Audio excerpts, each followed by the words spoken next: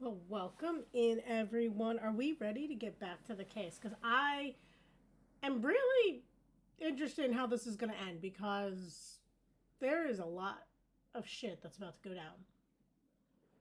So let's get into it because we know how this goes. It's going to get crazy, it's going to be nuts, and it's going to be long. And the sooner we get into it, the more of it we'll get to see. So let's get into that game. You're so pumped, Sig. I love it. I love it. Okay. Do I want to hit no to that? Just making sure. Continue. Yeah, okay. Just making sure. I don't know. It seemed very strange. The music stopped. There we go. Okay. Where are we? What was Mr. Edgeworth talking about? A memory of a crime that I committed. A memory of murder. Do you really think Mr. Edgeworth killed? I don't believe it. Not Edgeworth. Some painful memory has been troubling you recently. But you never take someone's life. Never. Nick.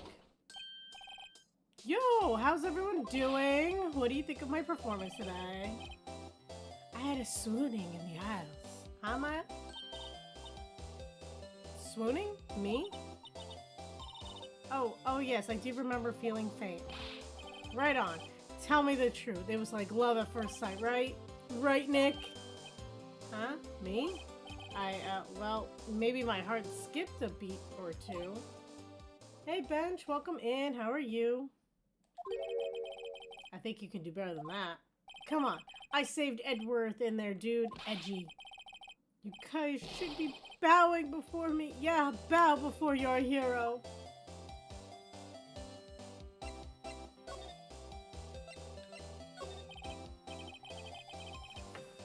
Larry, you really helped out in the trial today. You did. If you weren't there, Larry, I'm sure Mr. Edgeworth would have been found guilty. But seriously, Nick, the boat shop caretaker guy is pretty suspicious, but Edgy ain't off the hook yet. Way to spoil the mood, Larry. Hey, I'm just a guy sitting in the audience, you know? From where I was sitting, Edgy seemed pretty edgy.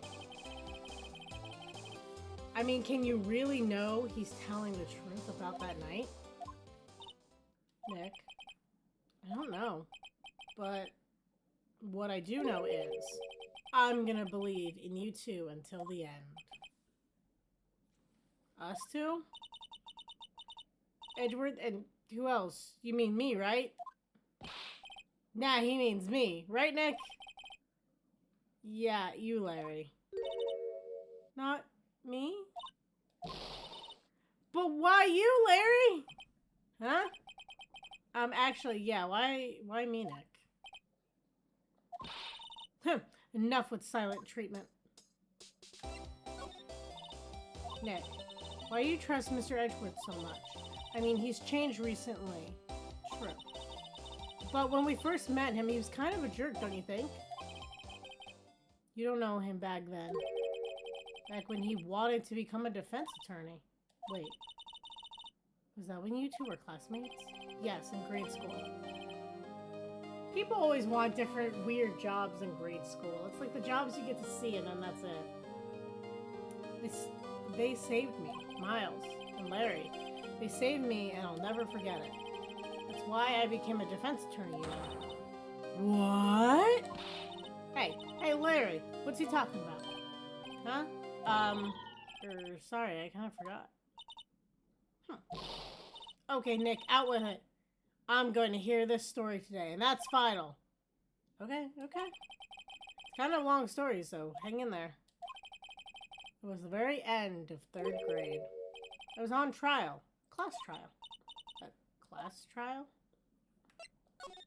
Guess we're gonna hear the story. Here we go. You remember, Larry? Spring, end of 3rd grade. A kid in our class got his lunch money stolen. Lunch money? Our school was really small. Every month, kids would bring an envelope with money for lunch from home. Huh.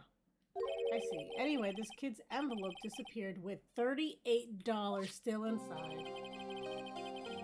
Yeah. Now you mention, I do remember that. I can see why you'd forget, though. You were at school that day. Anyway, the envelope had been stolen during PE class. I was coming down with a cold, so I skipped PE that day. I was the only one not in class. So, they thought you did it? Yeah, the kids in class said I should be put on trial. Trial? So the next day, we held a classroom trial with me as the defendant. Why do his classmates look like Pokemon characters? I didn't do it. Guilty, he did it. Guilty, it was you. Thief! Give the money back. You're such a meanie. No one planned. Just admit you did. You can't hide the truth. Tell us the truth. We're not gonna pay for you anymore. Yeah, you know borrowing money. You should be allowed to really raise. Give me back 50 cents I loaned you. Hey. I couldn't read that fast. Now, Phoenix, you know you shouldn't steal people's money. It's not right. It does. I would be scarred for life. In the end, even the teacher thought I'd done it. Go over and apologize, Phoenix. I didn't know what was happening. I was so sad I couldn't stop crying. Everyone was staring at me like I'd done it. I tried to apologize. I went to where the boy whose money had been stolen was sitting. That's when it happened. Objection! He shouldn't have to apologize. The only thing that belongs in the trial is evidence. Anything else has no place. You should all be ashamed. Amateurs. Miles? It wasn't you who stole my money, was it? Oh, it was Edgeworth's money? No. Then you shouldn't apologize. Everyone's been shouting you did it, but there's not any proof. That is why, Your Honor, this boy's innocent. But, Miles, it was your money that was stolen. Yeah. He did it. He's the one. Don't need proof. Make him say he's sorry. Why don't you all just shut up? This is always how it is. Everyone ganging up and picking on one person. Just think how he feels. He said he didn't do it, so he didn't do it. He's got some really good friends, I'm just saying. He's gonna make it back up with Edgeworth, I'm just saying. I absolutely see why Phoenix trusts Edgeworth. Right? It makes a lot of sense. Very well. I will replace the money myself. This class trial is over. I can't believe the teacher agreed to do that. That's just scarring. That's how it happened. After that, the three of us were best of friends. Wow, I had no idea. I had no idea either. I mean, I forgot. That's when I learned what it meant to be alone. Totally alone, without a friend in the world. You did a good thing, Larry. Yeah, well, I was just lucky that I took the day off from school. If I had been there, they would have thought I had done it. So, I took it kind of personally, see? Something smells, it's usually the butts. Anyway, Edgeworth and I talked after the class trial. That's when I heard his father was a defense attorney. Remember, his eyes would shine when he talked about his father. I'm gonna become a defense attorney, just like my father. A famous defense attorney.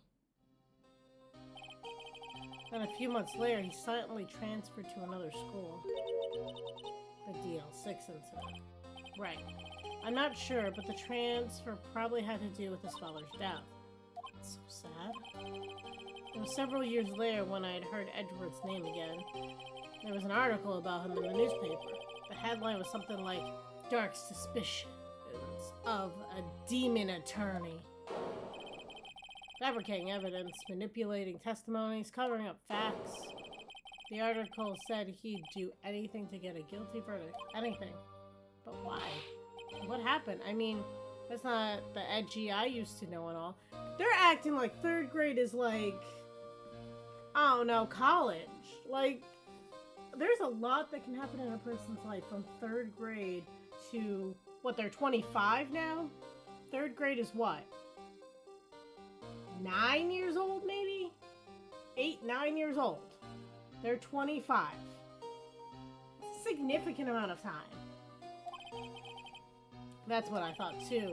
Try to get in touch with him. I don't know how many times. He never replied. I guess he didn't want to see his old friends. Couldn't just drop it though. I wanted to meet him, to learn why he had become who he became. That's when I decided... Wait, you don't mean... That's why? That's why you became a defense attorney? To meet Edgeworth?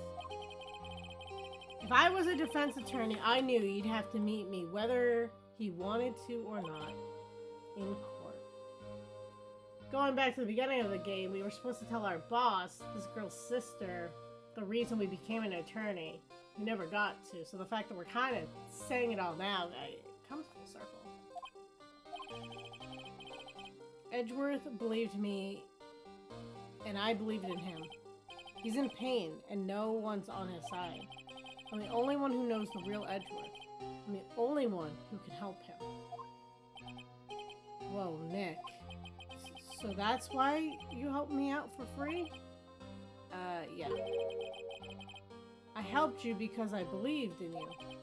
Except I don't remember saying I'd do it for free. Oh, Nick! Nick! Nick. We have to save Mr. Edgeworth. If it's the last thing we do, okay? Right. Very well, maybe. First, there's the rental boat shop caretaker. We need to find out who or what he is. I'd settle for who.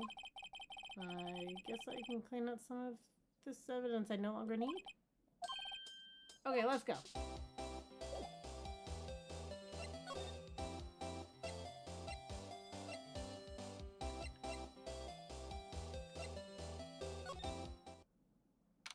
I don't know why I want to start here, but I kind of want to start here. Looks like Detective Gumshoe hasn't gotten back yet. Gumshoe? He won't be coming back today. Oh, really? You said there was some guy he had to arrest by tomorrow. The boat shop caretaker. Shouted something about catching him if it's the last thing I do, pal. Good luck, Gumshoe. Okay, well, there should be no one in prison. Oh, well, yeah, I forgot. They still have him arrested, even though we've kind of confirmed that he couldn't have done it. You look as grim as always. Mr. Edgeworth, I heard the story about the class trial. Class trial? What do you mean? I know, right? It's like 3rd grade, dude. I don't know how many memories I remember a few things from 3rd grade. But mostly because I moved, and so it was a significant point in my life. Other than that, I really don't remember much. You don't remember? No, I don't. Your lunch money was stolen, wasn't it? In 3rd grade?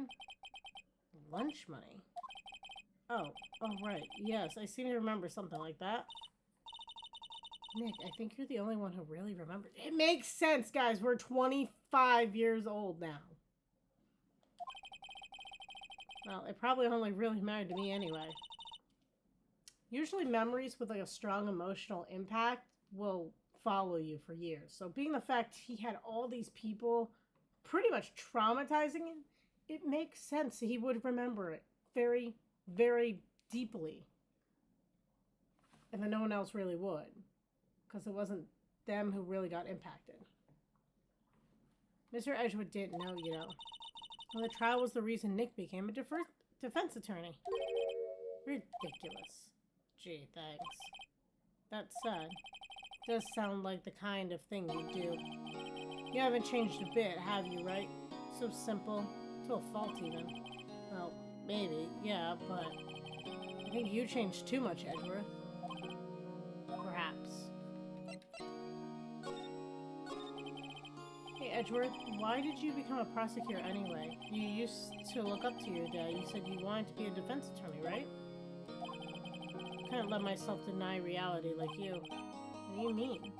My father was taken from me. You want me to defend criminals? I'm sorry, right? But I'm not that good of a person.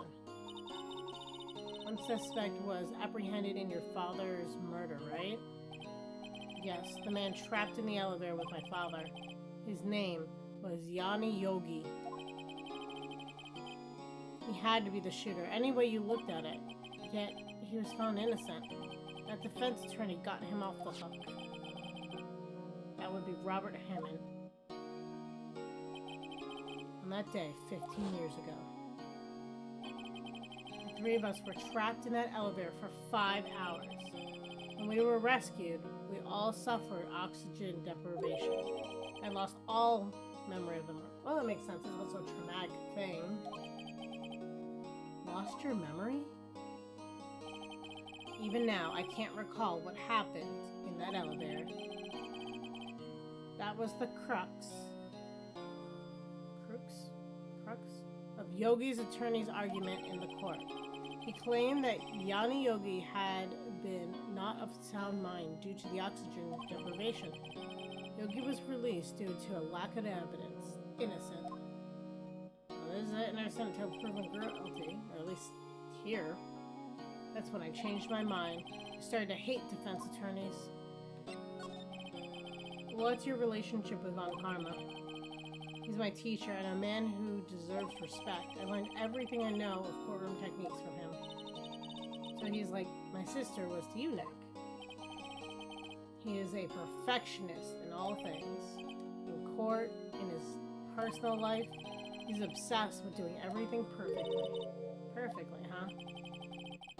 In all the cases he was taken on, none were left unsolved. And not one suspect was declared innocent. Ever. But that's... I know. It is possible some of the suspects were indeed innocent. However, it is impossible for us to accurately determine that in every case. All Von Karma does is his job. To find the suspect guilty perfectly. In any case, it's nigh well impossible to find a weakness in him. Should a weakness appear, he would do everything in his power to make it go away. Edward? If what you're saying is true, you're headed for a guilty sentence tomorrow. He's right. Now's not the time to praise the enemy, Mr. Edgeworth. It's a strange situation in which I find myself, I'd admit. No kidding.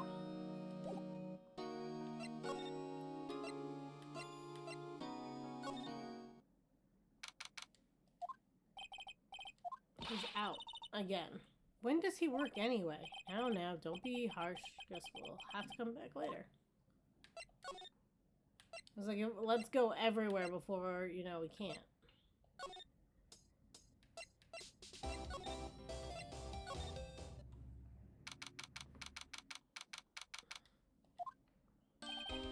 Hey, pal, long time no see. Oh, Detective Gumshoe. Come one today. Close, blah, blah, blah. Close one today, eh?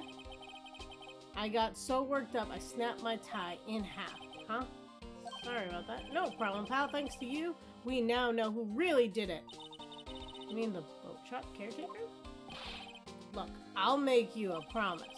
I'll have that scoundrel in my custody by trial time tomorrow, come what may. It's my duty to you as a police officer. He was a detective. Now I'm off to catch me a criminal. Detective Gumshoe sure is active today. Oh, one other thing. Eek! No one can go into the woods today. The woods? Where a lot of us camping? The woods are off limits to camping, and apparently the park ranger found out. He got pretty mad. No one can go in for a while.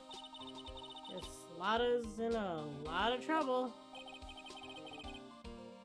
Anyway, I'll be seeing you tomorrow.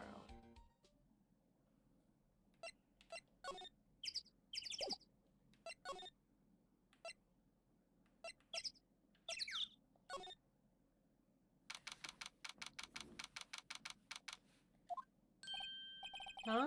That steel eyesore is missing. Eyesore? Looks like the hot dog stand is closed too. Guess Larry's too busy worrying about Mr. Edgeworth to show up for work.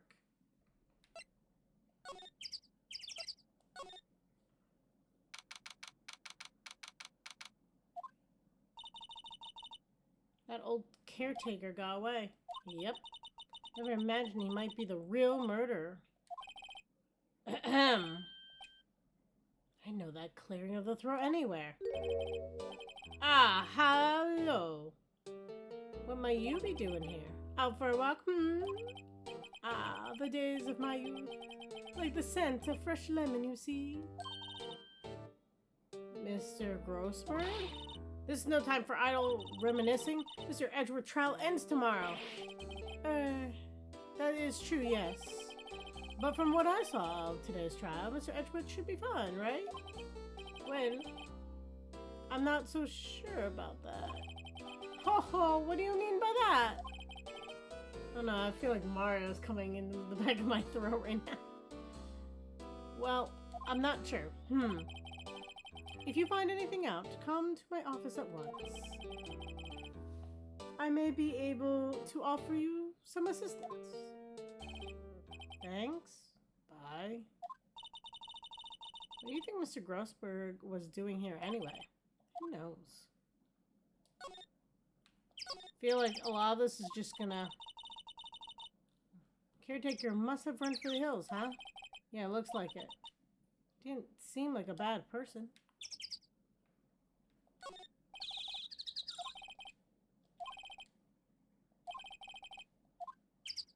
A lot of this is probably just repeat is what I was gonna say. Nick, the farce. There's someone in there. You're right, there's a few policemen in there. They must be looking for the caretaker. Good luck.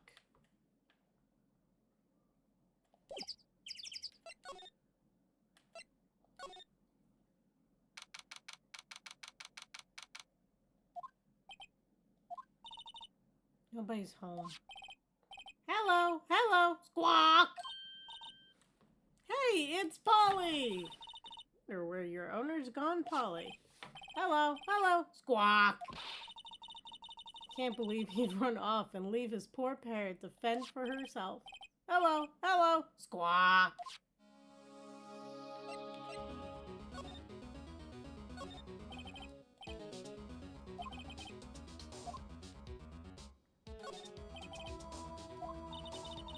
Maybe we should bring it to Detective Gumshoe. Don't you think the caretaker would mind? Well, we can't just leave him the metal detector in exchange. Maybe we better not. Ah! What's wrong? Never mind. What? Tell me. Just when I saw the TV, I remembered. They're showing a Pink Princess special this week. Oh. See, that's why I didn't want to tell you. I love how that happened when I clicked the trash can. That reminds me, Nick. Polly here knows the number to the safe, right? Yeah, that's right. Polly, what's the number to the safe? 1228 squawk! Let's open it, Nick, come on! I'm sure there isn't any money in there. Aw. But hey, he keeps it locked, right? So there must be something of value in there. I feel like Nancy Drew right now. I mean, we have no reason to open this man's safe, but let's do it anyway. I'm not so sure. Okay, Nick, let's see what's in there. I guess there might be a clue or two. The only thing in here is a letter. A letter? Oh, boring. There's no name or signature on this thing. Handwritten in very precise, clear letters. Get your revenge on Miles Edgeworth. Edgeworth? Nick, why would Mr. Edgeworth's name be on here? How should I know? I'm gonna read the whole thing? Get your revenge on Miles Edgeworth. It also says this is your last chance. Now is the time to get revenge on the two men who ruined your life. The rest of the letter goes on to describe the murder plot in detail. How to kill Robert Hammond and frame Edgeworth, calling Edgeworth out to the lake, getting on the boat, firing twice. This is exactly what I figured out today in court. Oh, here. Perfect detail. What do you think it means, Nick? I don't know, but it looks like these are instructions for that caretaker. When he killed Robert Hammond and called out Edgeworth, he was following instructions. Who could have written that letter? What does it mean? To get revenge on Miles Edgeworth? Look, I don't know, okay?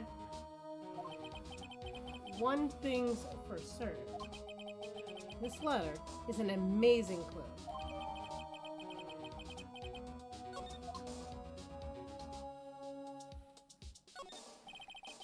There's nothing left in the safe. I wonder why the caretaker didn't take the letter with him. Left in a hurry, right? I don't think he even came back here after the trial. Say, Nick, don't people usually put pictures of fish up on the wall to boast about them? Yeah, I guess so. You mean the pictures of the fish they caught, right? Right. But don't all the fish on the wall here look really puny to you?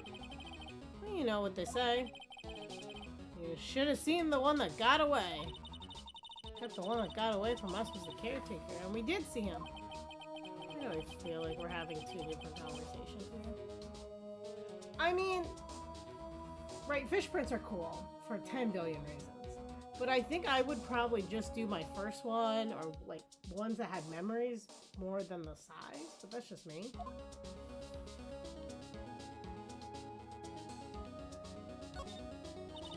It doesn't look like he used this kitchen much. You're right.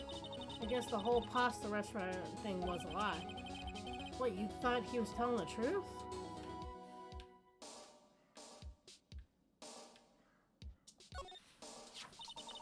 Maybe I should take care of Polly, Nick. You probably shouldn't just kidnap her. The police know about her anyway. I'm sure they'll do something. Well, okay. Alright, Polly. He says I can't take you. Right now the bird's going to hate me. Okay, I think we looked around enough there. We looked around here. I'm gonna examine things, and I think it's all gonna be pretty much the same as before.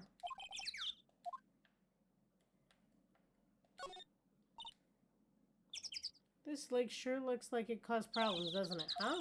I mean, everything that happened here turned out to be a lie. Gordy was a lie, and the charges against Mr. Edgeworth were all lies. I guess you're right. I mean, I'm glad the charges were all lies, but still.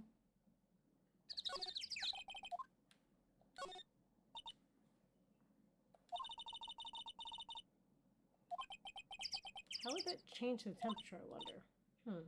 You seem troubled, Nick. No. Who? Me?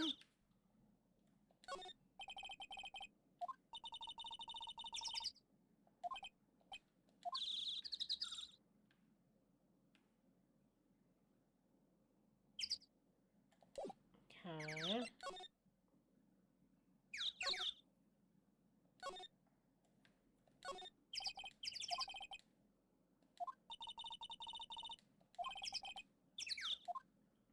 Okay, he's talking about how cold it is, which I just clicked on that again.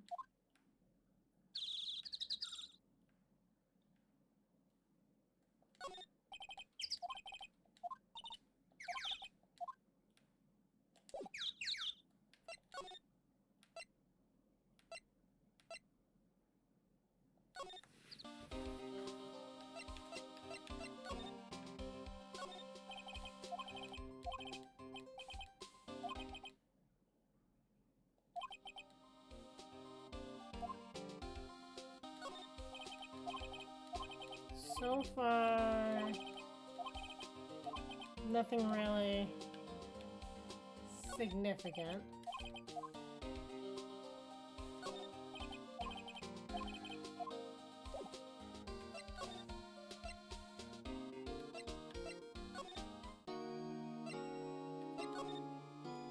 And nothing here.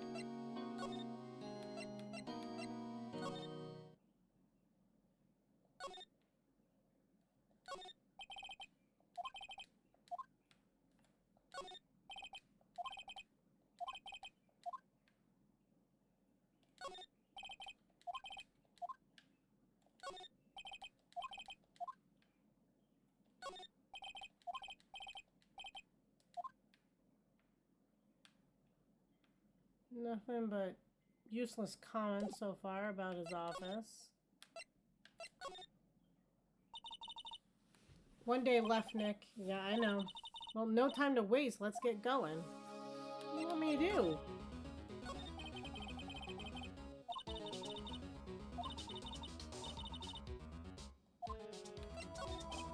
That's not helpful.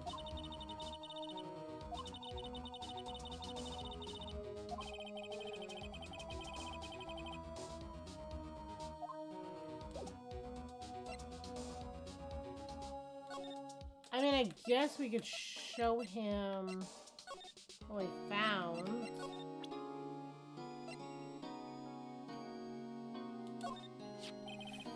Edgeworth, see this letter? This came out of the safe in the shack where the boat rental caretaker lives. I see. Revenge? On me? Who is that old guy anyway? I don't know. Could be an innocent defendant you got declared guilty or something? Nice, right? But I don't remember that old man. Not at all. So he was following this letter then. Which means there was someone else behind it. Now is the time to get revenge on the two men who ruined your life. Two men, me, myself, and Robert Hammond? Also says this is your last chance. Last chance. Wait, maybe. Maybe he's talking about the statute of limitations on the DL6 incident. Wait. Wait, that old man. What is it? Do you know who he is? Yogi. Could he be Yogi? Yogi? The suspect in the DL6 incident, the one who was found innocent.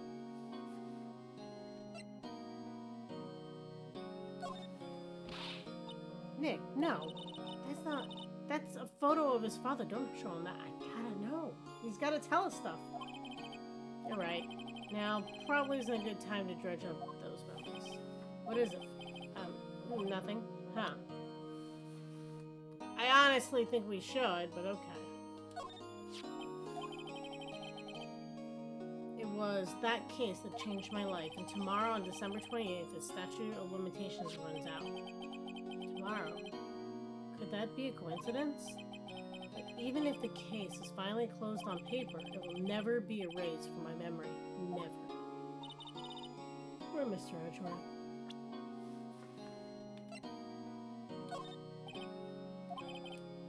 Yeah, I figured he had nothing to say about that.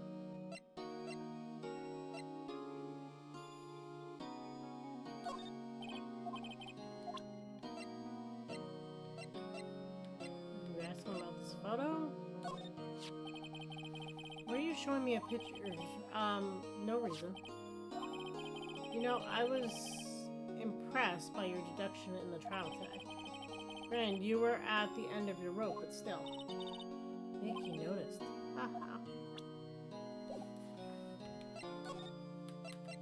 Okay, there we go. We triggered something.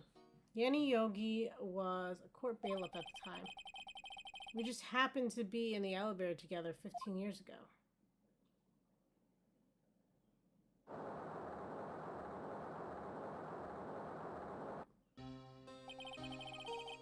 The quake was incredibly strong. Before I knew it, everything was dark. We were there for so long, it felt like forever. The air thinned, and the darkness closed in on us in that little box. We became unsettled. Help! I can't breathe! Quiet. I said quiet. You're not making this any easier. I want to get out. Help! Get us out! Don't shout. You'll just use up more oxygen.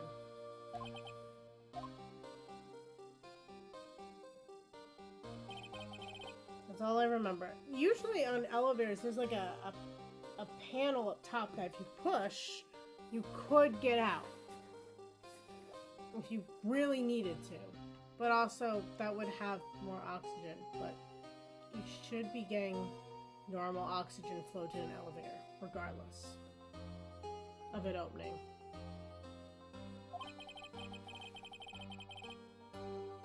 When it came to, I was in the hospital bed, staring up at the ceiling. court, Annie Yogi's mental condition was called into question. They claimed that oxygen deprivation and stress had caused temporary insanity. In the end, the claim passed the court and Yogi was found innocent. I don't think you'd be found innocent. I think you would be found guilty but mentally unstable and therefore serve out your crime differently. But, you know. Huh? But isn't that strange? This letter tells him to get revenge on Edgeworth. Why would he want to take revenge on you? Right? Yeah. There's something that's been troubling me these last few days. I didn't know whether or not I should tell you. You mean the nightmare? It's a nightmare I've had. A memory of a crime that I committed. A crime you committed? A memory of a murder. I think the time has come to tell all. Sir, did you actually commit a murder years ago? For the last 15 years, I've had the same dream almost every night. I wake up in a fearful sweat every time. What kind of dream? The music is so relaxing, I can't. It's a dream about my father's killing in the dark. Help, I can't breathe. Quiet. I said quiet. You're not making this any easier. I want to get out. Help! Get us out! Don't shout. You'll just use up more oxygen. I can't breathe. You're using up my air. What? Stop breathing my air. I'll stop you. Ah, what? What are you? Stop breathing my air. No, Father. He's attacking Father. Then I see the pistol lying by my feet. I don't know if it was evidence from that day in court or the bailiffs. In a daze, I picked up the pistol. Get away. Get away from my father. I shot his dad over the whole... it's still insanity, but okay. Ah!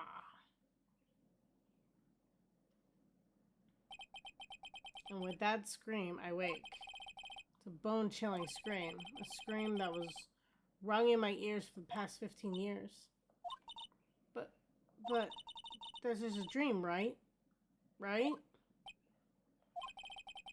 That thought is the only thing that's kept me sane for the last 15 years. But what if I'm wrong?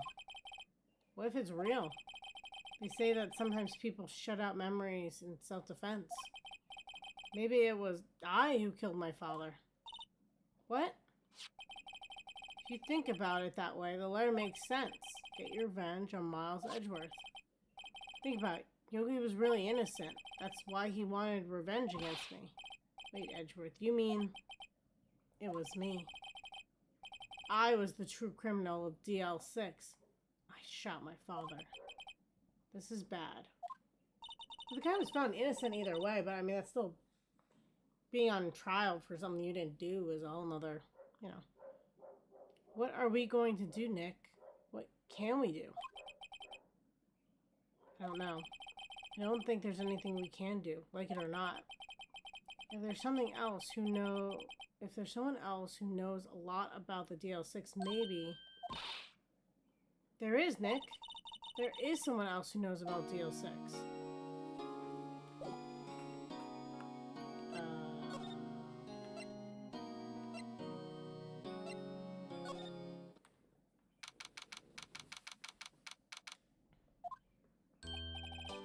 Mr. Grossenberg. Ah, hello there. What's wrong? You look troubled. No kidding, I can't believe you're not. Just calm down and tell me what's happened. It's Mr. Edgeworth. He...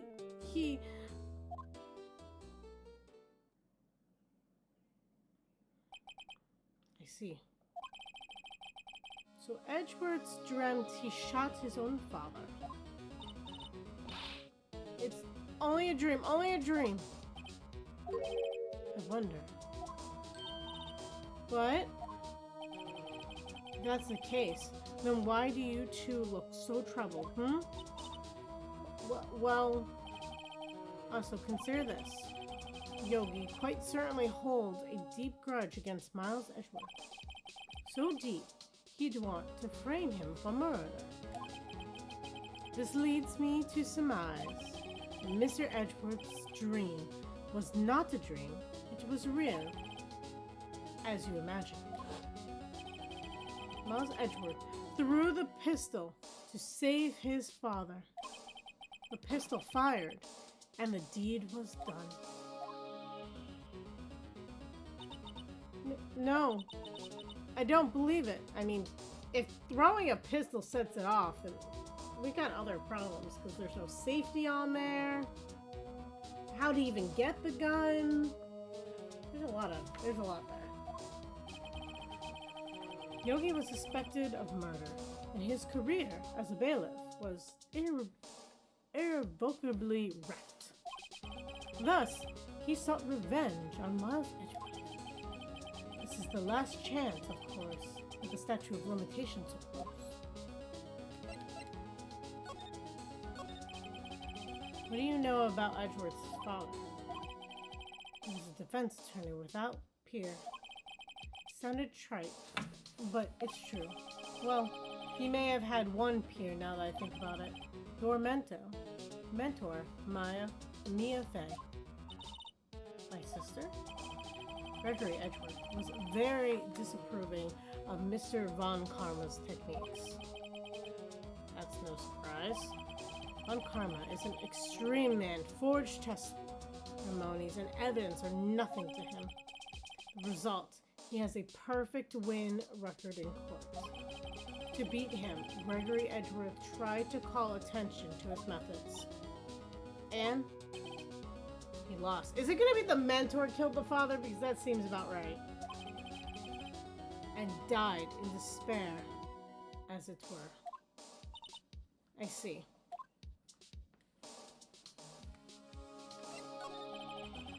When Gregory Edgeworth was killed, the police called on a spirit medium. That was your mother, Misty Fey.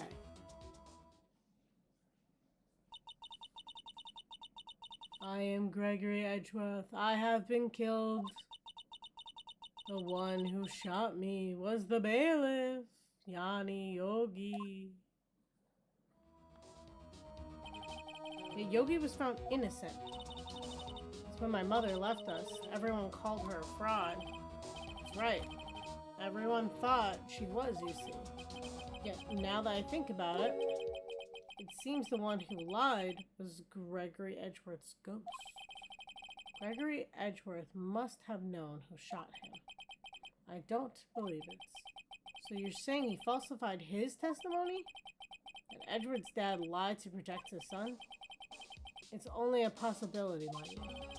But a possibility nonetheless.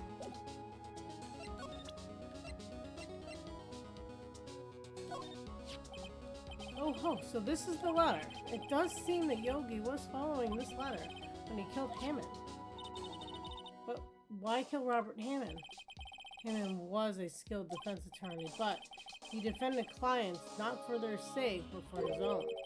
Huh? His own sake? He never trusted his clients, that one. The only thing he trusted was his own ability. But he got his client found innocent, so why should it matter? Actually, my dear, it's quite different. He won that innocent verdict for no one but himself. Yogi was a free man, but socially, he was ruined. Huh? You'll understand soon enough. Wait. What is it? This letter. I've seen this handwriting before. Somewhere before, a long time ago. Whose handwriting was this? Do you have any idea who wrote this?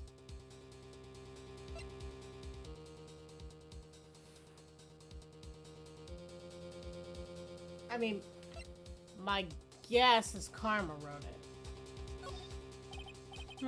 Could it be Manfred von Karma? Von Karma, why would he have something to do with this? Well, I'm not sure. I mean, well, if the dad was trying to rule him out, then he'd want to remove the dad. It's not... Yeah. Von Karma, Von Karma. Wait! You're right, my boy. This is Von Karma's handwriting. I'm sure of it. Why did I call this? I used to see it all the time in court reports. What? But that means the one who Mr. Yogi to kill was correct. Manfred Von Karma himself. What does it mean then? Why would Von Karma want to frame Edgeworth? Gregory Edgeworth?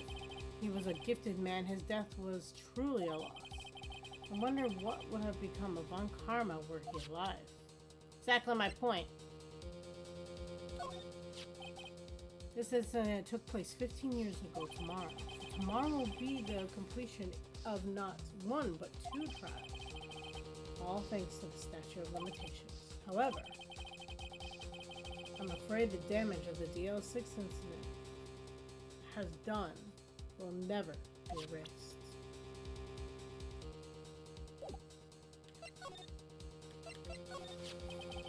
If it truly was Von Karma who wrote this letter, then he would know the truth. He would know that Miles Edgeworth had accidentally killed his own father.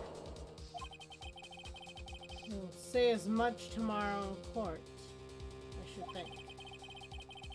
He'll press the point until the court finds Miles Edgeworth guilty. Oh no. But how could Von Karma know that Mr. Edgeworth's passed like that? Even Mr. Edgeworth thought it was just a nightmare. That I do not know. Yet I do know that Von Karma is both persistent and a perfectionist. He may be seeking to satisfy a grudge against Gregory Edgeworth by hurting his son. What do you mean?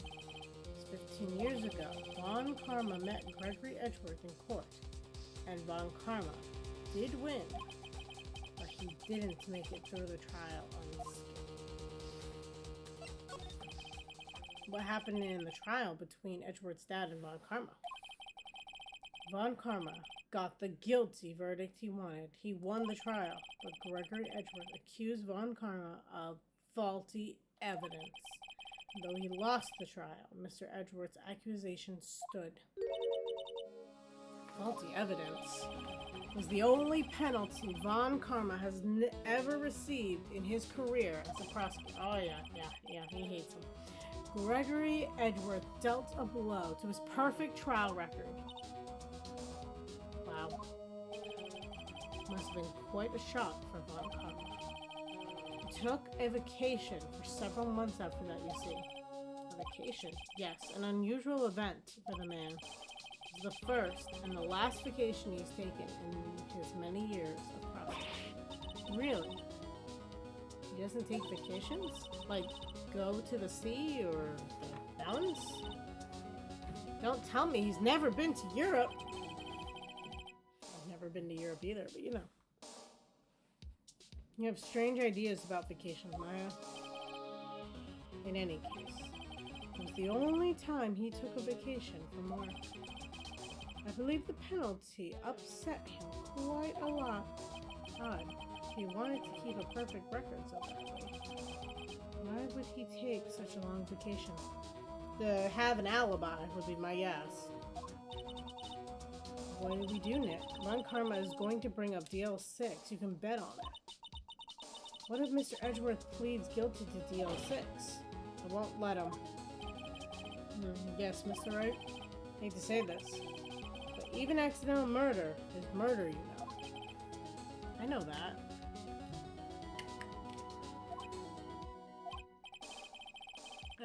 I just believe in Edgeworth's innocence. I can't believe he'd kill someone. But Nick, Mr. Edgeworth admits it himself. His father must have lied to protect him from beyond the grave. I don't care. I know he's not guilty. Mr. Wright, if you say so, I suppose I could go check again. The police files might hold something of interest. Mr. Grossberg? Thank you. I can't promise anything. In fact, I think the chances of finding something are rather slim. I understand. The police materials.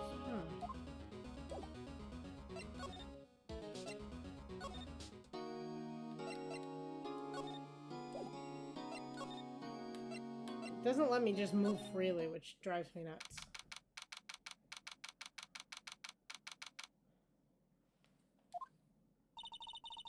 There's hardly anyone here. Everyone must be out looking for the old guy, Yogi. Ah, it's you.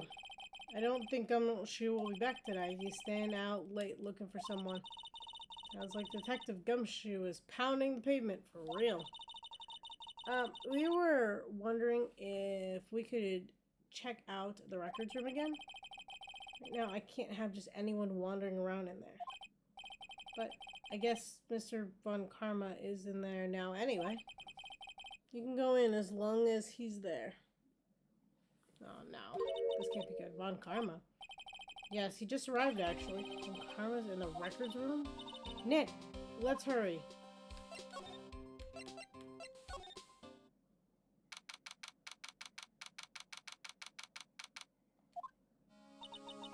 Dusty as always. We were the only ones here just yesterday. I'm sure they just haven't had time to clean. What's wrong, Nick? Nothing. Just saying he isn't here. Von Karma?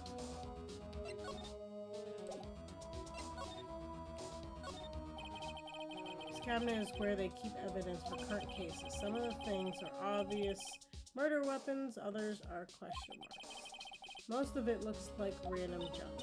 Nick, what do you think this clothespin is for? Don't touch that, it's evidence.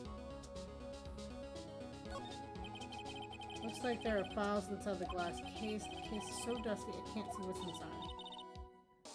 Nick, it's locked. They must keep important case files in there. There are shelves stuffed with case files in the back of the room too. Forgotten cases rotting away for eternity. Nick, let's get what we need and get out of here. All this dust is getting to me. Yeah, the problem is I don't know where to look. Here are the files of collected case reports. There's quite a large volume of reports here. These are all the case reports? Yeah, it's like a graveyard of police cases. I guess my sister's case report is in here too. Quietly gathering dust.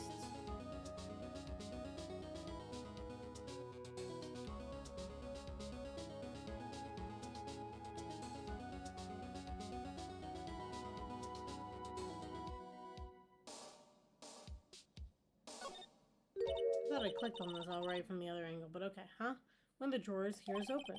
Someone must have been looking in it recently. The label says unsolved cases, evidence. Unsolved cases. Nick, the file for DL6 is completely empty. What? What are you doing in here? Eek!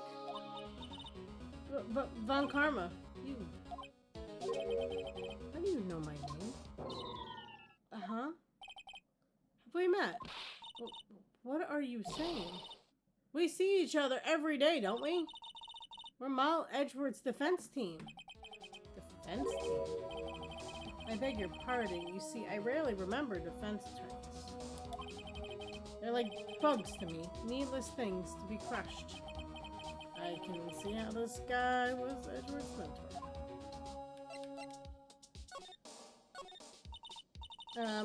Mr. Edgeworth is your student, right? A romanticist who still can't shed that veneer of amateurism. Just like his father, always second-rate. Mr. Von Karma, you had an axe to grind with Mr. Gregory Edgeworth, didn't you? Me? A grudge against a mere defense attorney? Why? Because he dealt with a blow to your otherwise perfect trial record? So you did, but what I don't get is, why did you take his son under your wing afterwards? The son of your most bitter rival. That, my dear attorney, is none of your business. Tomorrow will be the last day of his trial. It's been a while since I've had a defense attorney last this long. Still, you will lose in the end. Miles Edgeworth will admit his own guilt. His guilt of 15 years ago, you mean? You're quite the researcher. If you've done your homework so well, then certainly you must understand. You know that Miles Edgeworth will tell the court tomorrow. You were right. So Von Karma is going to bring up DL6 in court tomorrow.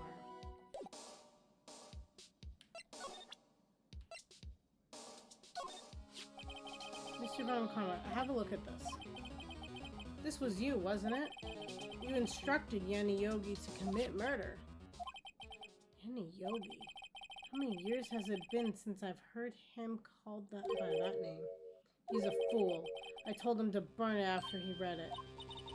So you admit it. I love how the music is like, you know. You wrote Mr. Yogi this letter. Yes, my dear defense attorney. Thank you for taking the trouble of bringing it to me. You've saved me from a lot of needless hassle. What? Nick, what is that thing? A stun gun for self-defense, usually. Indeed. 600,000 volts will course through your body like a dog touching an electrical fence. 600,000. Oh, don't worry. People don't die from it, usually. Now give me the letter. No. No! Whoa, what are you... Nick, run! Ah! Maya! Out of my way. What? Ah! Yeah, well, she did tell us to run. We didn't run.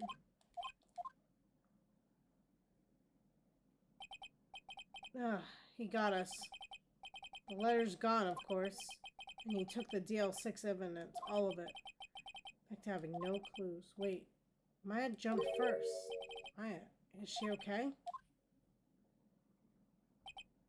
That sacrifice meant nothing. But Maya? Maya, open your eyes. Maya.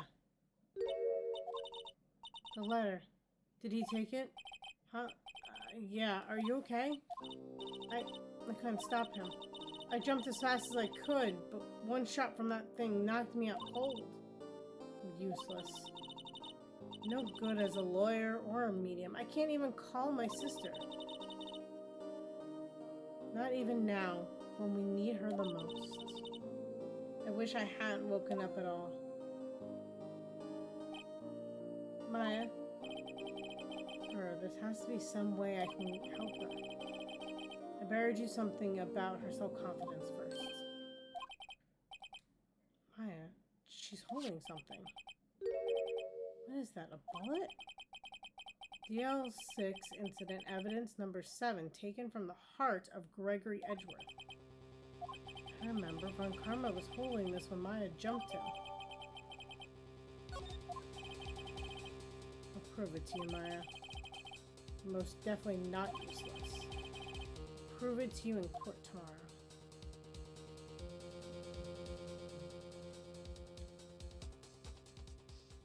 I feel like that was one of the shorter chapters. That was like only an hour.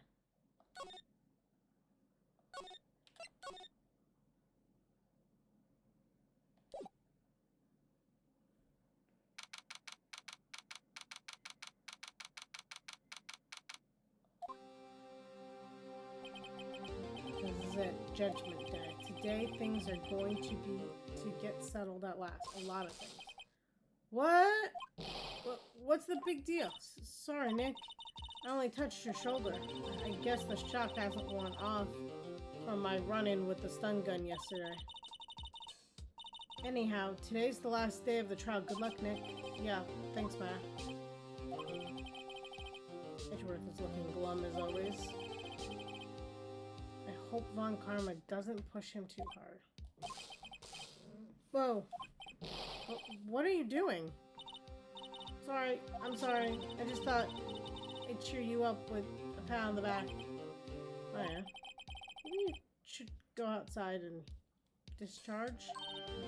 Right, good idea. Try not to electrocute anyone on your way out.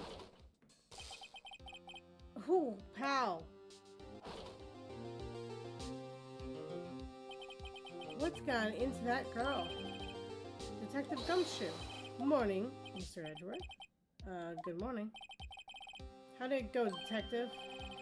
Have no fear, as promised. I've captured our runaway caretaker. I just brought him in. Took all night, pal. Thanks, Detective Gumshoe. You must be tired. Actually, after that shock I got on the way in, I feel pretty good. He says he's forgotten his own name, but that has to be a lie. Why would he want revenge on Edgeworth if he couldn't remember his past? He does remember, and I'm gonna prove it.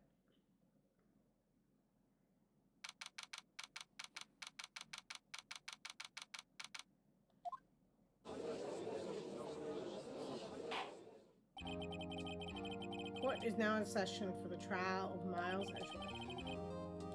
Defense is ready, Your Honor. Prosecution is ready.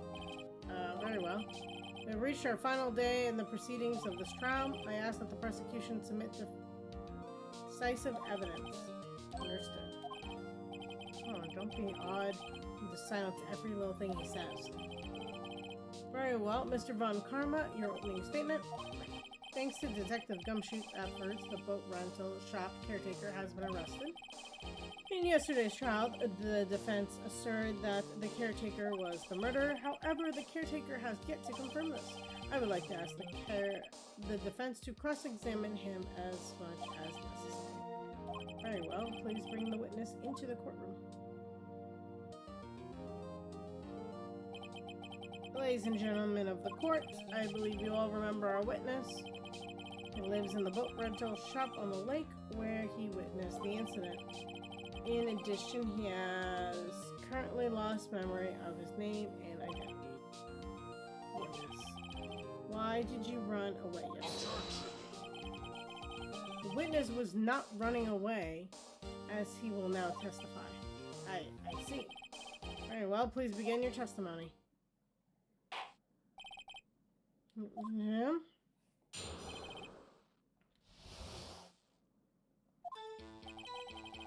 I'm really sorry about just leaving yesterday like I did, but I wasn't running away or nothing. I went to buy some food for Polly, see?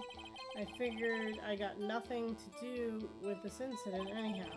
Or I mean, no need one of those motive things, right? And I don't got one. So my testimony yesterday stands as is. Very well. Let's bring the cross-exam, shall we? He has to know his name. Yanni Yogi. You're Yanni Yogi, and I'm going to prove it.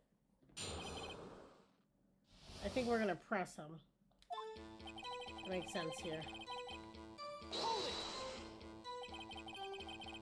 I'd call what you did running away, not just leaving. You heard Larry's testimony and realized you were in danger.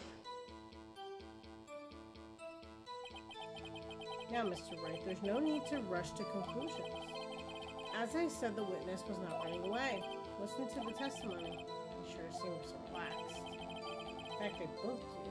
Von Karma and Yanni Yogi. Then why did you leave?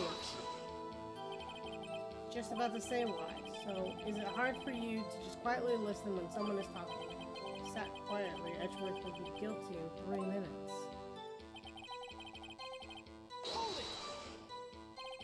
Food? Well, Polly is a bit of a gourmand, you see.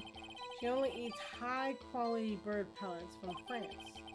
They only have them in the big pet shop downtown. But you weren't arrested until this morning. Why didn't you go back to the caretaker's shop? Well, I kind of got lost, you see. The witness has trouble remembering things sometimes. When the police apprehended him, he was on his way back to the shop. Yeah, right, nice try, Von Karma. No one's going to believe it. I see. So he was lost. Please, come to your senses.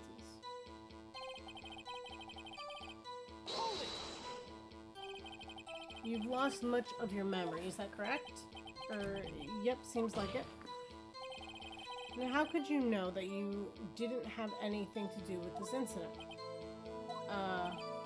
Or maybe you're lying about not having your memory, You know exactly who you are.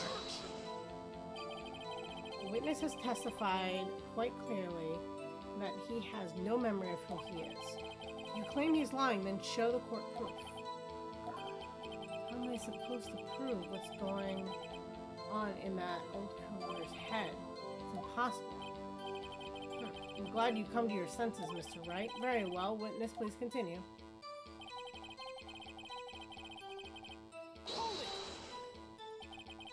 How can you say you had no motive? I say you do.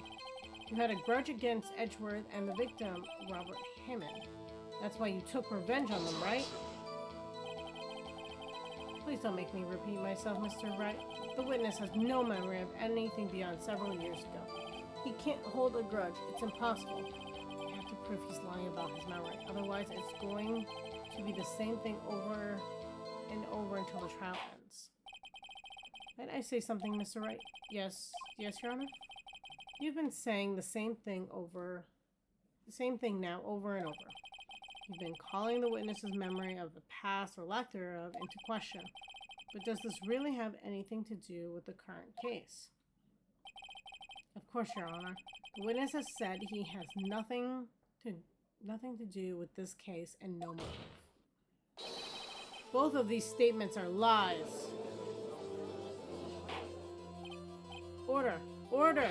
Mr. Wright, this is a serious problem with your claim. Or are you saying you know who the witness is? Of course, Your Honor. Oh, now this is interesting. I would like to know myself. So who is he? Don't play Dun Von Karma.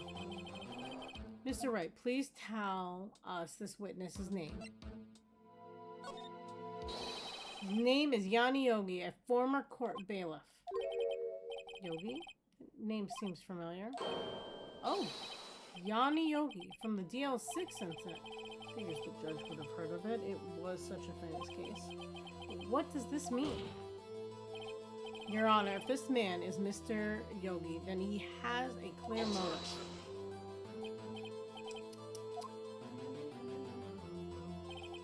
Jumping to conclusions again, Mr. Wright?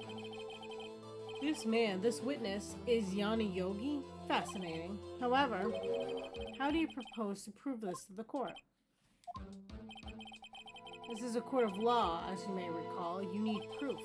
And allow me to repeat once more that the witness has lost his memory. This is it. I have to do this now. If I can't prove he's Yogi right here, right now, then I've got nowhere else to go. Nick, how are you going to prove it? How can you prove that he's Yanni Yogi? It's okay. It's actually quite simple. Your Honor, please take this man's fingerprints. Then we'll compare them to the fingerprints on file for Yanni Yogi 15 years ago. Okay. Thinking about this, right, fingerprints don't change over time. If he was a court bailiff, there would be fingerprints on file. However, they can be altered if they're burned, damaged, or if he does labor, such as a boat rental, over time. I see, that makes sense. Huh? I'm so very, very sorry, Mr. Wright. Why? The witness has no fingerprints. What? What? No fingerprints? You see, before I worked as a caretaker, I worked at a chemical plant. That would do it too. I burned my fingerprints working with that stuff. Yep. What? Yogi, you sneak. You burned your fingerprints off to hide your past? Well, if the witness has no fingerprints, I guess we will not be able to prove his identity. No. Well, what will you do, Mr. Wright? Seems that the case has been decided, no? No. I know what happened. I know everything. I just can't prove it. No, I can't let it end like this. I can't lose. There has to be another way. There's no one who can testify as to who this witness is. No one. Nick, what are you gonna do? I didn't even consider that he might have erased his fingerprints. What do I do? Well, Mr. Wright? Perhaps you'd like to cross-examine his parent for a little comedic relief, hmm? Yeah, very funny. You're a sore winner, Von Karma. Wait a second. Cross-examine his parent? What is it, Nick? No, you're not going to. Your Honor? I kind of saw that coming. The defense would like to take Mr. Von Karma up on his proposal. Take Mr. Von Karma up? On my proposal? Exactly, Your Honor. I would like to cross-examine the witness's pet parent. Order. Order? Well, what do you think, Mr. Von Karma? Need you even ask? This is farce. I object. Wait a second. You were the one who suggested I cross-examine the parent, Von Karma. I have a right to do as you suggested. Well, if you're so desperate, then please be my guest. Of course, you should go through with this. If nothing comes of it, then I hope you're ready for the consequences. Nick, this is crazy.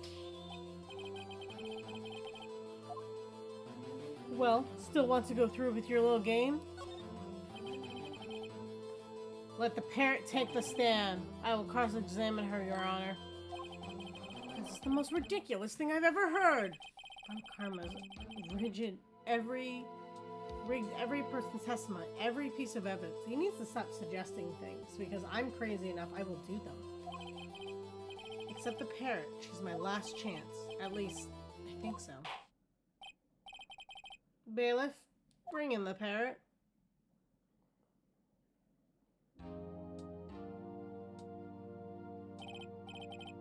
That's quite a bird. Please tell us your name.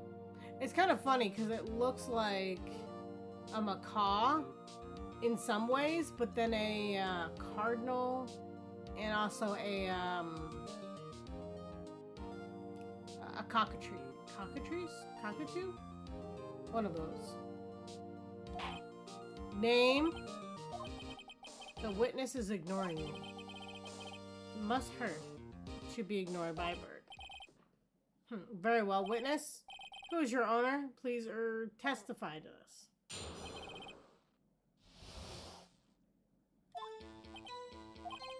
Hello. Hello. Squawk.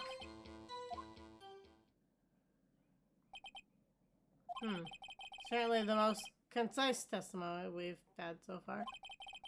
Very well, begin your cross-examination. Right. What are you going to do, Nick? I don't know. What do we do, Maya?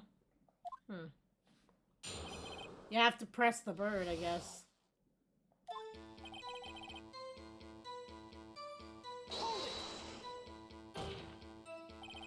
Witness, you can't just say hello and expect us to get anywhere. I want you to testify. Maya, you talk to her. Right, what do I say?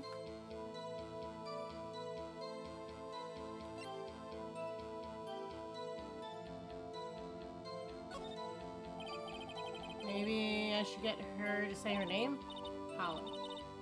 Holly, what's your name? Holly! Holly! Squawk! Mr. Wright, I think we've established that the parent's name is Polly. Does this have anything to do with her owner's identity? Of course, yes it does. Ha! Fascinating. You claim that the parent's name will prove her owner's identity? Then show us this proof. Nick, don't you think you're taking this bluff a little too far? Listen, we're not here to answer the question of who is the caretaker. We're here to prove that he's Yanni Yogi. All we have to do is to tie the name Polly to Yanni to Yogi. Your Honor, the proof that the parent's name reveals the caretaker's identity is...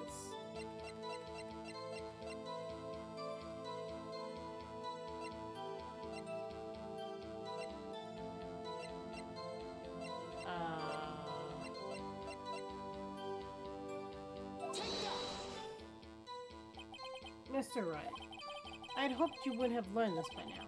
Making random guesses here is a waste of course wrong again. That is all. Witness, continue your testimony.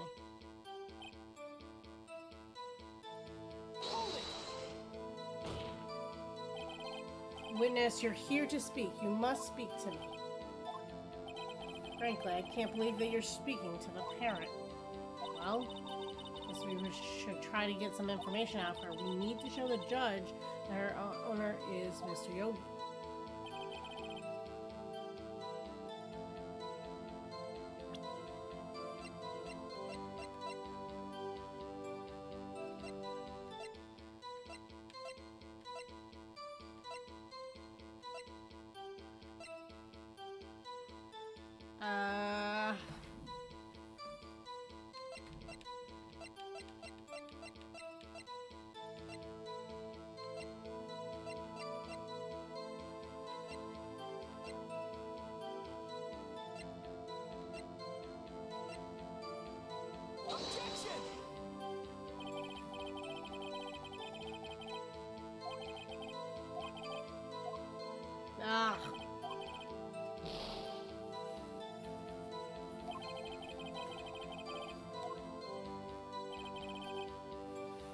How do we...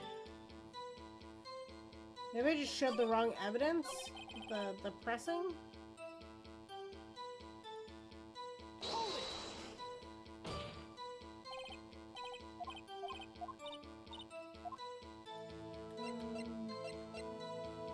Oh, what if we ask her if we forgot something?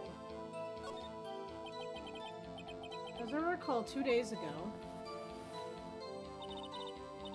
Polly, have we forgotten something? Squawk! Don't forget DL6! Squawk! If I can get Polly to say that here, that will prove the caretaker had something to do with DL6. Polly, have we forgotten something? Hello! Hello! Squawk! That's not what you're supposed to say. Forgot something we forgot? Hello! Hello! Squawk! Uh-oh. It's not working, Nick.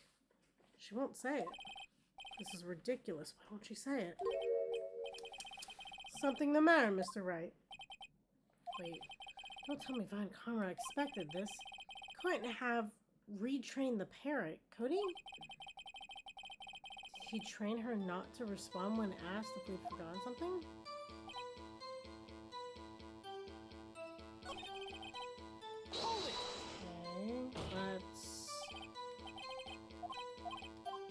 Let's try the third option. I mean, I guess it does prove that it's his safe number, right? Maybe I'll get her to say the number of the safe. Huh? The safe? Why? Let's just try to get her to say anything, okay? Polly, what's the number to the safe in the shack?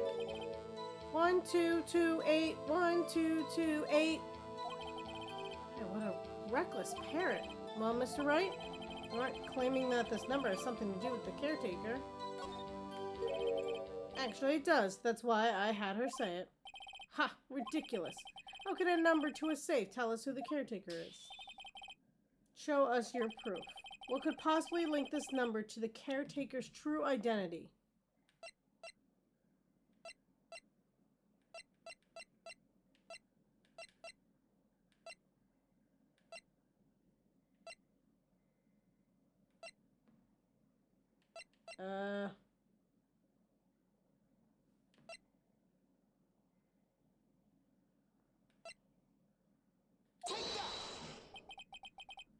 The DL6 case file? What's this obsession you have with that case, Mr. Wright? Where in the file is something related to this number?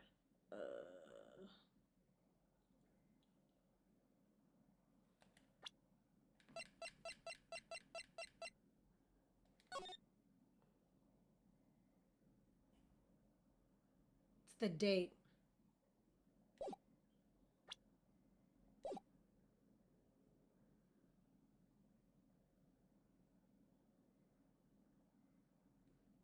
I guess that would be case summary. It's on the case summary page. The case summary. Specifically, the date in which the DL6 incident occurred. The date of the incident? December 28th? Why, that's today's date, 15 years ago. And the number on the safe is 1228. Ah. Use the date of the DL6 incident as the number for his safe, Your Honor. That's how important that date was to him. I see. It certainly is an interesting coincidence. People often do set their secret numbers to dates. Bah, that's not tangible proof. I set my ATM card number to 0001 because I'm number 1. Has nothing to do with the dates. Nothing. Indeed. Why'd you just tell everyone your ATM card? Dude, you have to change your number now. Alone, it is a little weak for evidence in a murder trial. We would need some other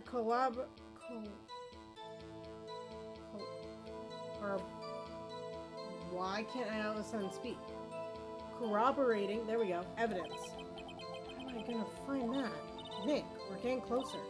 One more, if we can just get one more piece of evidence. Right, but what? Very well, witness, you may continue.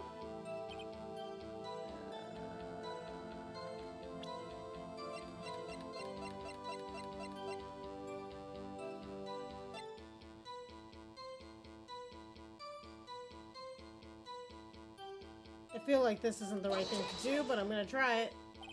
Oh, it's blinking. That was bad.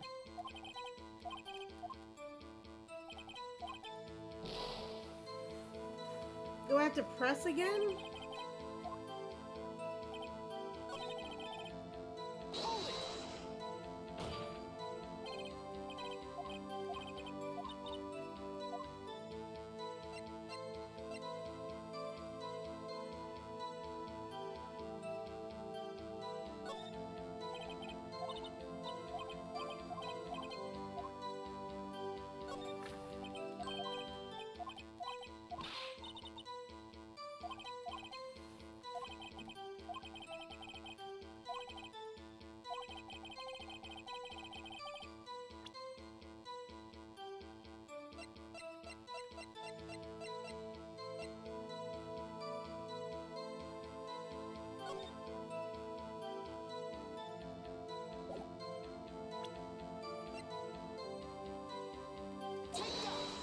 I don't know if that was right. Doesn't hurt me though when I guess wrong there.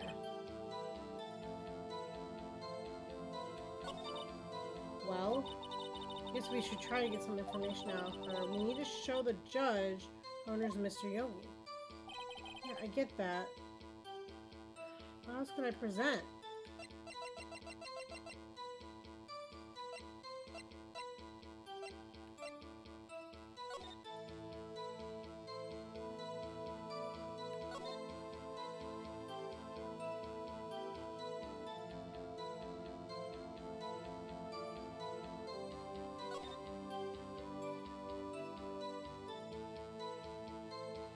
His fiancée, Polly Jenkins, confirmed committed suicide.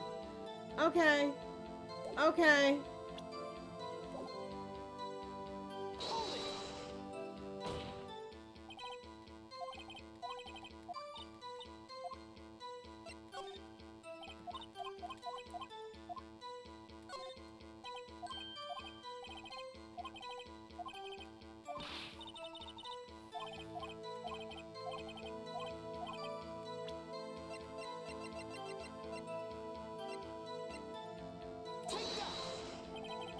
DL6 case file. It's quite a large file you have there. Which page of this is proof on then? Page 3, but I don't know what that actually would be. Stop wasting our time. Very well. Mr. Wright, please show us the page where this case file information is connected to the parent's name.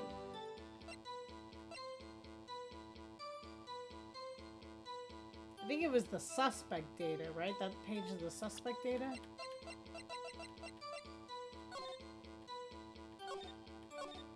Oh, it says them at the top. Okay, suspect data. Yep.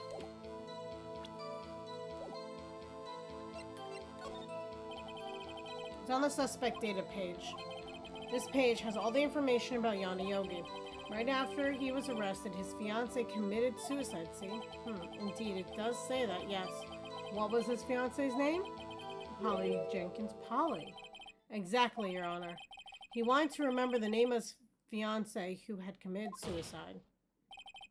That's why he named his parent after her. I see. I guess that is possible. Bah, a mere coincidence, that's all. My granddaughter has a dog she calls Phoenix.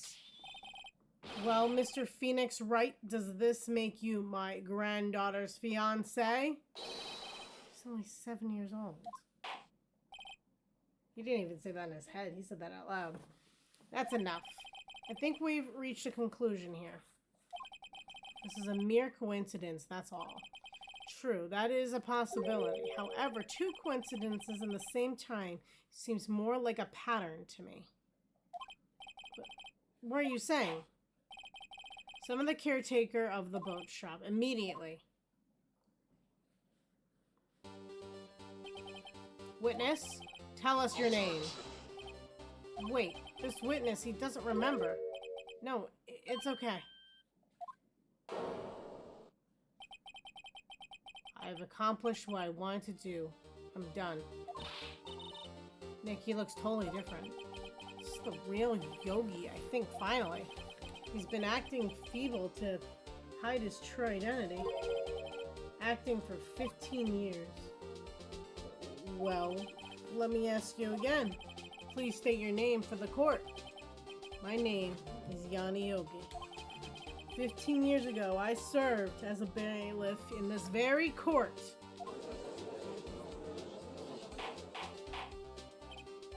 Order! Order! Yanni Yogi. So it was you who killed Robert Hammond and tried to frame Miles Edgeworth for his death. Yes, it was me. I did it. They put me on the witness stand 15 years ago. Robert Hammond, he said, I was mentally unsound. He told me it would make me innocent, get me off the hook. So I pretended to have brain damage. I was innocent, really, but he didn't believe me. We won the trial, but I lost everything. I lost my job, my fiancé, my social standing. Then this year, 15 years later, package arrived. It was a letter and a pistol. The plan was written out in careful detail. It was a plan for me to take my revenge on the people who ruined my life. I didn't care who had sent it. I thought it was my chance after 15 years. This was it. Finally, a chance to have my revenge on Robert Hammond and Miles Edgeworth. I have no regrets. But wait a minute. Revenge against Miles Edgeworth? What do you mean? I'm not at liberty to speak on that matter. Why don't you ask Mr. Edgeworth yourself? Anyway, admit it. I was the one who killed Robert Hammond.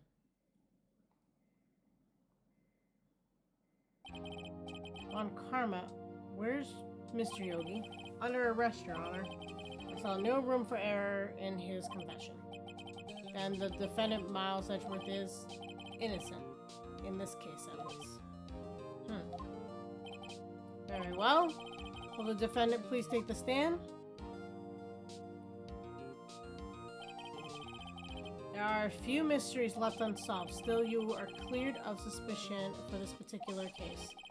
So I would like to pass judgment on the murder of Mr. Robert Hammond. Any objections? Don't believe it. Why isn't Von Karman saying anything? Very well. This court finds the defendant, Mr. Miles Edgeworth.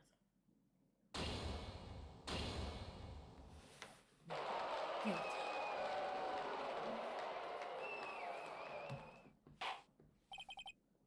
That's all. This court is adjourned. Objection! Did someone just say objection? It wasn't Von Karma. Wait, but that means no. Edgeworth? Your Honor, I object to your judgment. What do you mean? I'm not innocent at all. As we have heard, Yanni Yogi killed Robert Hammond in revenge. But revenge for what? Nick? Edgeworth is trying to confess. He's going to say he's guilty. He's going to tell them he was the murderer in the DL6 incident. He's going to tell them he killed his own dad. What do I do? Objection! The judgment has already been passed. The object to Edward's outburst. Didn't something like this happen yesterday too? I believe a certain witness raised an objection after a guilty verdict was passed. That would be Larry. We must hear this new statement. We must hear Miles Edgeworth. He's right. We have a duty to hear Mr. Edgeworth out. For 15 years, I've had a recurring dream. A nightmare. It's only a nightmare. That's what I told myself. But now I know it wasn't a dream. Yanioki wasn't the killer. You mean in the incident where your father died? From the distance of the shot, it wasn't suicide either. But the gun went off twice. Which is the interesting part to me. Everything was clear as day. The murderer. The criminal in the DL6 incident. It was me. Your Honor, I confess my guilt. I am guilty for the DL6, the statute of limitations of which ends today. He was a minor, though. And it wasn't intentional. So... the culprit is me! Who's he pointing at then? Order! Order! This is certainly unexpected. The defendant declared innocence is confessing to a different crime. A crime for which the statute of limitations runs out today. Not really sure how I should deal with this. Bah. It's obvious. We hold a trial right here, right now. But he's supposed to have 3 days, but it runs out today. How does that work? We try this man for a crime of 15 years. He was a child. 15 years ago. Wait, they're 25, right?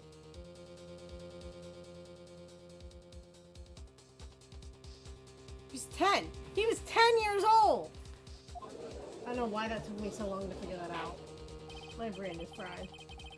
Oh, I said it. Womp, womp, womp. I think I would like to take a 5-minute recess. During this time, I will consider the appropriate course of action to take. Court is adjourned.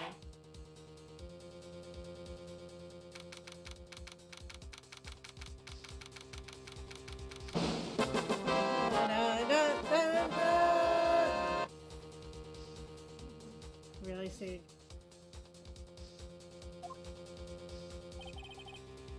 I've been really good about that one lately. I will say that. I'm sorry, right? I've just wasted all of your effort. Mr. Edgeworth, I just don't believe it, sir.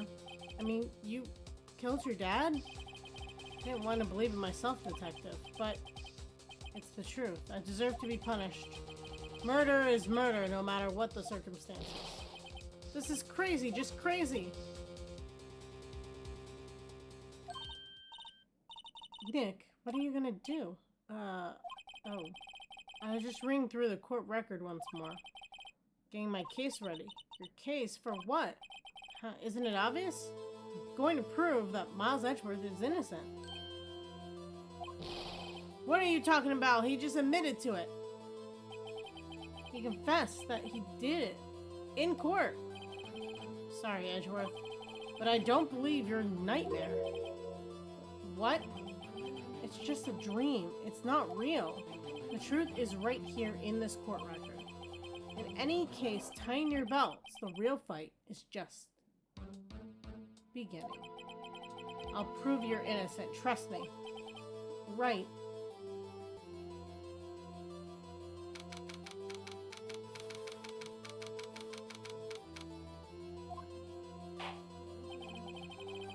Now then, I would like to resume our trial. Judge, Miles Edgeworth has admitted his own guilt. He has confessed to his crime. Let us begin by hearing his testimony. Then, though pointless, let the defense do their cross-examination. Statute of limitations on the DL6 runs out today. Though it's unconventional for me, I'd like to run this one by the book. I see. Does the defense have any objections? No, Your Honor. Von Karma, you knew this was going to happen from the very beginning, didn't you? Very well. Will Miles Edgeworth take the stand? Will the witness state his name and profession? Miles Edgeworth, I am a prosecuting attorney. Mr. Edgeworth, 15 years ago, you mistakenly killed your father, Gregory Edgeworth. Is this correct? It is correct. And testify about this matter to the court. Edgeworth was telling me about his dream yesterday. I noticed something. One detail didn't quite fit. That will be the key, but only if I can get it to work. Please, please.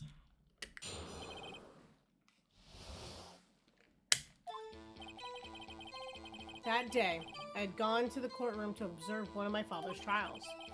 As we went to leave, an earthquake struck, trapping us in the elevator. My father and Mr. Yogi lost their composure and began to argue. Just then, something heavy fell at my feet. I picked it up and I threw it at Mr. Yogi. I wanted them to stop fighting. A moment later, there was a single gunshot, then a scream. It was a terrible scream. I remember it to this day. That's all. He said one shot, but there was two. Until now, you thought that the memory was a dream?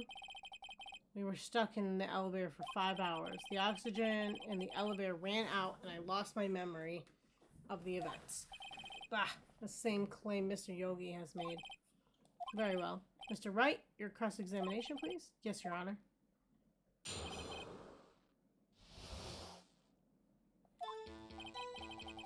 I feel like there's stuff I could get from him here.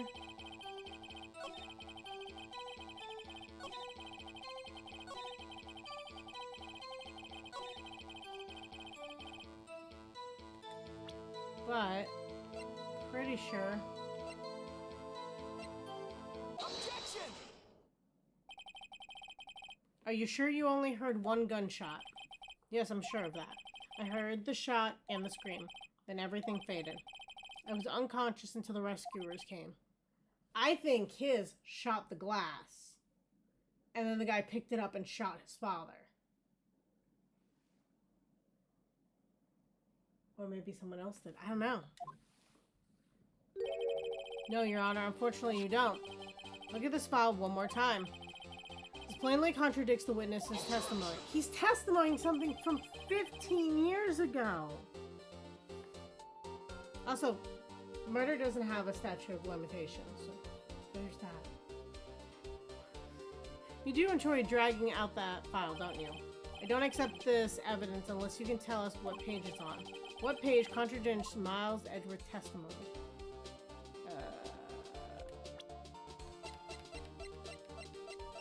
It's definitely in there.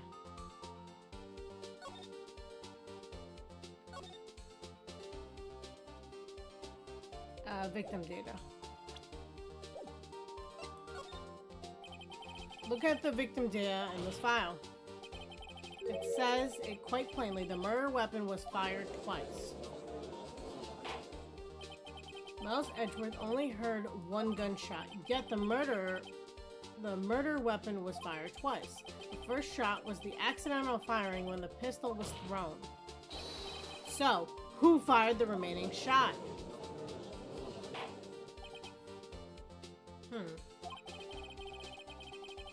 Was there perhaps another shooter who fired the second shot?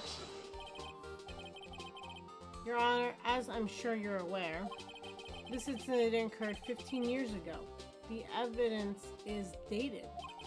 The pistol did fire twice. However, we do not know when that second shot was fired. It might have been fired the day before the incident.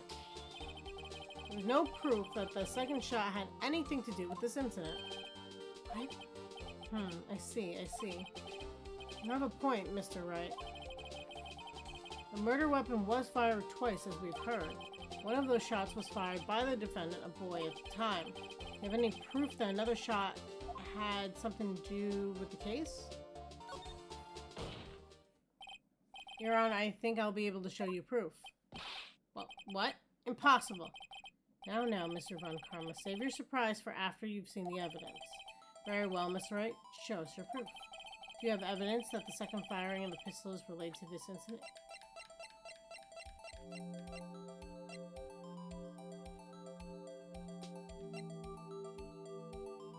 I think it's this. If it's not this, it's this.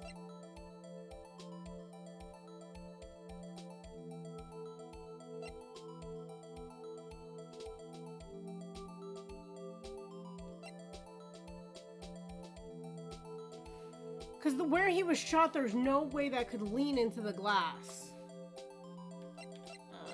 But this game always makes me second guess myself.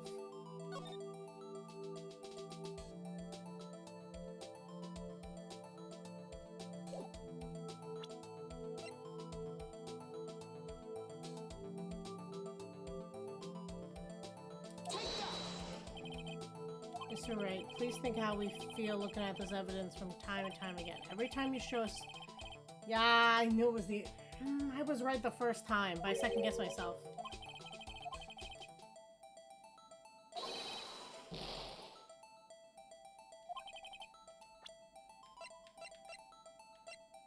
I was right. Look at this photograph. This is the photograph of the scene of the crime 15 years ago. I should have just gone with it. I can see the victim lying there is Gregory Edgeworth. This proves the murder weapon was fired twice at the time of the incident. The photo proves it. So let me get this straight. This photo proves 2 shots were fired where? Your Honor, please get a clue.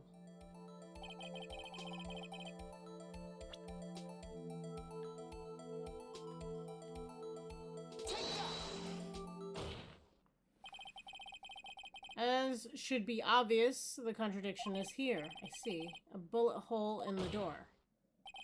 Your Honor, Gregory Edgeworth was killed by a shot from the pistol. Yet there is also a bullet hole in the elevator door. We also know that the murder weapon was fired twice. Thus, someone other than Edgeworth fired the second shot.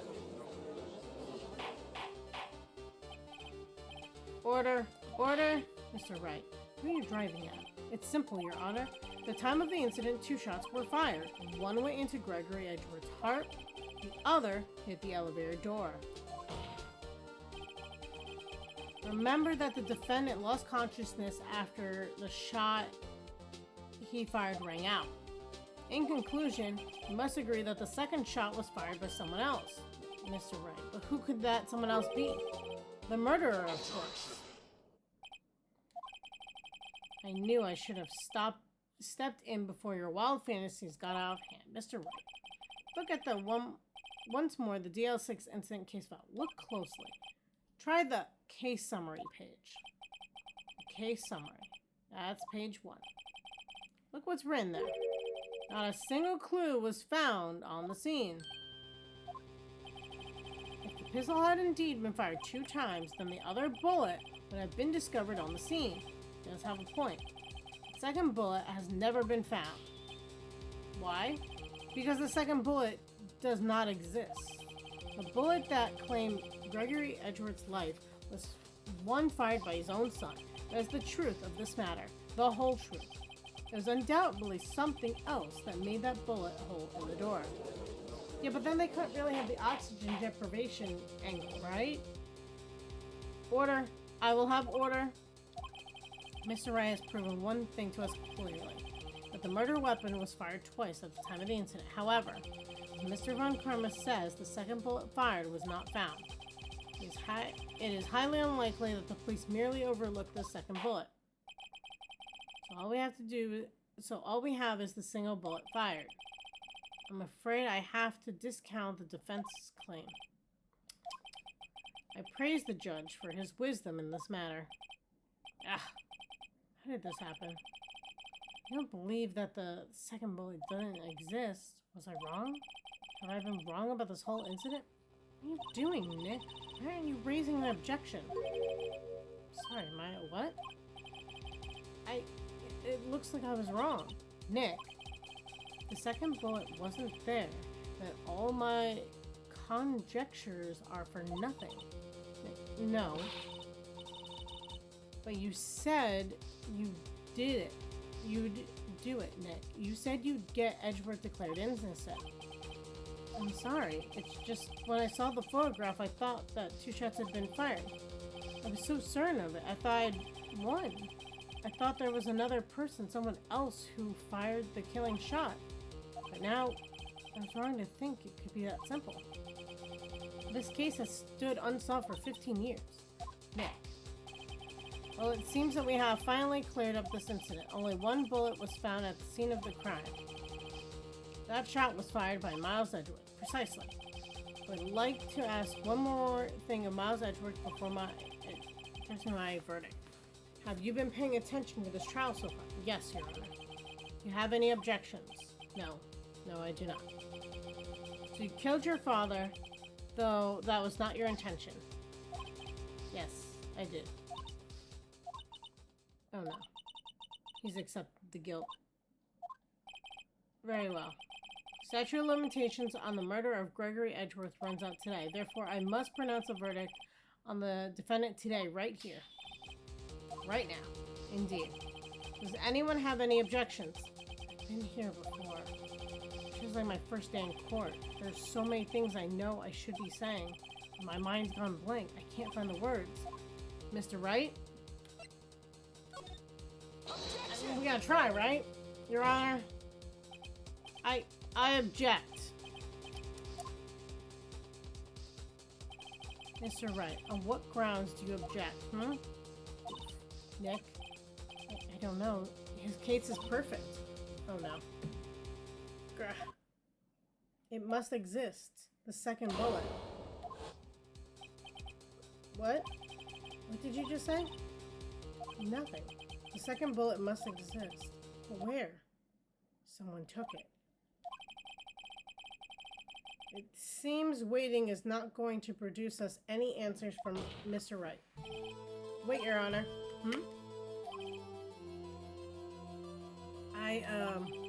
The second bullet. It existed. What? Well, we've just heard proof that it did not exist. I realize that, Your Honor. I'm really grasping here. It's just someone took it from the scene of the crime. That's what happened. But who? The murderer. The murderer? Then tell us, who is the murderer? I'm still thinking about that one. Huh. So the criminal took the second bullet, but why? Huh? First of all, how would they have found it? It's not easy to find a stray bullet, Mr. Wright. Was there some pressing need for the murderer to search for that bullet?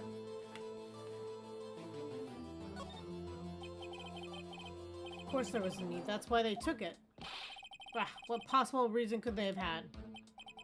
Well, the reason the murderer took the bullet away from the scene with them is... Or maybe they thought that the bullet would be used as proof. Proof? It was a special bullet, so they took it with them. If that was the case, then they should have taken the bullet from inside Gregory as well. Huh?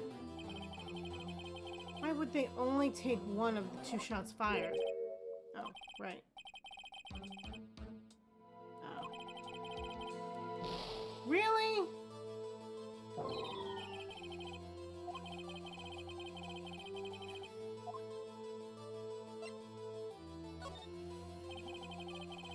The murderer have spent the time to look for a stray bullet.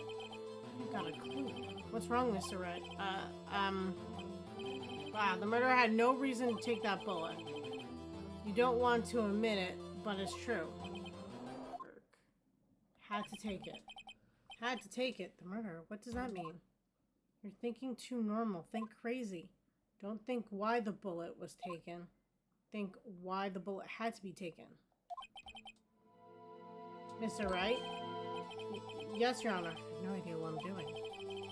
Well, the murderer had no intention of taking the bullet from the scene, but the murderer had to take the bullet. Had to, Mr. Wright? What do you mean? Well, for instance... What? Maybe the bullet, hit the murderer? The bullet hit the murderer? Just saying, for instance. I mean, if it hit you, you would have to take it with you, wouldn't you? It's not like you could perform surgery right there, you know? Wait a second. It's just taking off the top of my head, but what if that's really what happened? Let me get this straight.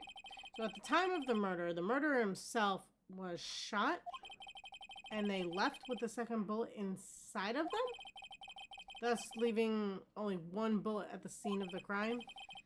Yes, I guess that's how it would work, yes. But there's a problem with that. The other two people rescued from the elevator, Miles Edgeworth and Yanni Yogi, were both unharmed. So that would mean the murderer came from outside, yes. Hey, Apple Custard, how are you? Things are going well. Just getting crazy as the case goes on. But yeah, what are you up to? The two men fight inside the elevator. Trying to stop the boy picks up the pistol at his feet and throws it. Pistol discharges and the one bullet. Bullet goes through the elevator door and hits the murderer outside. Boy loses consciousness.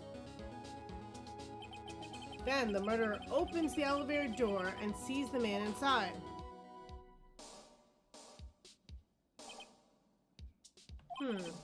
Mr. Wright, you were truly the most unpredictable defense attorney I've ever known. I can tell you're grasping, yet I cannot deny the possibility of what you said.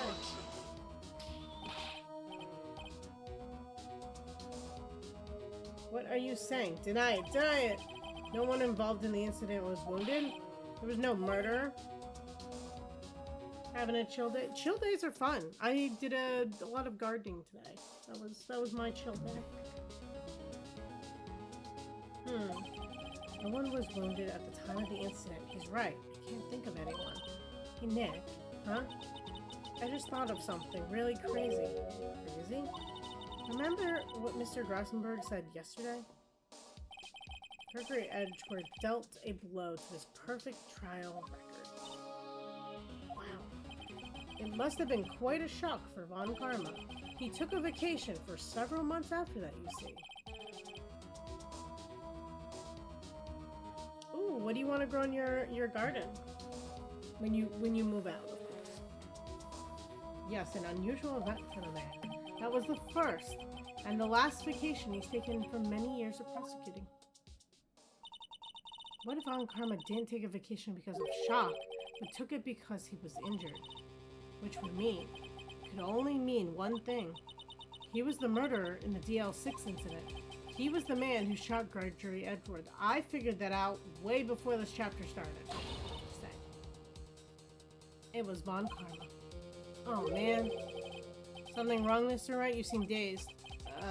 No, Your Honor. Well, you've indicated the possibility that the murder came from outside. Can you give us the name of your suspect? Should I come out and say it now? I mean, no time like the present. Your Honor. There is the suspect. Well, there is certainly interesting news. Very well, Mr. Wright. Who is your suspect? My hands are shaking. But what? Von Karma. Von Karma? Look at that evil grin. He's like, haha, I got away with murder. You mean the Von Karma? The prosecutor? The one standing right over there? Bah. You don't object? I see no need. Why, Honor, this is ridiculous. Outburst with my objection? Because you took a vacation for several months, starting the day after the incident. Yet your pride yourself on a perfect record. Why would you take such a long vacation without any reason? So you're claiming that I took a vacation to heal my injury from the incident? Fascinating. Prove it. I would have needed surgery, no? Where did I go under the knife at, Mr. Wright?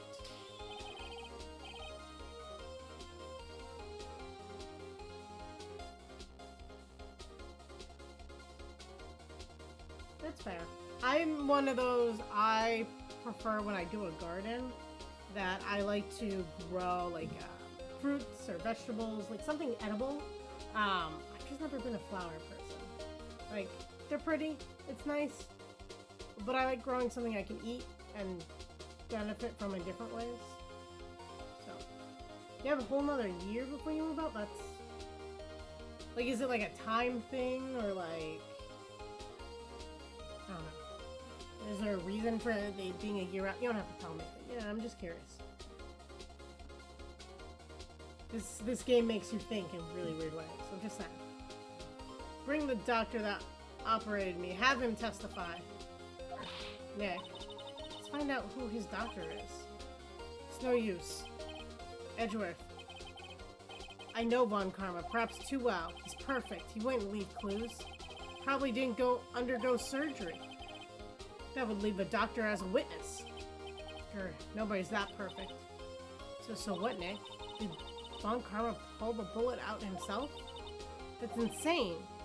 No, he couldn't have. You can't just pull bullets out of yourself. Wait. What does that mean? That bullet has to be somewhere, but where? Oh my god, is it still in him? I mean, you could do that, but still. Oh, well, that's nice of you guys. Oh, I like that. You guys are like planning to move in together, saving up rent, planning that move. That's nice. Good time to get money together, everything. I commend you on that. Well, Mr. Wright, can you produce evidence to prove that I was shot?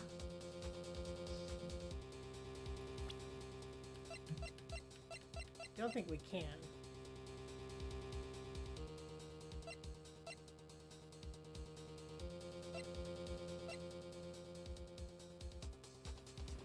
Can we stick the metal detector on the guy? I feel like this is gonna make me blow the whole chapter and I'm gonna have to replay it.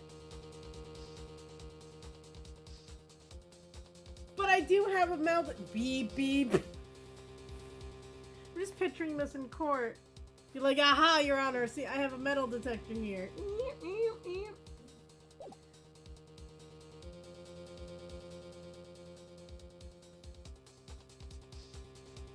I'm gonna say it's impossible to prove, but we'll see how this goes. It'd be impossible to find a doctor who operated on Von Karma now, even if Von Karma did undergo surgery. Seems you have finally come to your senses. Realize the truth. You can't prove something that didn't happen. Because he didn't undergo surgery. He left it in there. Nick. The court record. There must be something. Court record. What could be in there? Oh, there's no time. I better think on it as I go. Alright, Von Karma. I'll prove it. I'll even use evidence. I know how you like it so much. What?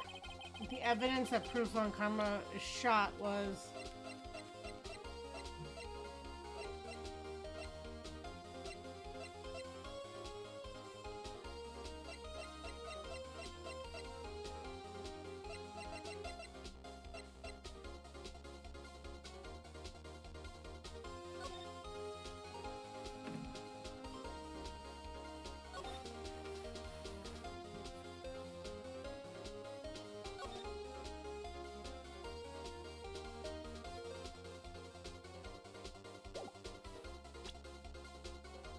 I mean, she says the case file, the court record, so,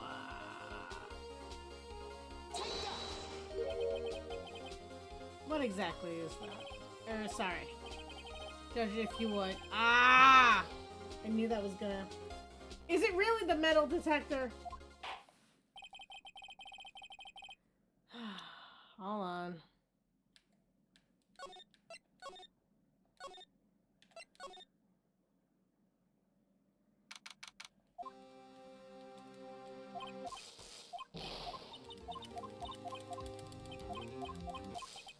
It really is a metal detector, isn't it? I'm like, that's so absurd. Just pull it up to the guy. Beep, beep. I'm telling you.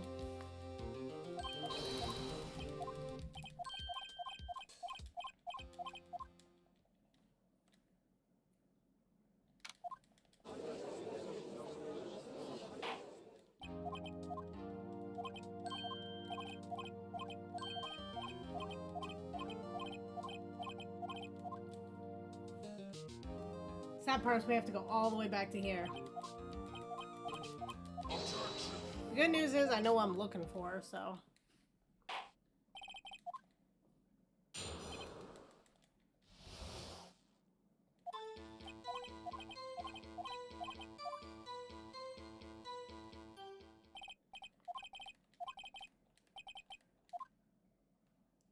And I think I just pressed them on every little thing here.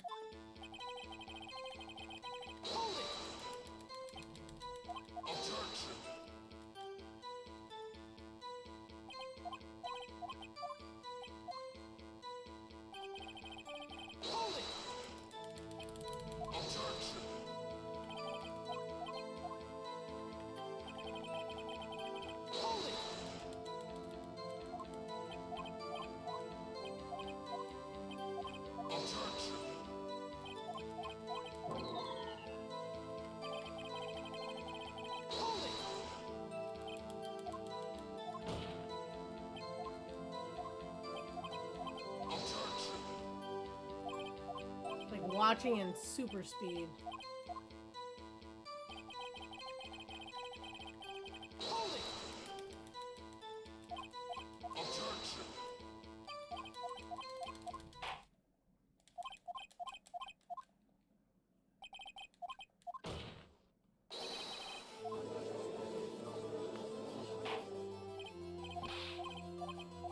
It's insane how they all lie on the stand.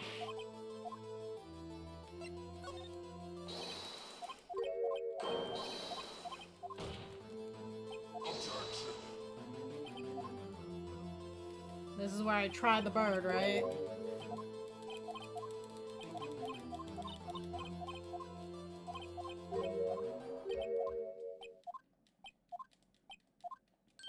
Oh yeah, this is where we find out he has no fingerprints.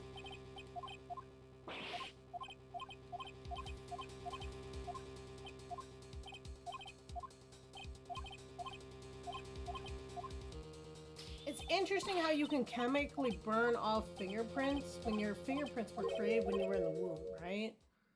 Because based on the way that you're leaning is how that part is created. Which is kind of cool. And there's actually, I forget how many, but there's different types. Like there's like the raised arch, there's like the whirl. Like there's set ones, everyone has them, they just look differently. Even though they're exact same patterns. Which is always cool.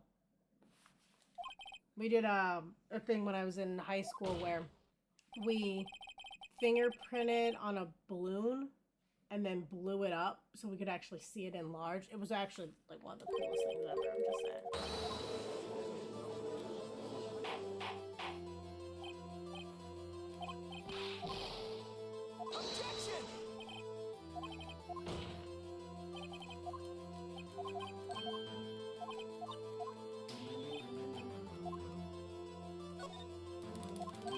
Now we're gonna interview the bird.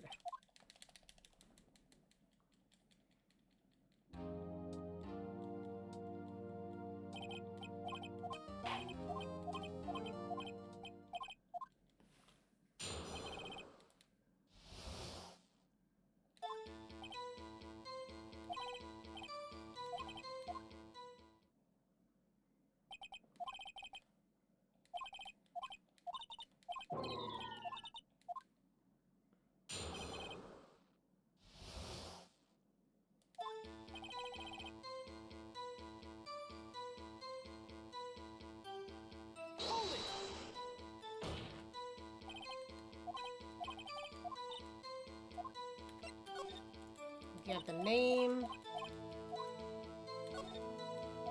Show how the name blinks.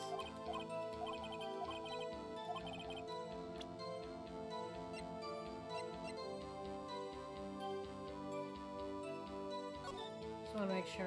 Let's see. So it's case summary for the date and suspect data. So I'm doing the name, it's the suspect data.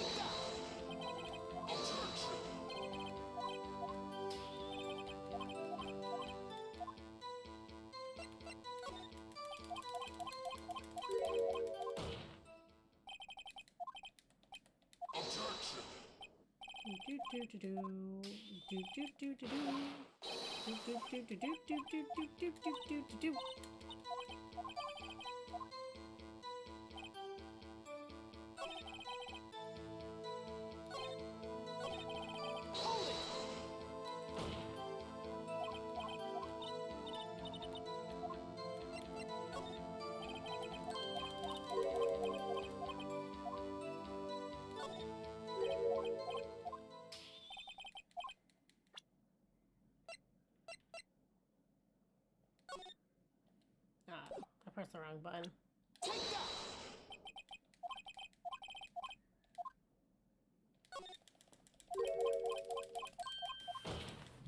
Okay.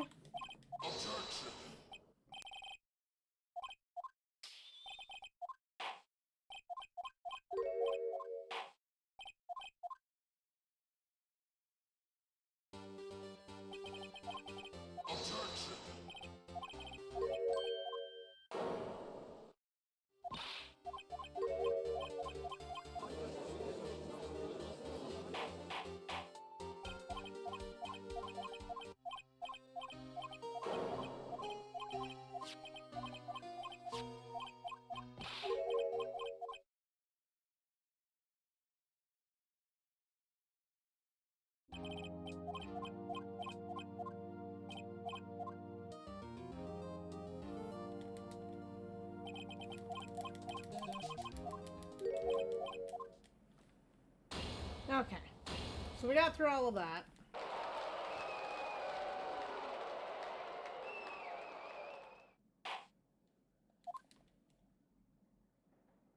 Objection!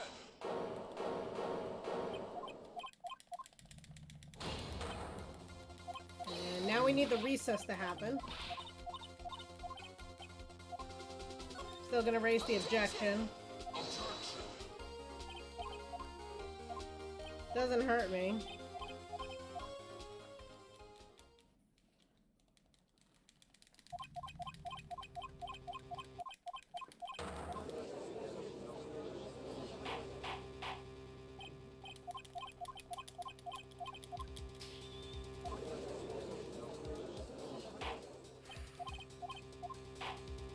This court is intense, I'm just saying.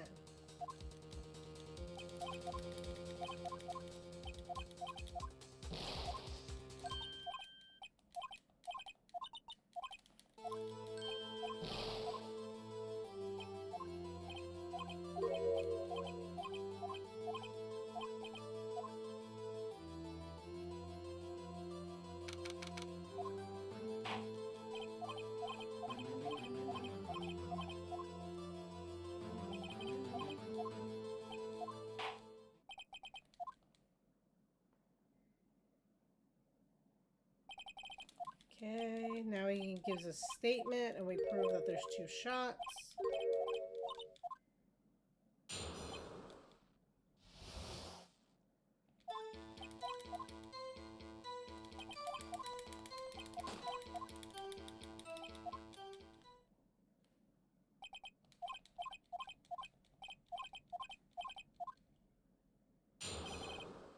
Okay.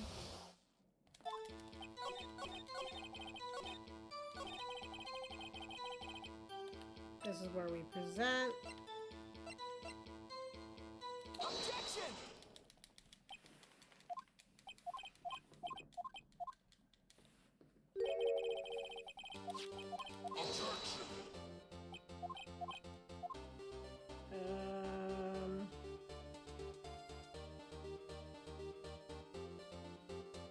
I think it said the victim data, right?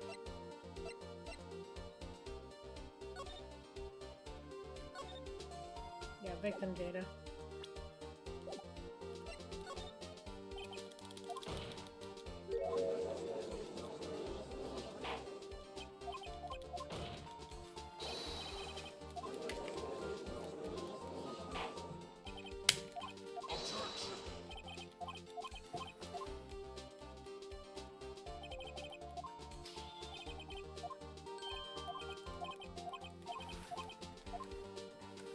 you have proof that the other... Yep.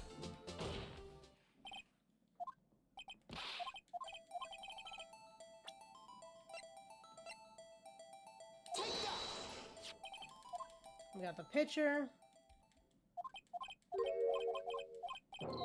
And then I have to point out to the judge where it is.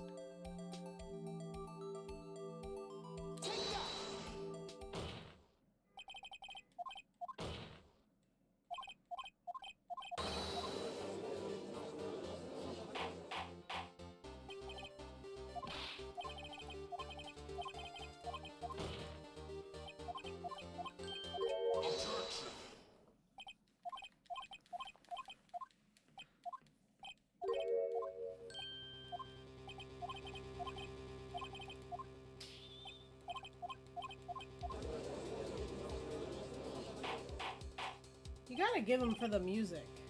Just saying.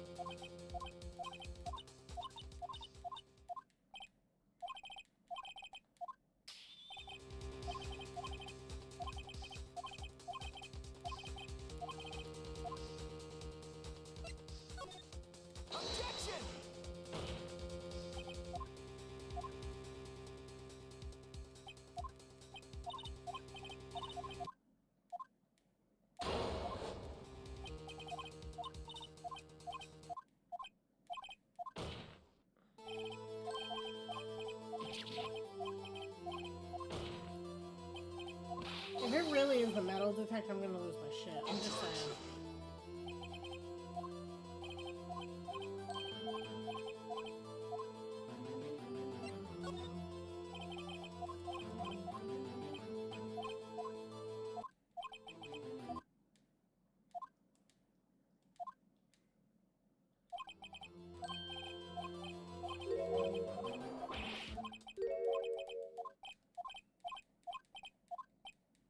I love when he, like, panics, but he's like, oh, that actually kind of makes sense. Good sir.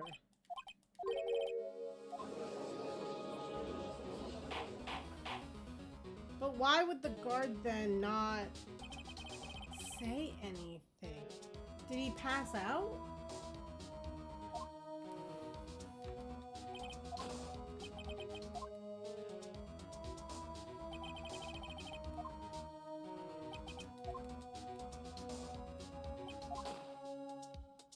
Because then why not kill the guard too, right?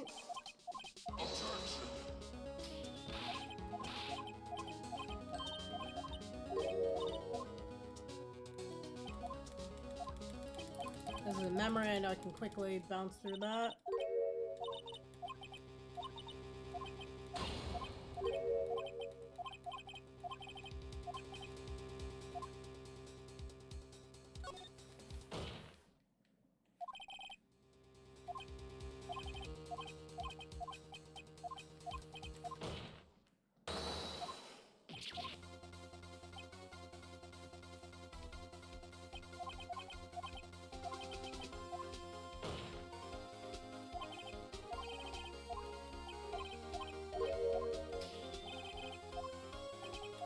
Technically, we've proven he's innocent. Why is it like not two separate cases? But okay.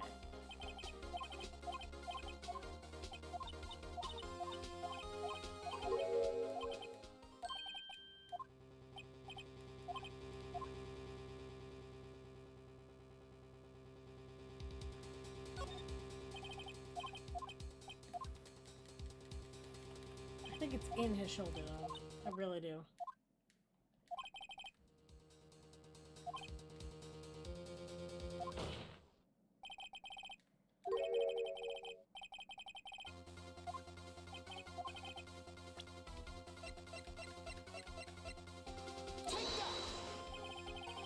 Von Karma is perfect. He went wrist surgery, leaving the evidence trail. Oh my god, we're really gonna go beep, beep, beep to this man. So then I ask, where is that bullet now? I think it's unlikely that Von Karma performed surgery on himself. You don't mean. Technically, if he didn't touch anything, would leave it in there. I do. There is the possibility that the bullet is still inside Von Karma. Is that even possible for all these years? Well, there's one way to find out. If he's so degraded, though, it'd be hard to prove he came from the same gun at this point. For 15 years. We could use this metal detector. Well, Von Karma, I'm gonna run this over you and see what we find. That sounds so invasive. Oh, he looks like he's having a heart attack. I refuse. You refuse? But refusing this means you acknowledge that the bullet is still inside you. No, I just refuse because this is insane. Order. Your Honor, the defense requests that we be allowed to use the metal detector. Judge, I call for a suspension of this trial. This is an invasion of privacy. The statute of limitations runs out on the case today. It was you who said we had to end it right here, right now. Enough. I permit the use of the metal detector. Mr. Von Karma, you will submit yourself to test. What if he had like an artificial like hip or something? Like, you know, like it's gonna beep. Just saying. Nick, what does this mean? I don't know, but we have to give it a shot.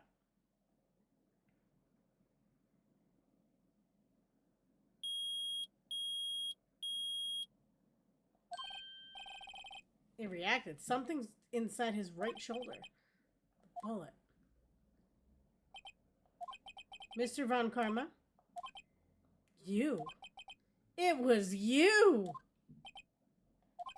I want his evil face again to show. I was afraid this would happen. And so, I remained silent. Indeed, there is a bullet in my shoulder. However, it has nothing to do with this incident. What? I was shot in the shoulder long before the DL6 incident. He's gonna say like he served as a military vet or something. I claim the bullet in my shoulder has no relation to the DL6.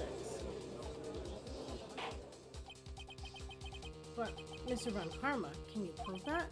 Prove? I have no obligation to prove anything. It is Mr. Wright who must prove something here. No, not I. Mr. Wright, well, can you prove it? Can you prove the bullet in Von Karma's shoulder was from DL6? Of course he can't. You don't have any of the DL6 evidence. It's because you took it out of the records room yesterday. With no proof, you cannot convict me of any crime. So sorry, Mr. Wright. No, I'm the one who's sorry, Mr. Von Karma. What? You were close. One day away from freedom. But you see, I have proof. What? Who would have thought you would dig your own grave trying to convict Edgeworth? I can link that bullet in your shoulder to the DL6 incident. And here's my proof.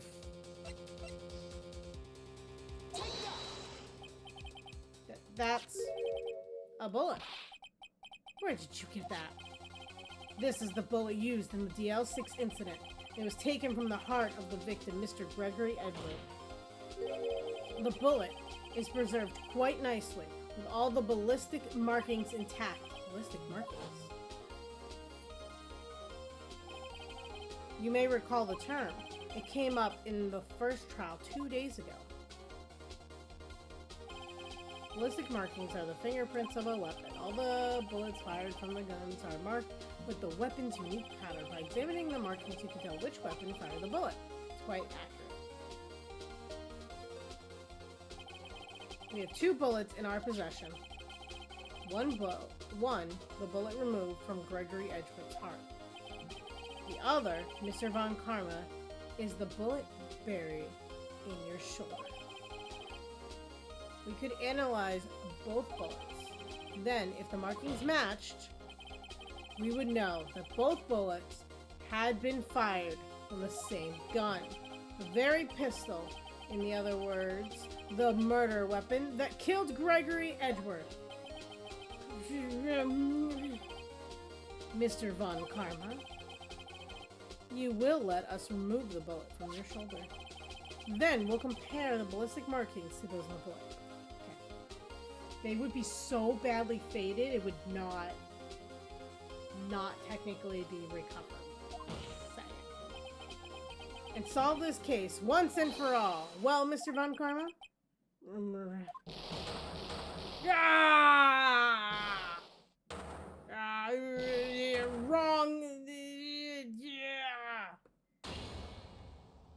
That scream.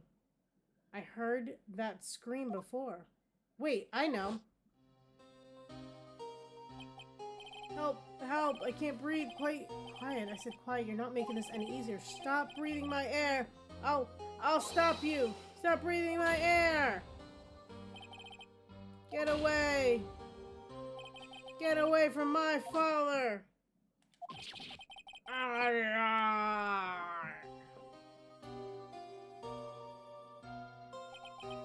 That's the scream I heard in the elevator 15 years ago. Von Karma, it was you who screamed!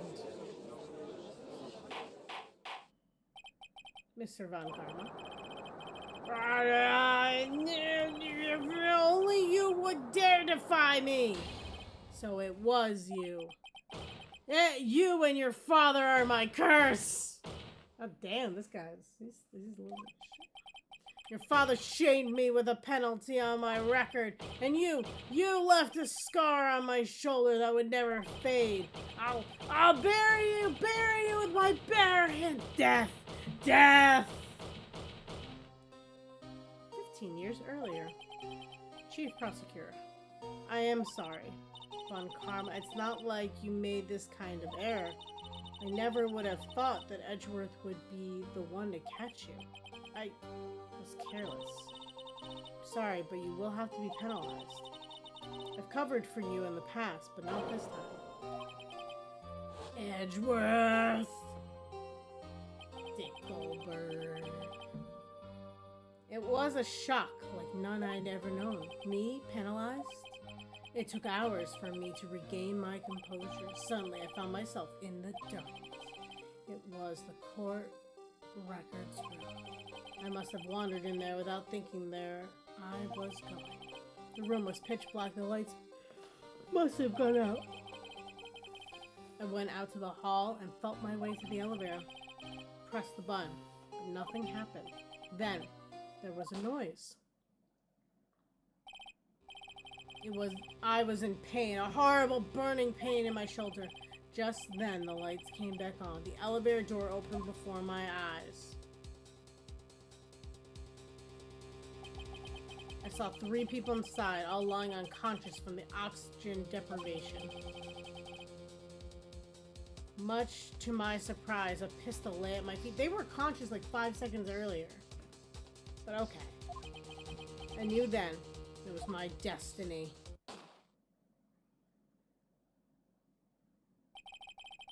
In his last moment, Gregory Edgeworth was still unconscious. He died, never knowing who had shot him. Later he spoke through a medium, blaming Mr. Yogi. He was fooled. It was the perfect crime.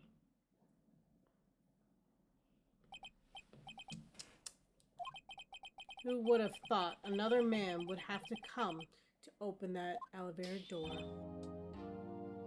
Judge, what? What are you doing?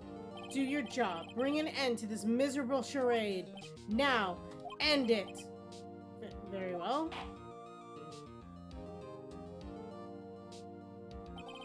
It appears that we have come to a very long way to the end of this maze. 15 years later. Sir Miles Edgeworth? Yes, Your Honor? You were innocent. You are innocent. As you said, it was all a nightmare. Yes, Your Honor. This court finds the defendant, Mr. Miles Edgeworth, not guilty.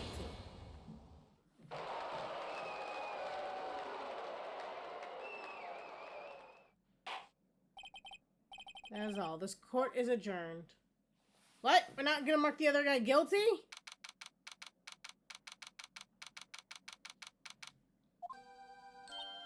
Nick, we did it! Did you see his face? Von Karma looked even paler than usual.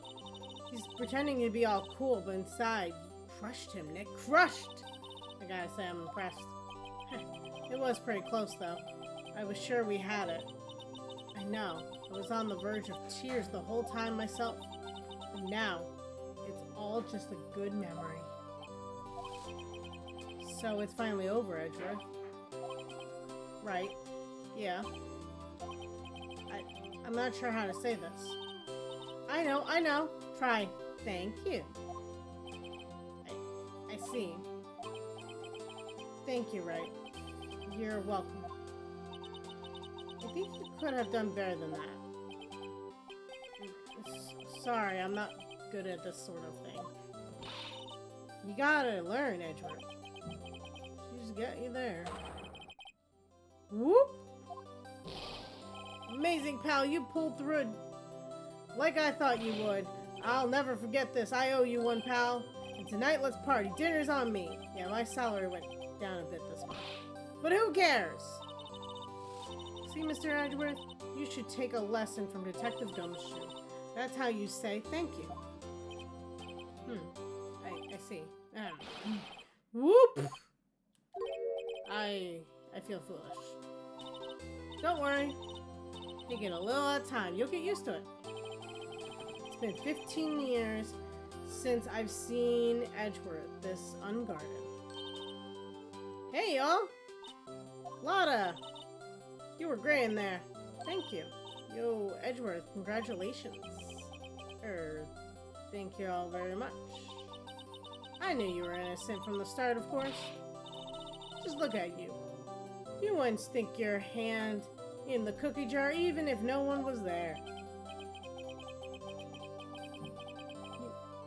You were the witness on the first day of the trial, weren't you? Yeah, well, let bygones be bygones, eh? Speaking of which, what are you doing now, Lotta? Oh, who, me? Oh, I went back to college. I gave up trying to be an investigative photographer pretty quick. Really? That's too bad. Huh? Isn't that the hot dog guy from the park? Huh? It's over, Nick! Life's over! Why the sad face, Larry? What happened now? Oh, Nick. I'm not long for this world. You don't look sick. It's Keon's. She's gone to live in Paris. Paris, Nick! She's leaving me behind. Should have seen that coming. Yo, Edgy! There you are! Yes, here I am. Congrats, Edgy! Here, a little gift from me in celebration. Celebration? That's unusual for you. Harry Butts! You've come along tonight too, pal. My treat! Huh? Thanks. Looking forward to it. Yo, Nick. The suit that questioned me? And he says treat. That's not police talk for prison food, right? I think you'll be fine, Larry. Right. Yeah? What's up? That envelope that Larry gave me? It's got money in it. Well, yeah, that's not that strange. People give money away to celebrate sometimes. It's $38, right? Huh? What a weird amount. I mean, it's not a little, but it's not a lot either. 38 exactly? Nick, isn't that exactly the amount of lunch money that was stolen from Mr. Edgeworth in school? $38? No. No! Larry, it was you?! What are you so surprised about, right? Huh? Larry was absent that day from school, right? But that doesn't automatically rule him out as a suspect. What? Think back to that day, 15 years ago. Larry took the day off, but he was bored, so he came into school anyway. And you saw the money lying there, and the rest is history. I never was good at history. Edgeworth. You didn't know, did you?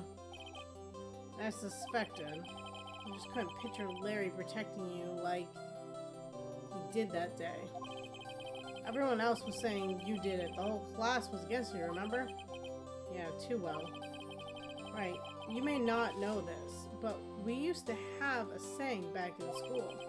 When something smells, it's usually the butts. I know. Really, right? I'm surprised you didn't figure it out. Well, this sure is an unexpected turn of events, huh? Edgeworth. You should have told me. Now, Nick, it's 15 years ago. Don't you think the statute of limitations has run out, Mr. Edgeworth? I'd say so, yes. There you have it. Where does that leave me? I became a defense attorney because of what you two did. You always have been something of an insufferable emotionalist. Yeah, you get worked up too easy, too. Death sends for both of you. Man, if I only had known, I'd have become a prosecutor. Same goes for me, only the other way around. For the longest time, I thought I might have killed my own father. I thought I might be a criminal. Became a prosecutor in part to punish myself. If I had known the truth, I might have become a defense attorney after all. Edgeworth. Want to switch right? Hey, y'all, line up. I'll take a photo. Hey, photo time, let's go. After that, dinner is on me. Detective Gumshoe took us out on the town that night. We celebrated Edgeworth's newfound freedom, even though Edgeworth himself was still in detention. Why is he still in detention?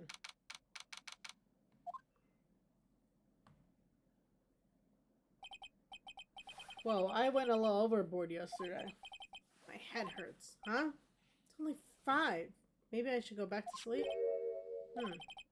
What's this, a letter? Good morning, Nick. You were really impressive yesterday. Seeing you, it made me think about what I'm doing here. I'm a spirit medium, in training, of course.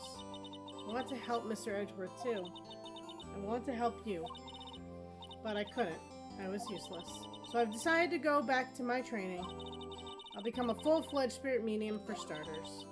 Couldn't say it to your face, so I left this letter. Goodbye, Nick.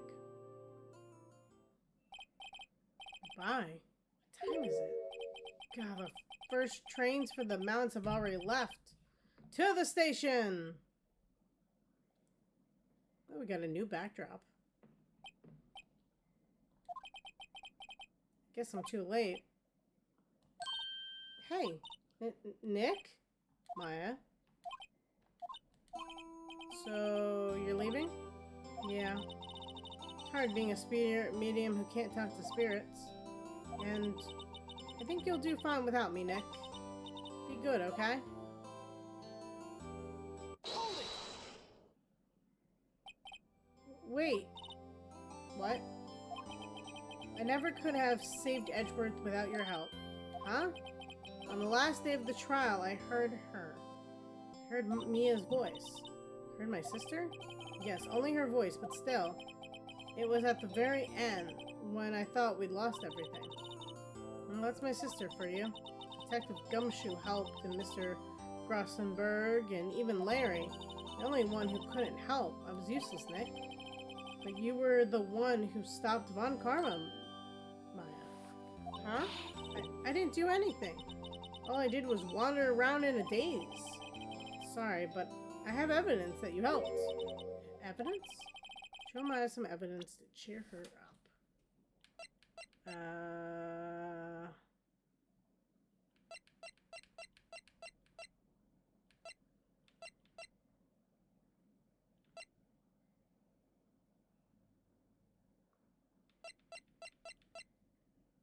Gonna show her a picture of her mom? That's kind of all I can think of right now. Huh? Sorry, Nick. I guess I don't understand.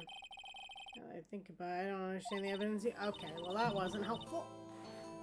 That's okay. You don't have to try and cheer me up. But one day I'll come back and be useful. I promise. So this is it. See you soon, Maya.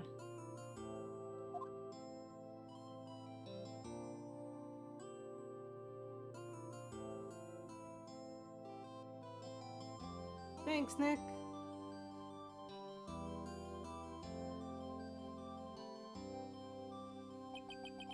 So my story ends. Time to turn a new page and say goodbye to the novice defense attorney that I once was. Now a new story begins. Same old crazy cast of characters. I don't think you've graduated yet, amateur. Mr. Wright, perhaps you'd like to rethink that claim? Yes, Your Honor. I got a bad feeling about this. Objection!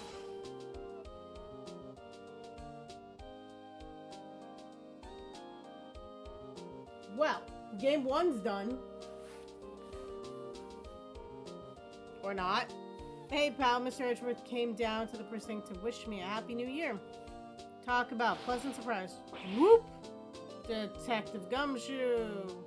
Then he hung his head low and went right back outside. Kind of like he was embarrassed or something strange, huh? He just needs to find his own thing. Is it gonna show me what happened to each person? Huh, Nick? Nah, I haven't seen him lately. Who, me? I've been working at a cheese shop. That Missy's a nice lady, but not exactly what you call a cheap date, huh? She's in Hawaii right now, yeah.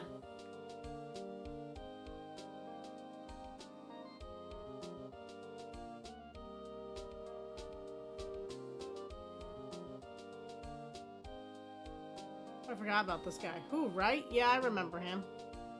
I hear he's been busy lately, you know, not to ring my own bell, but I sort of taught him everything he knows. I'm sure he's grateful. I don't remember that guy at all. That's a lot ago.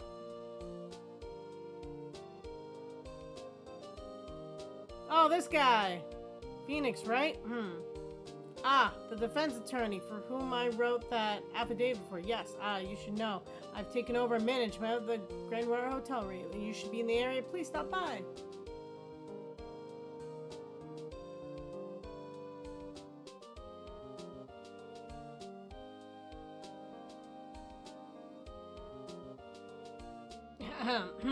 Oh, it's you.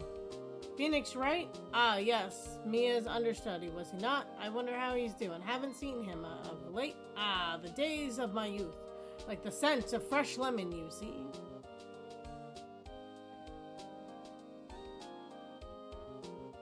Ah, Masasakazu Sagamori.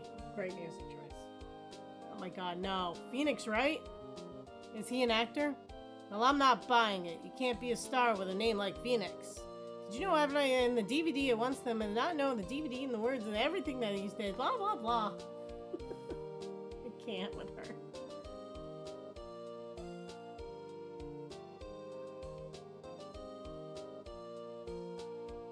I'm pleased to announce The Pink Princess is a hit. Sure owe Mr. Wright for a great deal of stuff. Oh, I'm keeping my face out of the public eye till the show's over. I won't want to ruin any kid's dreams, you know.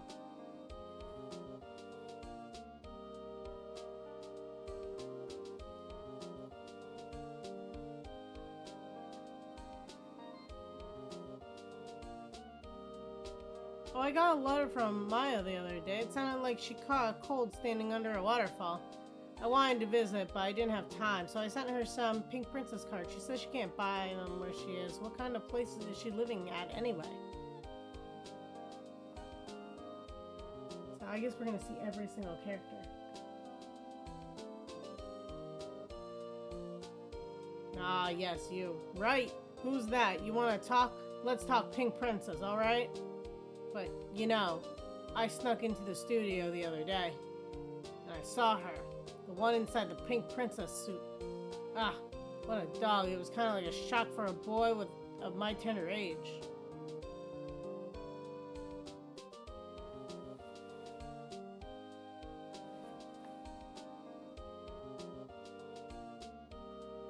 Yeah, I remember, right? That lawyer guy. Huh, me? I'm in training to become a paranormal photographer, you know? That picture I took of everyone? Well, just behind them, there's a ghost. For real. Now that's talent. I'm gonna be famous. We still have all the people we put behind bars that we need to talk to. And then a few main characters as well, so. Aww. There is a ghost behind the picture. See? Oh, he's throwing confetti. I thought those were marshmallows. What the freak? Okay, I guess we don't talk to all of them, so, you know.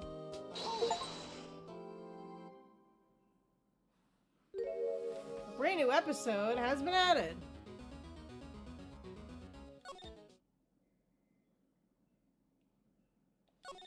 Gotta save the progress, right?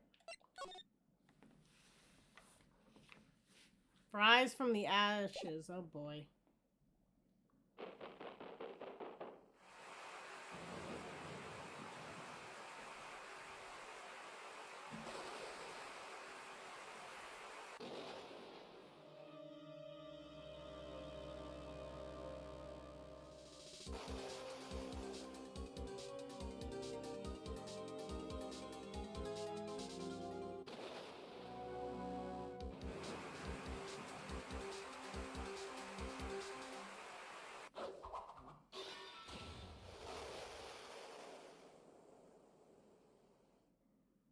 Uh-oh. That doesn't look good.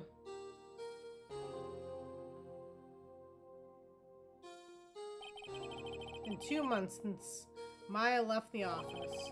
2 months without a single trial.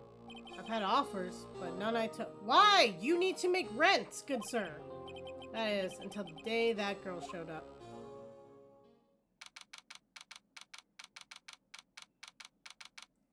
Like, how are you gonna pay your rent? Why do I come here to the office every day? It's not like I want to work. There you are, finally! Where have you been? My sister's trial is tomorrow. Who are you? It doesn't matter who I am. It only matters who you are. The famous defense attorney, Mia Fey. Oh, you're not Mia Fey, are you? I'm sorry, but Miss Mia Fey no longer works here. So you are the coffee boy?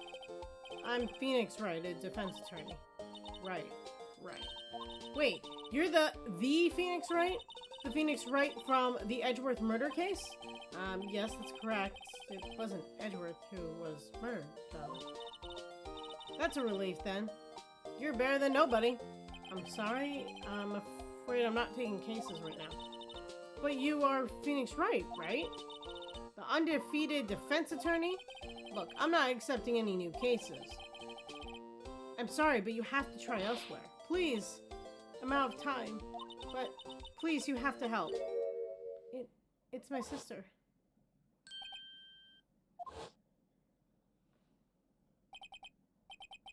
Maya, could it be? Okay, I'll hear you out. Really? Thank you so much. My name's Emma. Emma Sky. I'm a scientific investigator. Scientific investigator? Emma, was it? So you're a scientific investigator. Yes, that's right. Is something wrong? No, it's just you seem kind of jumpy, or maybe just young. Young? I've been 16 years old I'll be 16 years old this year. Oh, I see. Wait, only 16? I'm set to be formally assigned to forensics in 3 more years. My work is becoming quite well known. At my age, no less. So what exactly is your current position then? Well, legally speaking, I guess you'd call me an 11th grader. But I'm ready to jump into my job at my age, no less. Great, another future professional in training. So, what's this about a case? You said the trial's tomorrow? My sister didn't do it. She went and stabbed someone with a knife. She wouldn't. So, it's a murder case? I don't care if there's a witness who saw her do it. She didn't do it. You know she didn't do it. It's a scientific fact. And there's a witness. Just talk to her. You have to talk to her. Right, I suppose I will. I promised her I'd bring Mia Fey, but that's interesting. How would she know Mia? So you want me to be a scientific... So you want to be a scientific investigator when you grow up then? Excuse me? I'm not a child. I'll have you know. I'd still, it's good to have a goal. I'd be a very unusual one. I believe investigation should be done scientifically. Don't you? Yeah. Sure can't falter her for her lack of enthusiasm.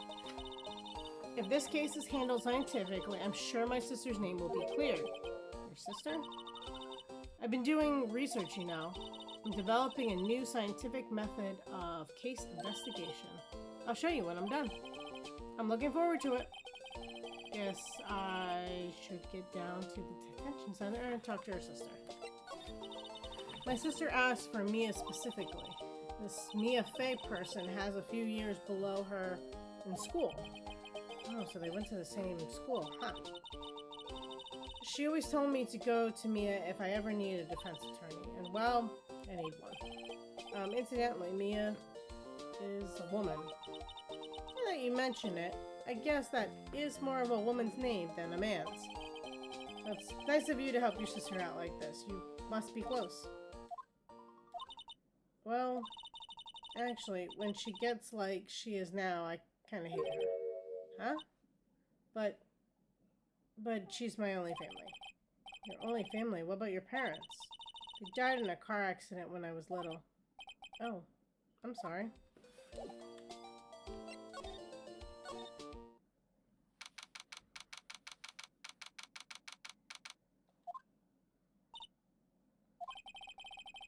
I wonder what's wrong with Emma. She got quiet all of a sudden as soon as we arrived. Guard, I thought I told you I didn't want visitors. Sorry, ma'am. It's just your sister. No excuses. Or did you not want a raise this year, hmm? Understood, ma'am. What was that all about? What the freak? Hi, Lana. Funny. I seem to remember specifically telling you not to come here. Perhaps my memory is failing? Look, I didn't want to come here either, okay? But your trial's tomorrow, you still don't have a defense attorney. I'll be the one in court tomorrow. This has nothing to do with you, Emma. Isn't that right, Mr. Wright? Hey, how do you know me? Mia mentioned you. I've heard quite a bit. Sorry, what exactly is it that you do? My name is Lana. Lana Sky. I'm chief prosecutor for this district. You're a prosecutor? Two sisters. One a lawyer. Could this be a coincidence? Emma, Lana, I mean, they're just like... Is something wrong, Mr. Wright? There's something you should know from the start, which is, the suspect in this case has confessed to the crime. Huh? Wait, but the suspect is me. I did it. Well, Mr. Wright? Well, why don't you begin by telling me what exactly what happened? Crime took place yesterday, February 21st at 5:15 p.m. It's quite a specific time. It was in the witness deposition. A witness clearly saw me committing the crime. Right, that was a bit of bad luck, wasn't it? Crime took place in the underground parking lot at the prosecutor's office. The body was found in the trunk of my subordinate's car. Prosecutor's office, huh? Your Lines, trout, classy. I was arrested on the spot, caught red-handed as it were. Well, that's just great. So, who was the victim? An investigator with the police department. I suppose the correct term is detective. A detective? Death was due to a loss of blood. He was stabbed once in the side. It's not gonna be Gumshoe that was dead, right? By you? Death wasn't immediate, but the wound was fatal. I see. Let me repeat myself, Mr. Wright. The victim was a detective. You know what that means, don't you? Oh. What? Mr. Wright, what does it mean? Well, it means the police department will consider it a matter of pride to have found me guilty. They will use any means at their disposal to do so. This case gets worse and worse with everything I learn. So you're the chief prosecutor? That is correct. I'm responsible for overseeing every trial handled by prosecutors in this district. I make sure the prosecutors have what they need to do the job and manage every aspect. Those are my responsibilities in a nutshell. That's an awfully large nutshell. Still, I'm a little surprised. I would think you'd recognize the district's chief prosecutor, Mr. Wright. Huh? In fact, it seems impossible you wouldn't. Lana? What happened to your hand? Oh, this? I cut myself by accident when I stabbed him, that is. Huh? I'm not very good at being a criminal, I suppose. How am I supposed to defend this? Trying to change the subject. Wait, she was in the class ahead of me, wasn't she? You were in school with Mia, correct? A few years above her? Emma told you that too, did she? Well, why not? I did drag him all the way here from his office. Although it seems he has very little common with Mia. Hey. It was in law school. I was in my 3rd year and she was auditing the class. She was different than the other students. Different? She was strong. She'd do anything to become a defense attorney. Anything. That's probably why she was attracted to me. Excuse me? Intellectually attracted. Lana was the top of her class in school. I was the best there was. Oh. I'm doing pretty good in school too, by the way. Sounds a little bit different when Emma says it. Well, Mr. Wright, excuse me. As you can plainly see, I'm admitting my guilt. I think it's safe to say there's no way you can take the case. None. But, Lana. Why? Why are you doing this to me? You never think of anyone but yourself. I know you didn't do it, Lana. I know. So how could you say you did it? If I lose you, I'll be all alone. I hate you, Lana. Mr. Wright, yes? I believe our discussion here is ended. The rest I leave to you. You mean you're requesting my services as your defense? Don't lose any sleep over it. Your client has confessed after all. The case is over. Right, I'll do what I can to get to the bottom of this. One has confessed to the crime, yes, but something doesn't fit. It's that look in Emma's eyes. There's something else going on here, and I'm going to find out what. I'm sorry, Mr. Wright. Huh? About what? My sister, she's not always like that, you know. I just never expected to be defending another prosecutor again. She's changed a lot. She used to be so gentle, always smiling, everyone liked her. I see. Sorry, but I'm having trouble imagining that. What happened to her? I don't know for certain myself. I think maybe she... well, maybe not. It sounds like there's something there that defies a simple scientific explanation.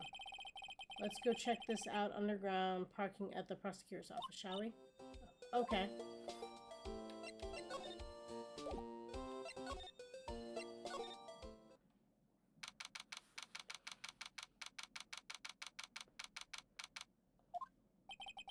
So this is the lot where it all happened. Looks like they're still investigating. I think that my first visit to the prosecutor's office should be like this. Hey everyone, keep up the good work. Hey, what are you thinking? Well, they're going to be my co-workers 3 years from now after all. No harm in saying hello. Actually, there is. You know, attorneys aren't supposed to examine crime scenes. I'm trying not to stand out too much here, see? Hey there. You suspecting to go unnoticed here, partner? Partner? What the frig is this guy? What do we have here? Looks like a bambina got loose from the ranch and is up to no good. Folks gotta learn to keep them doggies tied down, partner. Mr. Marshall? What the? Marshall looks more like a sheriff to me. Looky here, Bambina. I know how you feel, but this is my gang's gold strike, see? Strike? This is our claim, our territory, with a mother load of evidence. If you're fixing to mess with what's ours, you'll regret it, partner. You know what dreams the cacti on the desert dream? You want to? What's this guy talking about? You head along home now. Happy trails, Bambina. Was that, hombre a friend of yours? Kind of, sort of. Yeah, he's a detective who thinks he's a sheriff from the Wild West, it seems. Look, a door there must mean something. I'm not sure what doors mean anything. No, it won't open a mysterious lock. I fail to see what's mysterious about it. Mr. Wright, you need to learn to enjoy life more. Let's finish our investigation, shall we? What's this, a wallet? Excuse me, officer. Wait, what are you doing, Mr. Wright? What am I doing? I just found the wallet, so I'm handing it over to the police. I don't believe it. This is real basic. Anything at a crime scene is evidence. Let's be scientific about this, please. Just put it in your pocket. How is that scientific? Sounds like theft to me.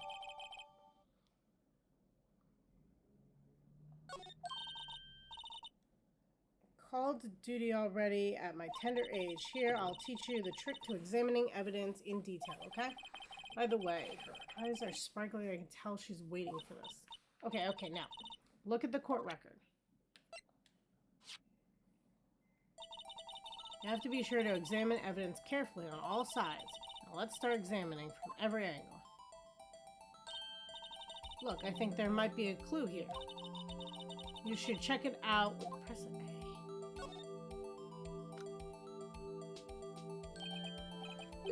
This is an ID card. Sergeant Bruce Goodman, ID number 5842189. See, well, isn't scientific investigation useful? I guess, though I don't see what science has to do with it.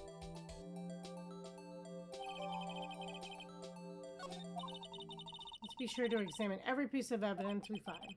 I guess I got to be on my toes from now on.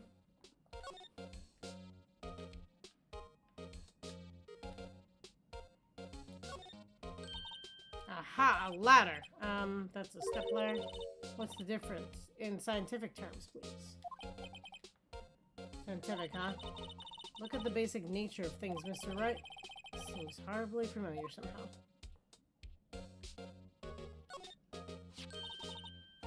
Here, a phone. Let's see if it works. Hey, don't touch stuff we don't need to be touching. Can't hear anything. My ears. No, my ears. Maybe it's due to the barometric pressure? What's she babbling about? Hey, what did you just say? See, you can hear just fine. The phone's broken. This wall is in our way. Got a faucet for water. Wait, I know. The wall is merely a facade hiding the truth. This is no wall, but a water tank. I fail to see how it makes any difference either way. An oil drum. Looks like it's filled with water. It's heavy, I can't even budge it. The drum over there is on its side. Wait, I know. I'll hide in here and do a stakeout. You'll probably just get arrested.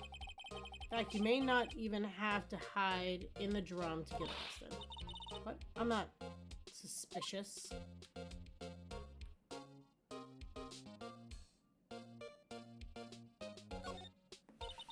Look, a stylish glass-walled room. Very nice. You could see the whole parking lot from in there. It says security. Perhaps it's a cafe? Huh? Cafe security. Yeah, that must be it. Let's check it out later. I hate to break it to you, but I think it's probably just a security guard office. You know, I scored a 97 on my science test the other day. Too bad they don't have a test for common sense.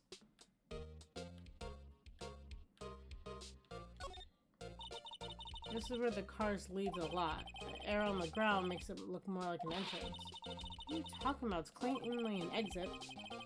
Well, maybe it's both. Kind of a dual purpose? I have a theory of relativity. What? I gotta write this down. Hey, Mr. Wright, maybe you know. Was Mr. Relatively German, or was he British? Are you sure that was his name?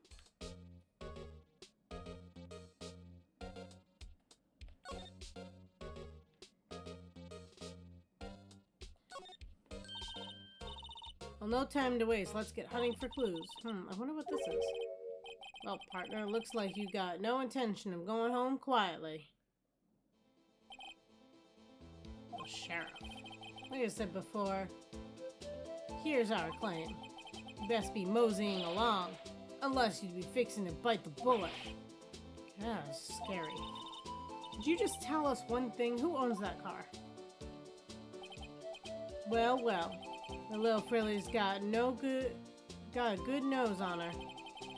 You want to know who rides the red Mustang with the body in her saddle, eh? Please. No problem, partner. About time for Vittles, anyway. Get yourself to the saloon up on the 12th floor of the prosecutor's office. Might just find you a cerveza you like. Prosecutor's office? Where does this guy think he is? And when, for the matter? Note to self. Look up Vittles Saloon Cerveza. Maybe we should check out the room 1202, the High Prosecutor's Office. In any case, stay away from the car. You can look around here all you like. Just keep your paws off our claim. Right, great.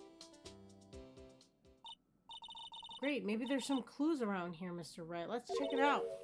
Excuse me? Are you two all set? Us?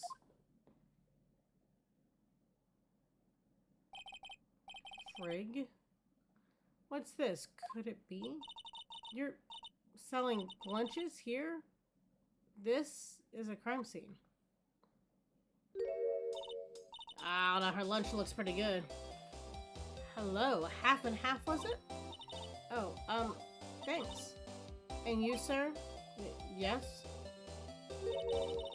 Some crunchy goodness coming at you? Thanks. Interesting way of doing business. This area is off limits to anyone without clearance, especially passerbyers. Or are you officers? No, but you don't exactly look like the type to have clearance. Oh, it's hardly a way to greet someone, even if my days as the cough up queen are over. Cough up? Huh. You know, I'm feeling kind of full. Maybe I'll pass on lunch. Quite connected to this case, you see. The images are burned into my eyes, as you might say. Yes, all the sordid secrets. Secrets? Dear me, you are a slow one, aren't you? I'm referring to the murder, the stabbing of that detective. What? The witness clearly saw me committing the crime. You mean you're the witness my sister was talking about? Please, cough-up queen. Tell us what happened.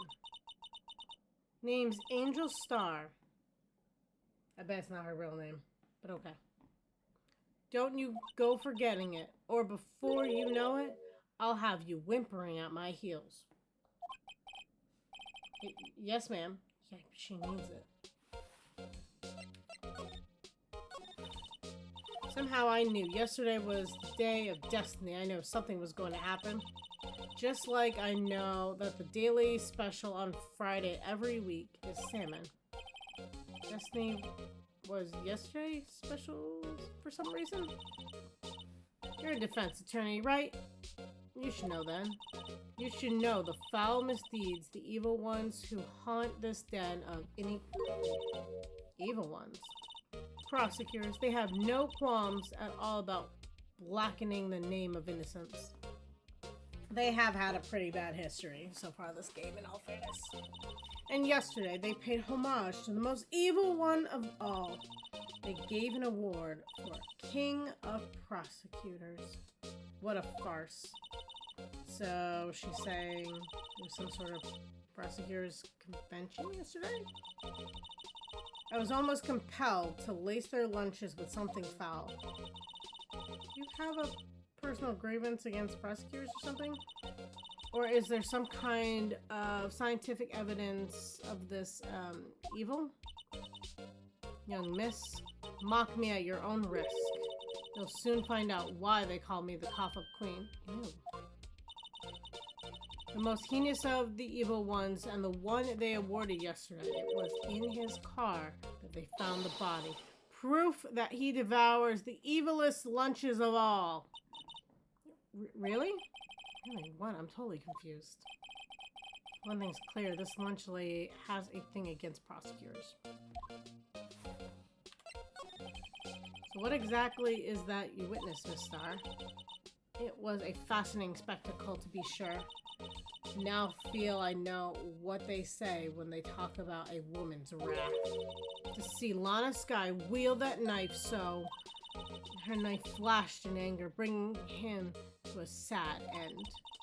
It's truly a sight to see. You mean you saw the very moment of the crime? The sound of his silvery ties to this world being cruelly cut still rings in my ears. And the rhythmic beat of Lana Sky's knife. Wait a second, you know Lana Sky? Yeah, she has to, because how would she know the name of the murderer? Of course. It's quite a feat becoming chief prosecutor. I don't buy that. How many lunchboxes of sin did she pack to make that journey, I wonder? She always travels light. Now, why would this pretty lunch lady know the chief prosecutor's name? Could we ask you a bit about yourself, Miss Star? Come here every day to sell lunches. I import only the freshest and best from the Far East. For some reason, the box lunches are a hit there. Why not make the lunches here rather than import them? Did you say something? No. Only true connoisseurs can understand. Kind you can only tell someone who has tried General Tso's Trilobite lunch set.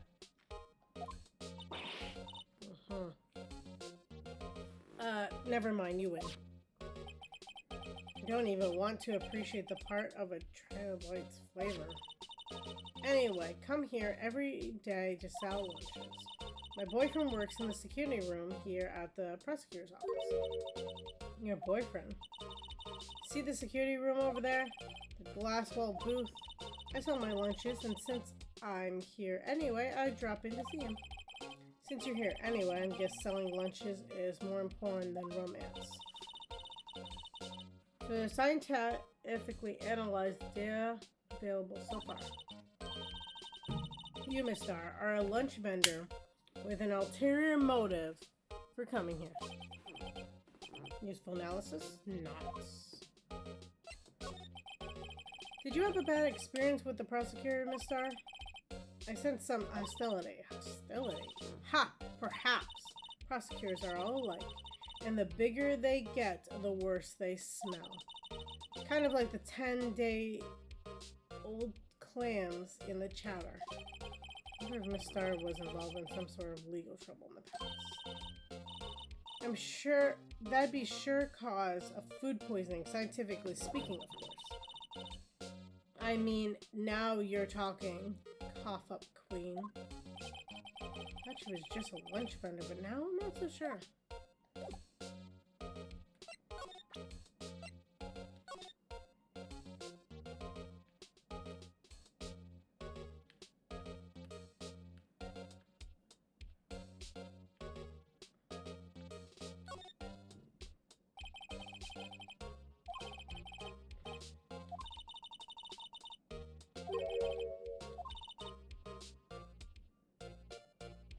I feel like this information isn't really that relevant. They're like talking over the idea of having a number versus name and letters. Not where I was going with this. About this card. Lunchland vendors only accept cash, no cards. Especially not a card belonging to someone else. No, this isn't a credit card, it's an ID card. It belongs to a detective. And you're showing this to me, the lunch lady. Why? It's like showing a fine honeyed ham to a detective. I always feel like I'm being mocked.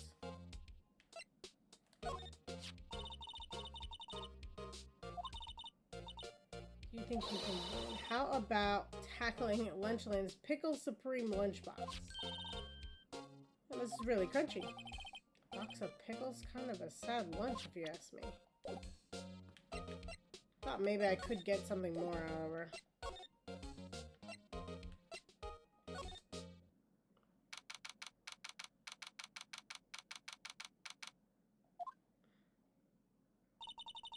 This is the kind of room that just screams, I can do the job. Great change from your office, really? Thanks. Look, there's the trophy or something here. Trophy? What? That shield? It takes a real nerve to display stuff like this. Whoever the office is, they must be a real stuck-up jerk. Phoenix Wright? You never tire of prying into other people's business, do you? That voice.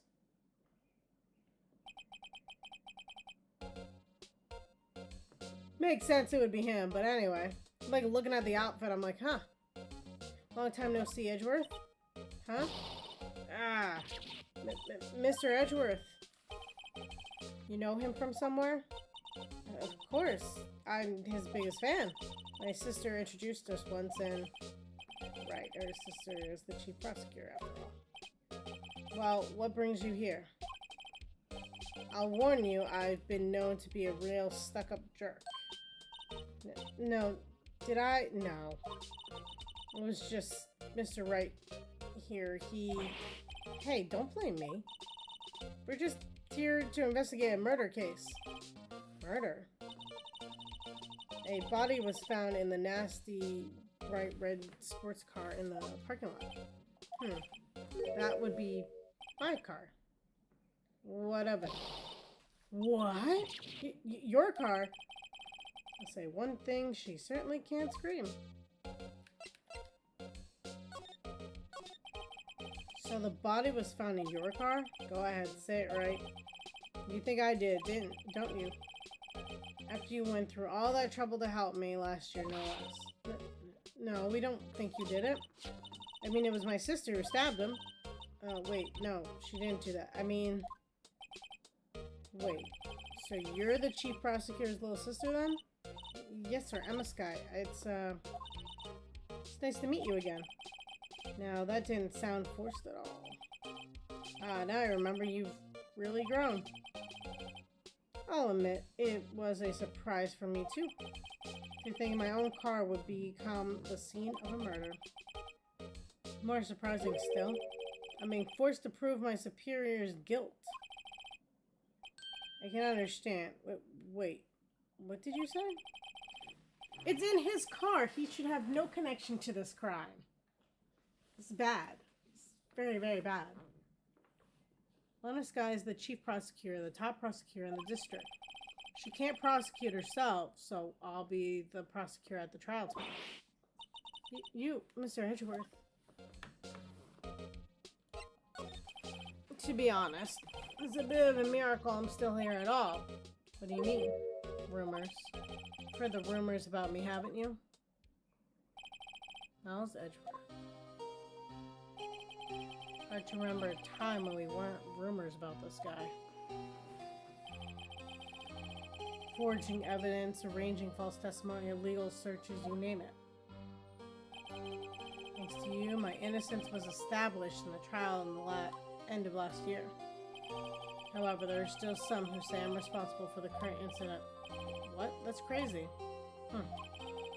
Some people need very little excuse to think ill of others. It's a fact of life, impossible to stop. But some of them even go as far as present me with toys like this. They think it's funny. Toys that burn shield? There's gotta be a story behind that one. Chief Prosecutor Sky, yes, we worked together on a case 2 years ago. It was my first big case. That's right, I remember. 2 years ago, I wasn't even a lawyer yet. Since then, I always felt that she was looking out for me. It appears I was mistaken.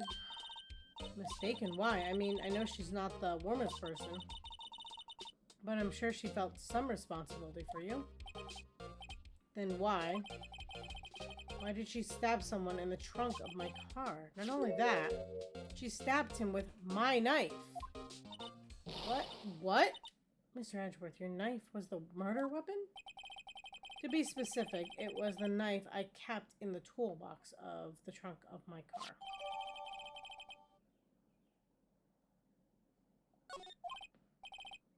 Edgeworth? What? Are you sure you didn't do it? Come on, can't you take a joke? You have the strangest sense of humor, Mr. Wright. I do.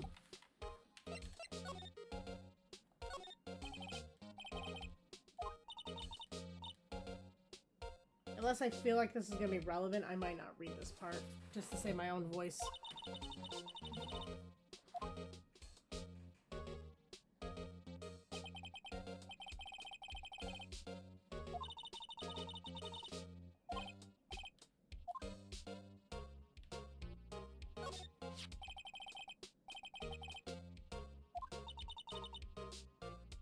Has a big K on it. Mumbles. Prosecutors, huh? What's that? It's the King of Prosecutors trophy. King of Prosecutors. It's a great honor. They send that shield to the best prosecutor each year. What? So that K, that's... K stands for King? Yeah, you got a problem with that? I didn't design the thing. King of Prosecutors. Kind of like Employee of the Month, only better.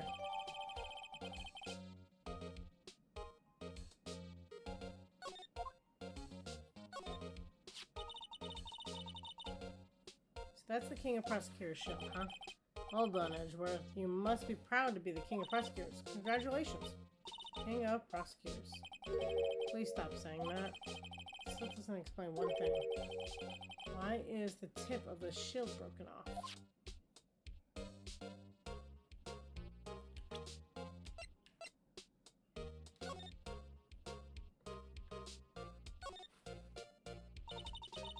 This must be the victim's blood, right?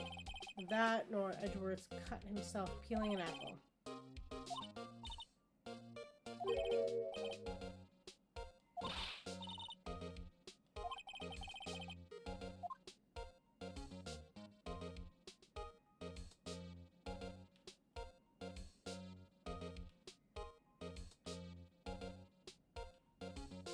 Well, not really anything on there.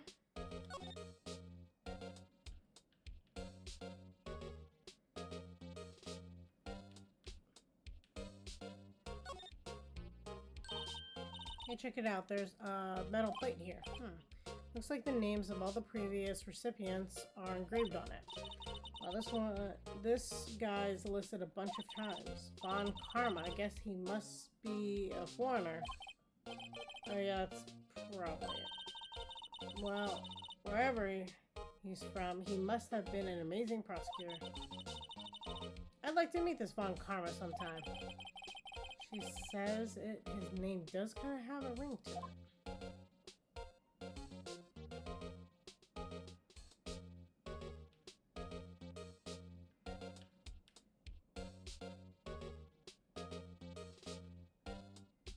It's kind of weird, there's nothing really else on it.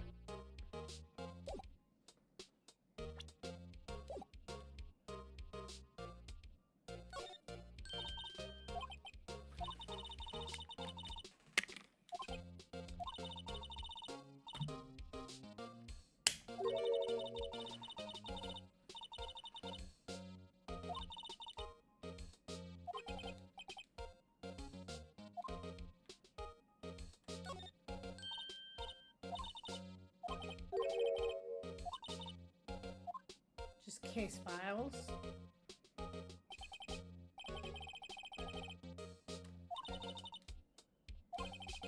And apparently we keep picturing Detective Gumshoe. Are they related?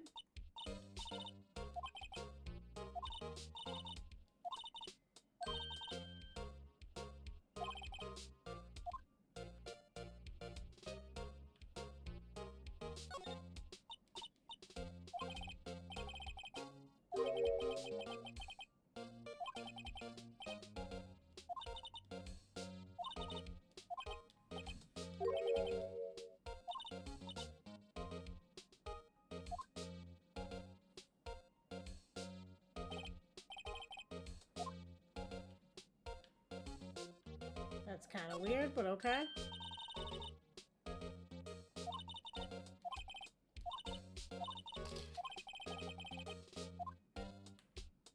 Yeah, let's just take a weird picture.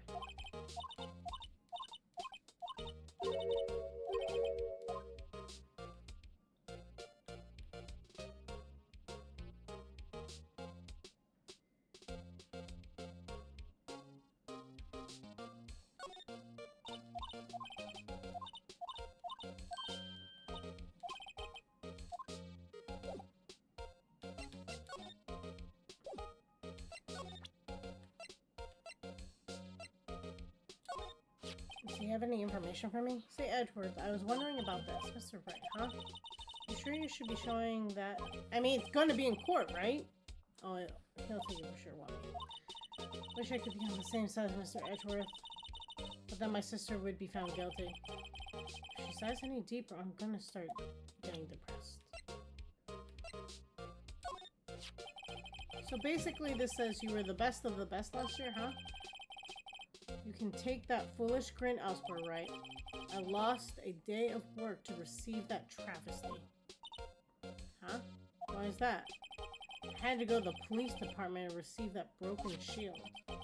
Police department? Yes. Right next to the police station downtown. You've been there, haven't you? Where Detective Gumshoe works? Yeah. I was wondering something about your shield. Why is it broken? Why does it matter? I got more important things to worry about. Oh, right. You didn't seem too concerned about this award, for better or for worse.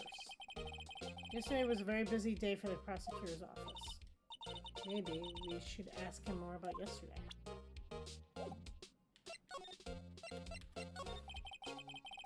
Could you tell me more about yesterday, the day of the murder?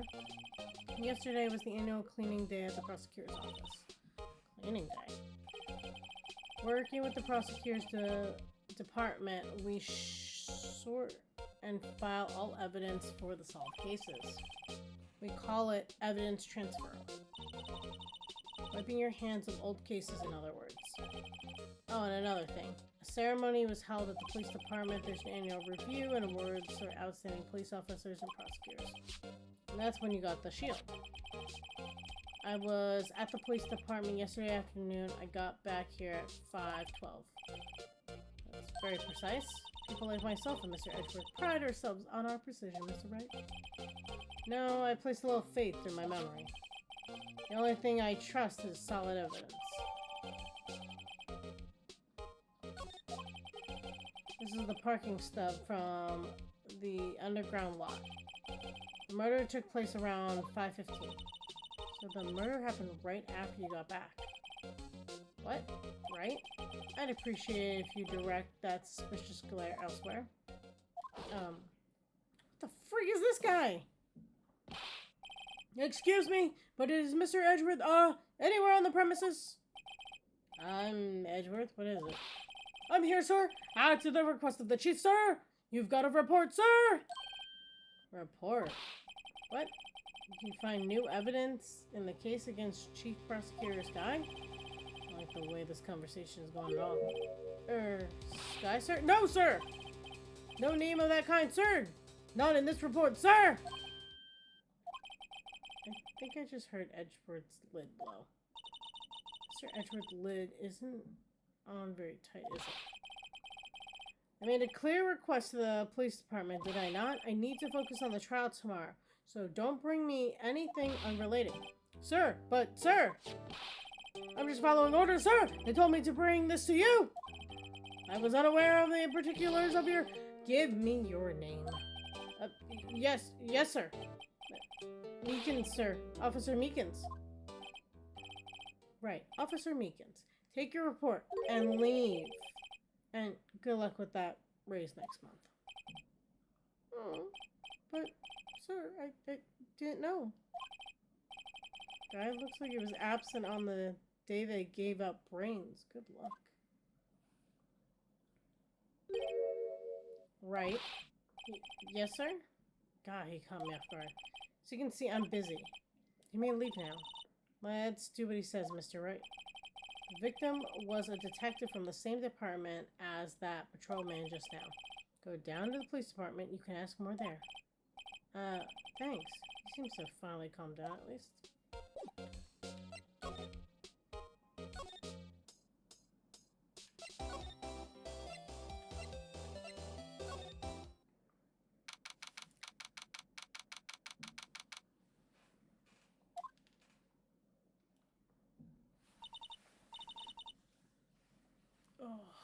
Ooh, we're finally here.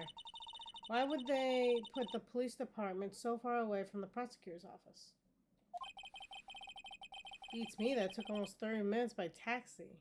And traffic wasn't even that bad. Police department, huh? It's only ever been to the criminal affairs next door, huh? Oh, what's that?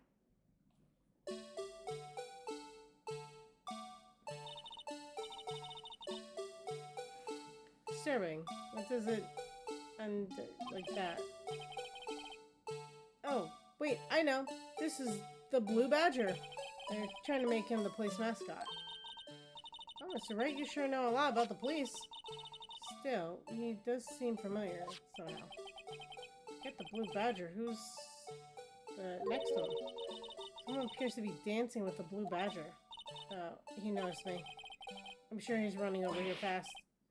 Hey, pal! What are you doing here? That's my line, Detective Gumshoe.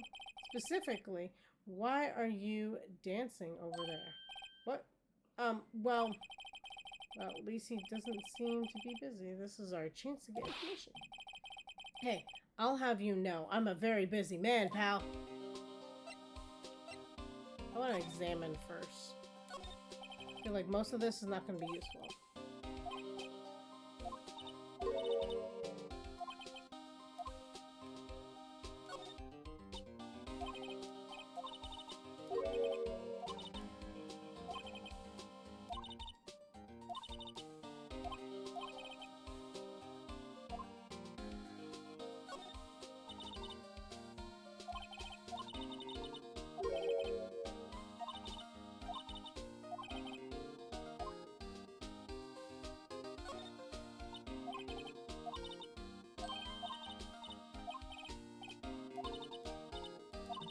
Okay.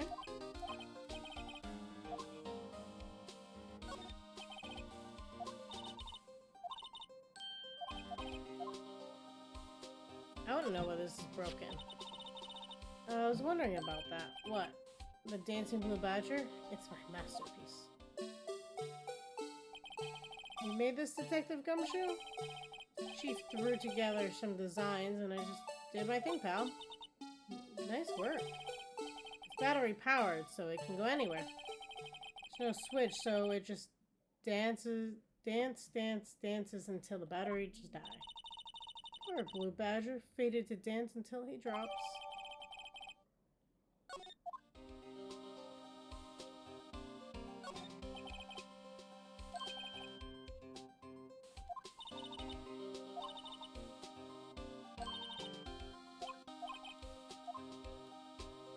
Okay. Now back to talking to Detective Gumshoe here. I'll give you one word of advice, pal. You better not agree to defend the suspect in this case. Why not? Huh? Well, it's just that the chief prosecutor has confessed to the crime. She says she summoned the detective to the prosecutor's office and she killed him. But what if she's not telling the truth? Yes, well, no. Come on, pal. There's plenty of evidence against her. But what if the evidence was faked? Well, I gotta adjust. I'm feeling a little chilly. Hey, pal. Can I speak to you for a second? Huh? Me? Why is this little girl so peeved at me? She's a relative of the suspect. She's Lana's guy's sister. Whoa, the chief prosecutor's little sister? Just please investigate this case carefully, okay? Scientifically. Yes, sir. Oh, by the way, you might want to keep your voices down. You don't want to be overheard using words like faked. Huh? Just, it's a sensitive issue with us these days. So, what are you doing here, Detective Gumshoe? Me? Oh, well, nothing really. Kicked me out of criminal affairs. Detective Gumshoe, what did you do this time? What do you mean this time? What happened? I know things are busy right now. I mean, with my sister's case and all. That's true. We've never had a chief prosecutor murder anyone before. Only the highest ranked people can be let into criminal affairs now. The lowest ranking guy in there is our chief of detectives. They're not letting any of us rank and file detectives at all. None of you? I know this is an important trial, but isn't that a little odd? So anyway, I thought I'd spend the day getting the Badger dance down pat. Isn't there anything else you could be doing?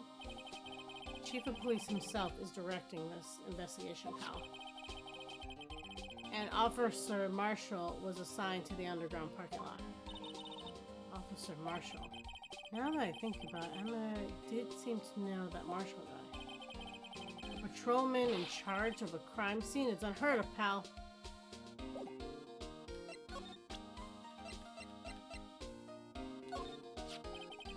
Found Mr. Edgewood's car stabbed with Mr. Edgewood's knife, huh? What would drive Chief Prosecutor's guy to do such a thing? Wait, I mean for sure, of course someone else really did it. Someone must have a grudge against Mr. Edgewood. Car and the knife do seem all too well organized to be coincidence. Poor Mr. Edgeworth, what could have happened? You have to find out a little more about what's going on with Edgeworth.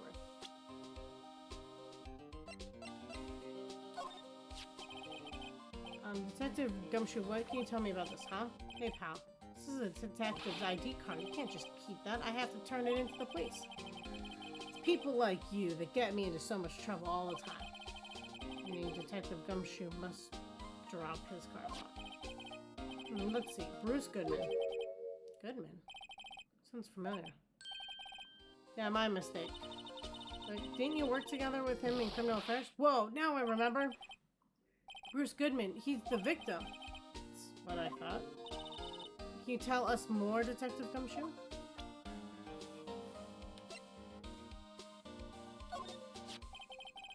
Okay, we already did that.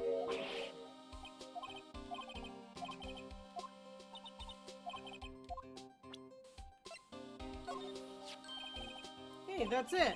That's the King of Prosecutors award that Mr. Edgeworth got yesterday. Were you at the award ceremony, Detective Gumshoe? Of course, pal. I want to know if he tells me if the shield was whole before or not. Got an award for diligence myself. Congratulations. I was wondering, why was the award a shield? And why is it broken? Oh, there's a reason. I'll tell you what it is later. I think he's forgotten. But I was proud of Mr. Edgeworth for winning that award, even with all the naysayers of the prosecutor's office. Naysayers must be because of the rumors.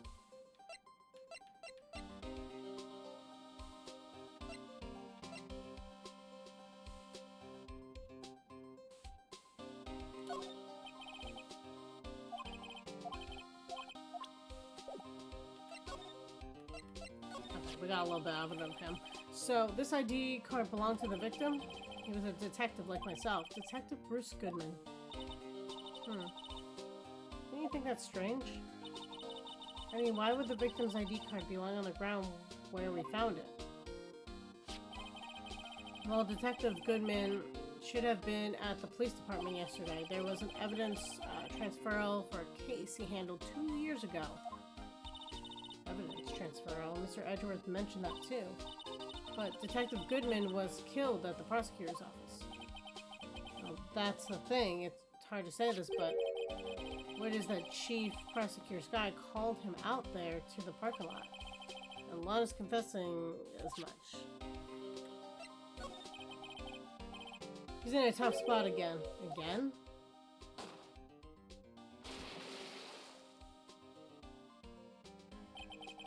Well, it all started with the murder of that defense attorney, Heyman.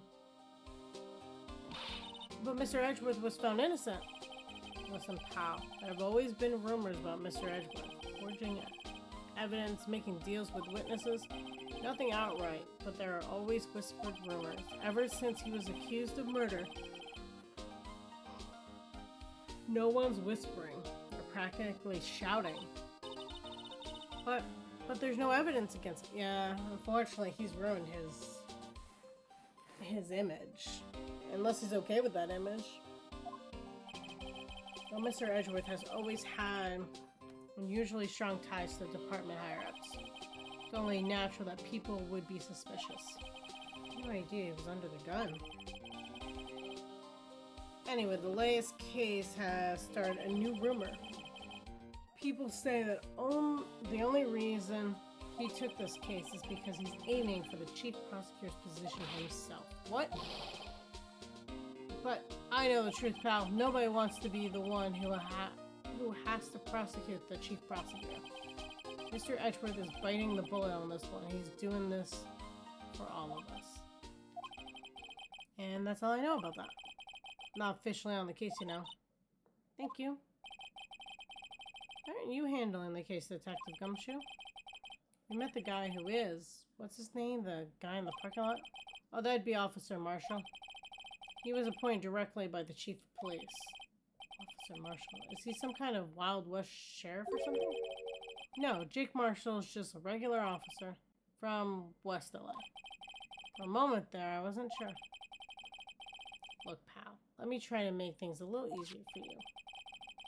Show them this, and they'll let you examine the crime scene. Maybe.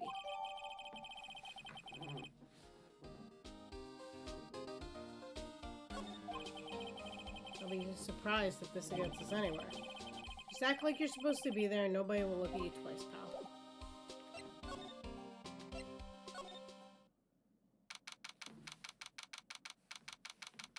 I mean, so far so good, right? Looks like the investigation is still going. I have to be getting back to the shop. Sorry, it looks like I'll be stuck in this pit till the sun sleeps. I'll see you in my dreams tonight then, baby. Oh, still here? Hello. Why the surprised looks? Didn't I mention? I got a boyfriend in the criminal affairs, too. What happened to the security guard?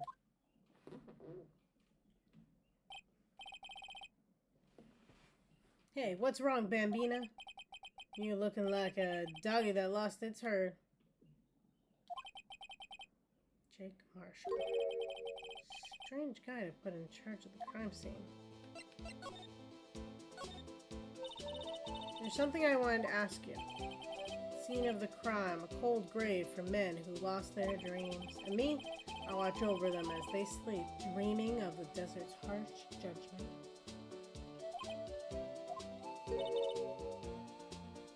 He's asleep?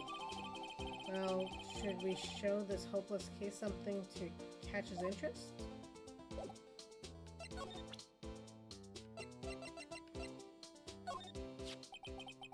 Would you mind reading this for me? What's this? I warn you, fan letters to me go right in the spittoon. Ew. It's a letter of introduction from Detective Gumshoe. May we investigate? Gumshoe. Ah, that old cow dog. He holding a birthday party or something, huh? Look. Where it should say letter of introduction, it says invitation. Ah, I think he just miswrote it. Wait, why am I getting all defensive here? No worries. This proves it's from Detective Gumshoe. Better than a blood test. Guess I'd better let you in then. Thank you, Officer Marshall. That's right. He's a patrolman, not a detective. Which reminds me. Hey, wait a sec. Isn't a crime scene supposed to be handled by a detective or higher? Well, folks, clues are calling. Welcome to our gold strike. Be like the seller. Strike out for lands unknown. Manifest destiny. Let's have a hootenanny. So, police investigations are like settling land. Well, Mr. Wright, what do you say? I say I won't be needing this anymore. Detective Gumshoe's lair. Crumpled and discarded. Officer Marshall, could you tell us more about the victim? Good men always die young. Remember that, partner. Could you be a little bit more specific? Bruce Goodman? He was a detective, right? Well, aren't you a feisty doggy there now? Detective Goodman was stabbed here at 5:15. Smiling Mandona told me the tale. I think he needs a witness. One stab to the chest, a fine piece of work. Here's the autopsy report. Died within an hour and a half, 4 p.m. Okay. Was my sister involved with the victim in any way? Funny you should mention that, Bambina. Chief Prosecutor Sky and Detective Goodman had nothing in common at all. Nothing in common? They appeared to work together on a few cases years back, so there's no motive. Goodman wasn't a particularly gifted detective. That's one reason he didn't do much work with the chief prosecutor. But my sister called the victim here on the day of the murder, right? Here to this parking lot. So it seems like calling an unarmed man to a shootout at high noon. I don't mean any offense, but Officer Marshall, you're a patrolman, right? Not a detective? You calling me out? They shoot you for that in Texas. Huh? I was one of them fancy shoe detectives till 2 years ago. To tell you the truth. Oh, really? Now he tells me. But you're a patrolman now, so how can you be in charge of a crime scene? Nothing gets by you, does it, Bambina? So why are you in charge? No reason. We're just shoring hands right now. I'm keeping an eye out in the meantime. That's all, though. Detective Gumshoe was saying he had nothing to do, nothing important at least. He's nothing but a sad old cow dog who can't find his own tail. Maybe it's because he runs with that Edgeworth, eh? Edgeworth? That cow dog's been kicked out of this cattle run by order of the chief of police. Just, he don't realize it yet. Detective Gumshoe kicked out of the investigation?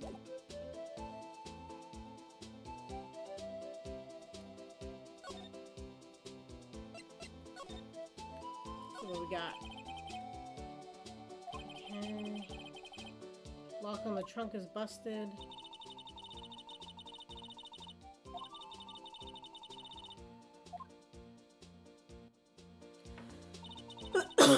Quite a luxury car, just screams, I have money to burn. Yeah, prosecutors get the big bucks. B blocks through here, that's where the visitors park. I can see the Lunchland car over there, far in the distance. Hey, you're right, I like the cute design on the door. I can see a cartoon cow munching down on a juicy looking steak. Doesn't that strike you as a little creepy? Just don't think too deeply about it and you'll be fine.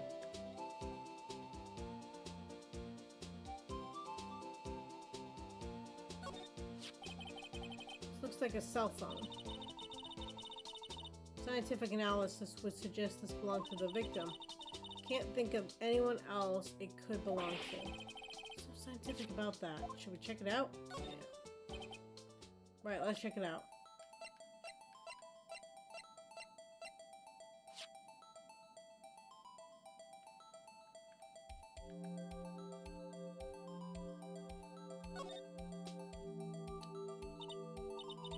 This one's still on the redial screen.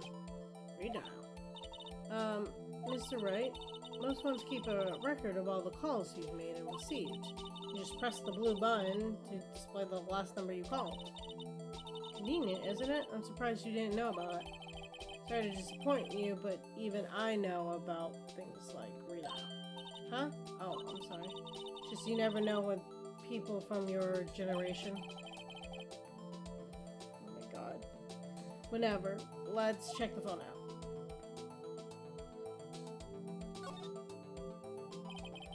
Now let's see who the owner of this phone called last. Note to self. A defense attorney doesn't think first. He just presses the button.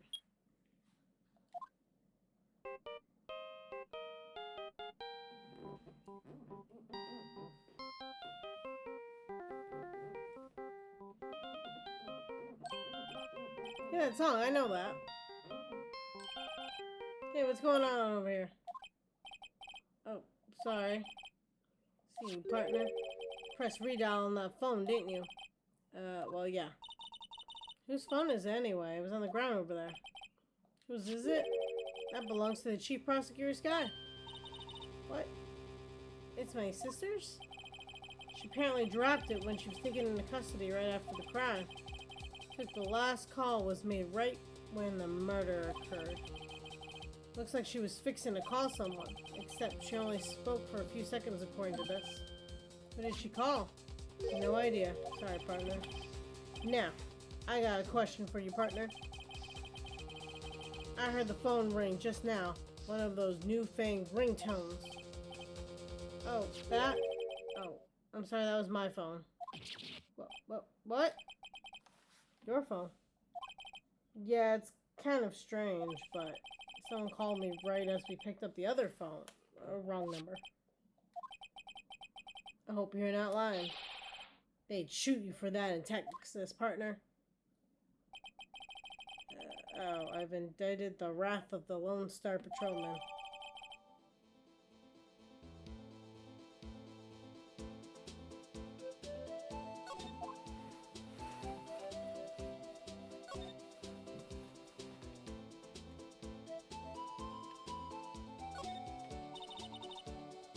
This rope, is it? Yep, they laid it in the outline of the victim's body. Why? So wait, the victim must have died when the killer closed the trunk on him. You've got the only person I know that would come to that conclusion. What's this? Looks like a note of some sort? Look, something's written on it.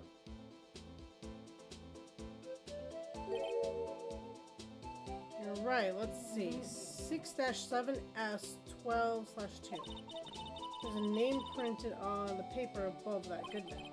Maybe he fell out of his pocket when he was killed? Well, so what does it mean, Mr. Wright? How am I supposed to know? Note to self. For detective reasoning, go to Edgeworth, not Wright.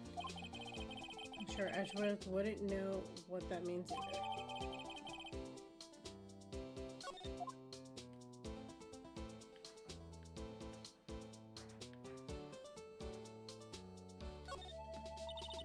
A block. This area is reserved for prosecutors. Defense attorneys are relegated to B block. I dream of a day when they'll be able to park my car here. I'll go over the B block to buy some hamburgers for you, Mr. Wright. I don't plan on giving up my job that soon.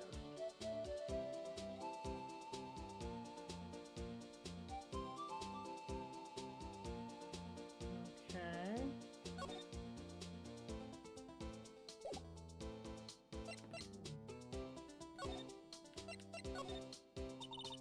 So there's no connection between Detective Goodman and my sister. That's correct, but there's a gold mine of evidence against her. And the prospector tomorrow is none other than Edgeworth himself.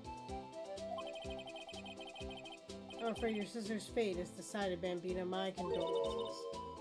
Officer Marshall. Yeah, Bambina? How can you say that? You and my sister, you were... Is there something between this cop and her sister that I don't know about? I apologize, Bambina. Something must have gotten to me.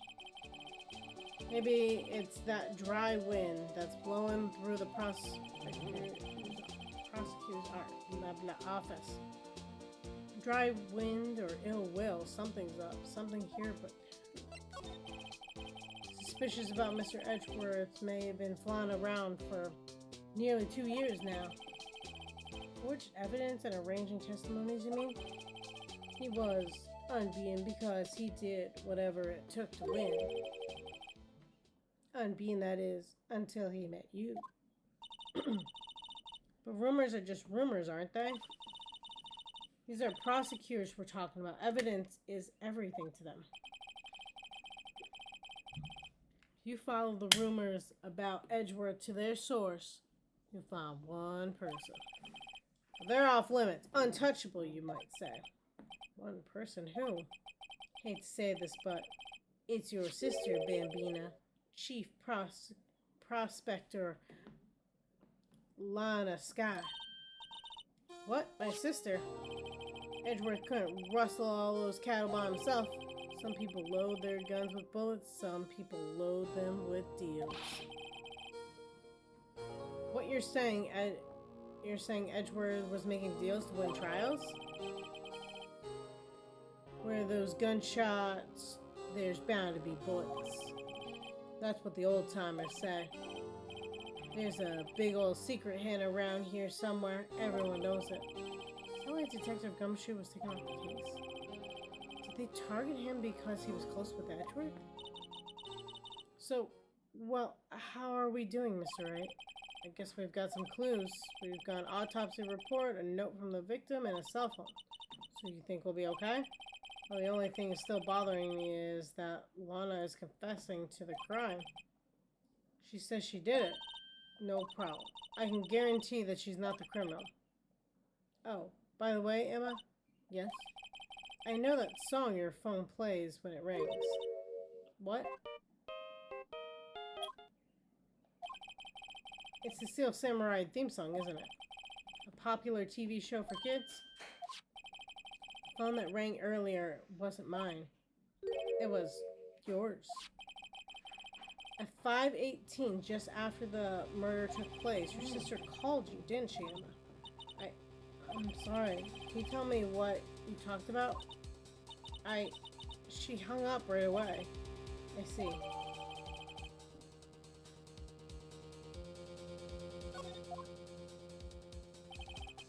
A detective is murdered and a suspect is the top prosecutor in the district. I've got a bad feeling about this. Like, maybe I still don't know everything that went on here.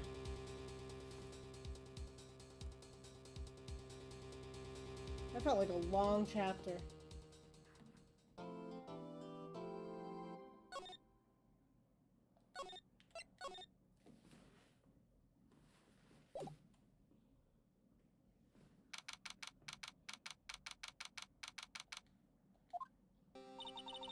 How did the investigation go yesterday, Mr. Wright? Frankly, there's still a lot of gray areas. Speaking of that, before you do that, I want to look at something. Can I look at this phone more or no?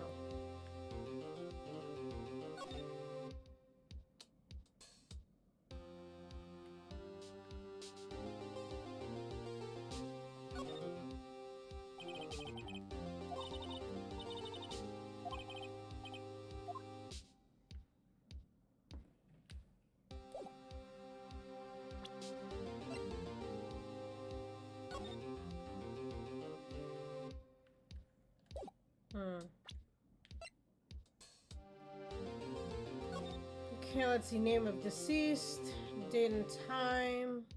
Between 4 and 5:30. Cause of death, loss of blood from chest wound. Assessment wound was caused by a 4.5-inch knife. A single stab wound was found. How long is this knife? Do I have a way of measuring this?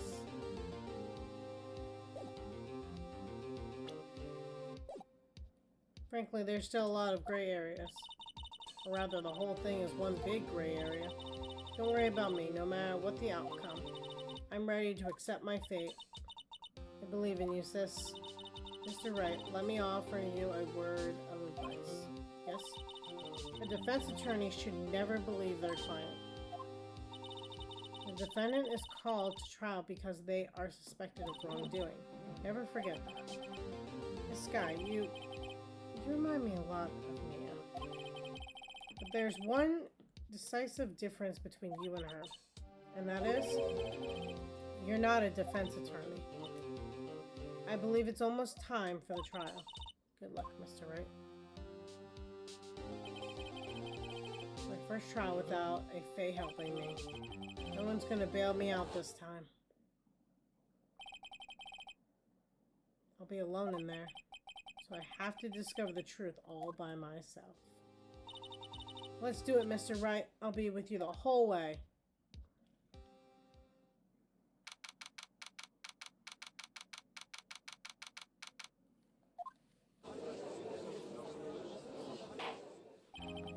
Court is now in session for the trial of Miss Lana Sky.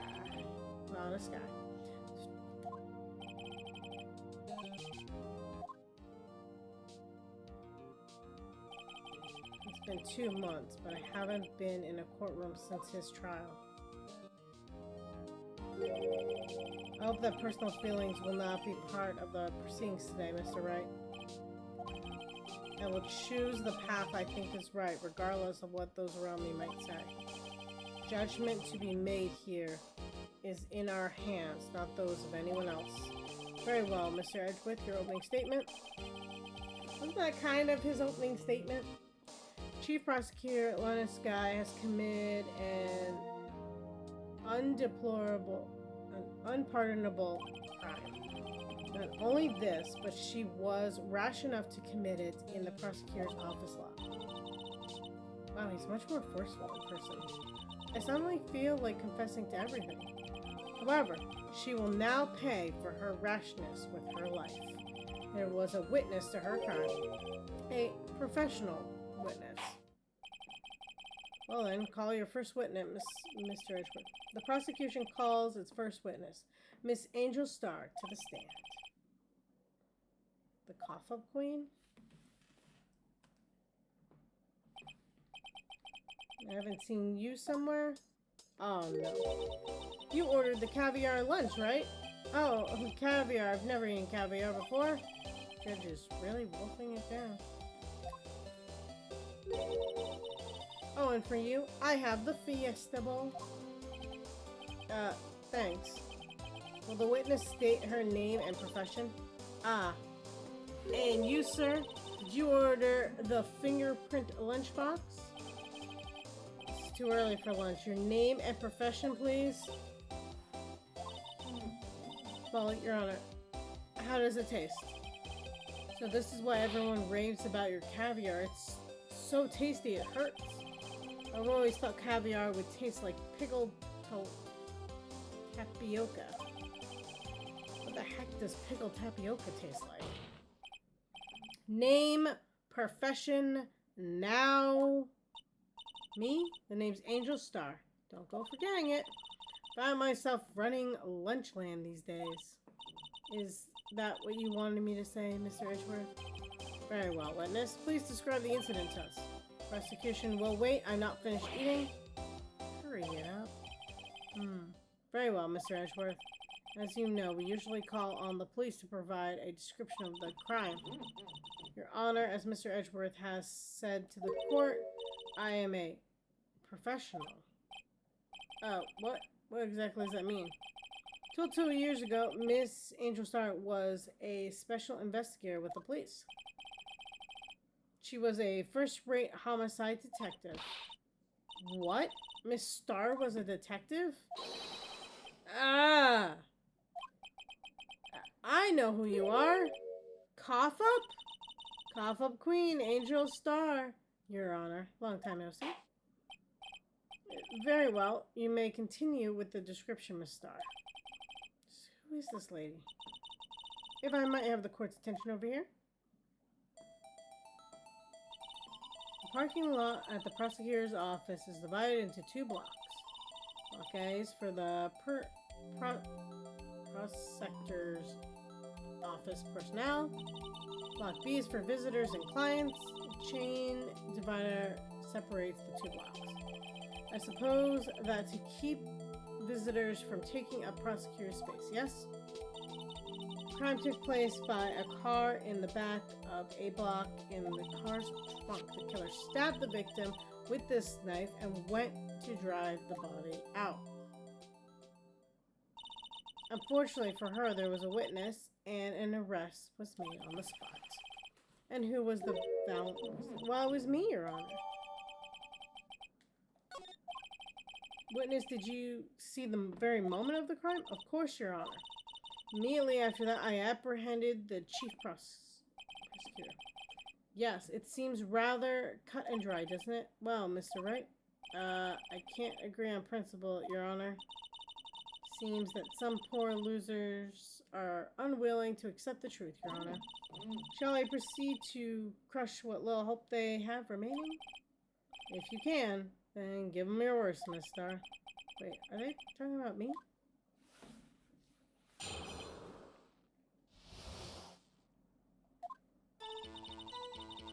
Somehow I always knew the day like this would come. It was on my way to deliver a lunchbox to my boyfriend. Then I sensed something. Perhaps it was my finely honed detective intuition at work. Through the wire fence, I saw the chief prosecutor standing next to a garnished card. Chief prosecutor was holding a knife in her right hand, and she thrust the pointy tip of the knife into Detective Goodman's chest.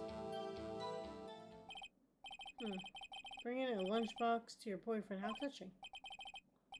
As you can see, there's no room for doubt.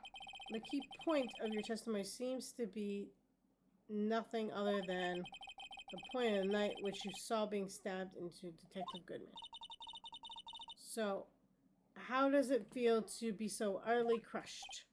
I'm still thinking about that. It's merely a flesh wound, Mr. Wright. Very well, Mr. Wright. You may cross-examine the witness. I feel like I need a press. I feel like she didn't give me anything. How did you know? I respect the prosecutor's basic ignorance of crime, and yet the methods are ugly and twisted. Twisted methods will always lead to tragedy. The lunch lady's uninformed opinion is duly noted. Given that they are used to erasing inconvenient evidence at their whim,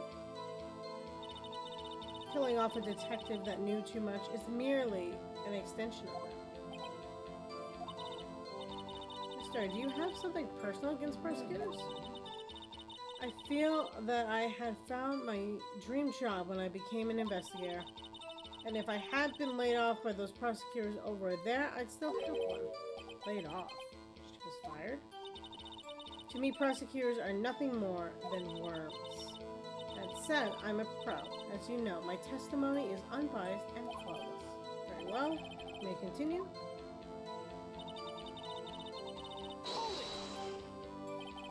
This boyfriend, he's the detective?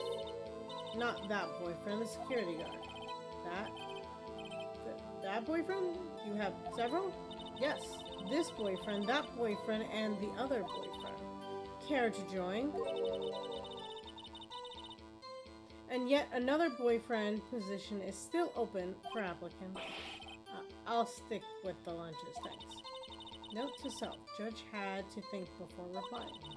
The security guard room is in the lot in A block. It's up on the second level so you can see everything from there. There's a wall. That would be the room with the security sign.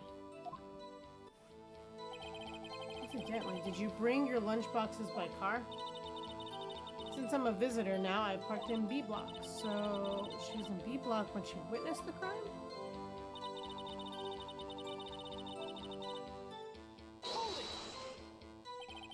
You sensed something, so you're saying you had a premonition of the murder? Felt like, how would you say? Oh yes. It was like feeling you get when you view a pumpkin chock full of seeds. I have no idea what that means. Speaking of a detective's intuition, wasn't the victim, Mr. Bruce Goodman, also a detective? Yes, well, he was like a young cheese. A young cheese? A pale white cheese, not yet tangy with the experience on the streets. A greenhorn. And I must be hard, yellowed, and sharp as a tack. Yeah, with the odor of an old cheese to match. In any case, there in the lot, I felt something stirring in the back of my mind.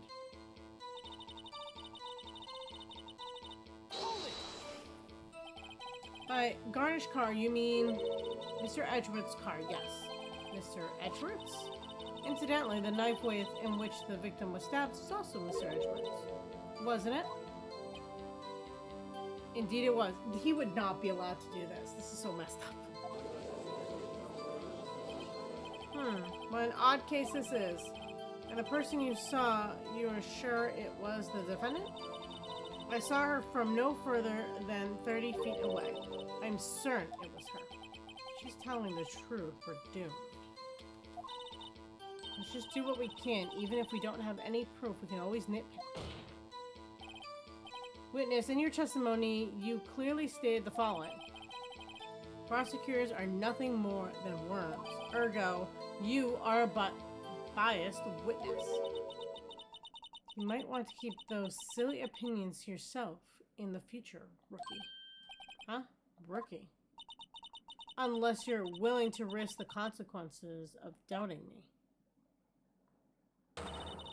I'll fry you like a fritter, crispy on the outside, chewy on the inside. That was inspiring. I believe I've heard that tagline elsewhere. Could cry plagiarism.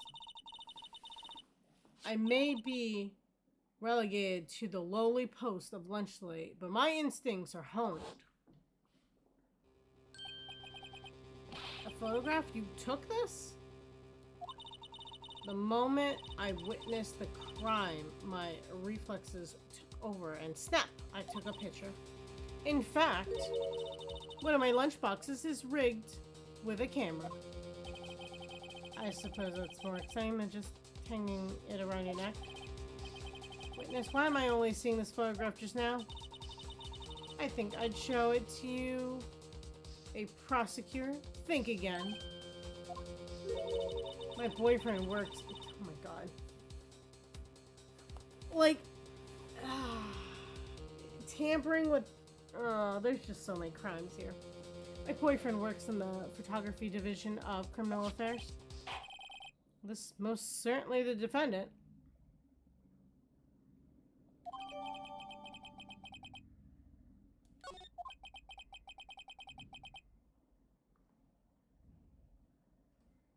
Oh, that's mistakenly Lana Scott. Where's the other barrel?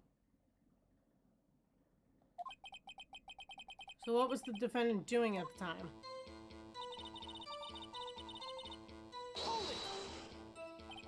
Tell me more about this knife that the suspect was carrying. Well, I'd say the blade was about 4 inches long. Is that right, Mr. Edgeworth? It is your knife, after all. Yes, that's about right. Prosecutors are by nature well versed in the location of men's. I'm sure it was easier than boiling an egg for my egg salad surprise set. You can't testify to her ability to kill an egg. I mean, a person. Perhaps a chicken salad set would have been a better metaphor? So the defendant was holding a knife. What then? Then she thrust the pointy tip of the knife into... I already know that. Tell the court, why didn't you try to stop this crime? You did see her raise the knife to strike, no? The defense has a point. Eventually, by the time I realized what was going on, it was already too late. Too late? Yes, the next moment, the chief prosecutor brought down the murder weapon. I see. It's only a flesh wound, Miss Wright. We can make it. You said that before. Anything else? Scientifically speaking, Mr. testimony is false. Sounds pretty failed to me. What do we do? Is this it? Is my sister guilty? Just keep our heads cool and press the witness a bit, shall we? For some reason, having her panicking next to me makes me calmer. Don't smile like that. Okay. One of the things that she says is that the knife is about 4 inches. But the murder weapon, it said it had to be 4.5?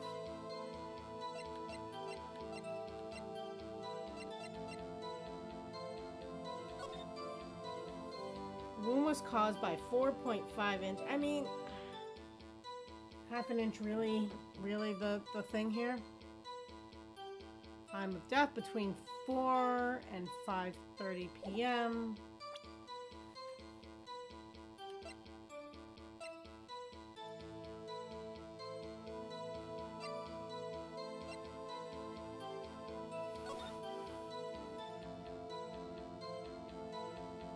Like, she's got blood on her at this point, which, fine, and she's got gloves, so that speaks for the thing, but the barrel's missing, and where's the knife? Why is it not in her hand?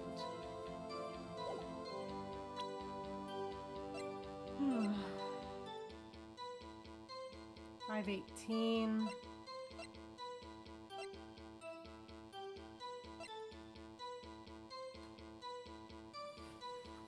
He entered at 5:12.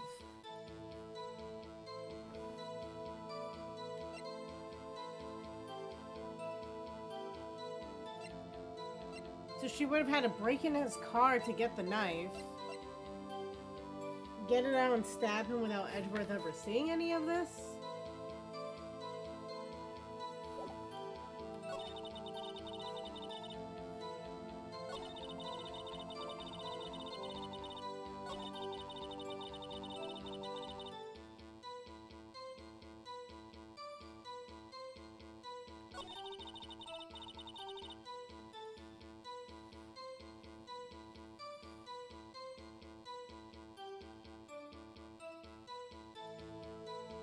But there's no blood on the phone. There's so many different ways I could go here.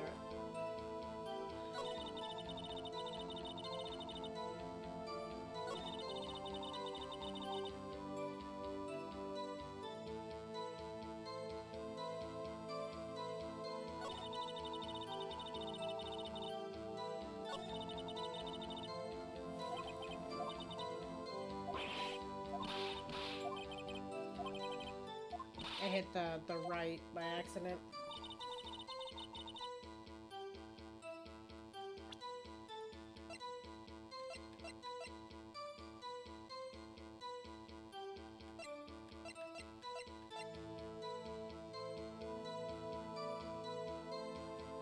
Objection! Oh. That's not what I meant to bump.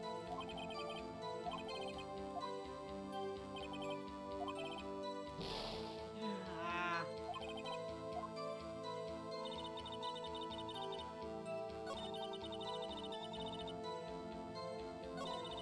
Wait. Why is she delivering lunch at 5 o'clock at night? I mean, if he has a night shift, 5 o'clock can be a lunch period.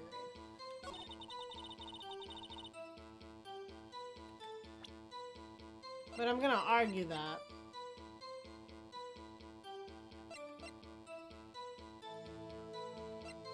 How do I argue that?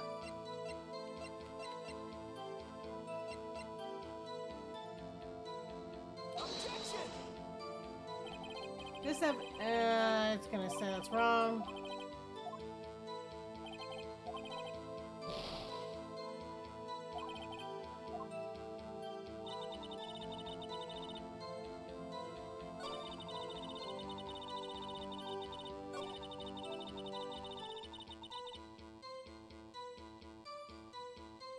But she wasn't standing next to the car, she was standing behind. How, like, specific are we gonna get here?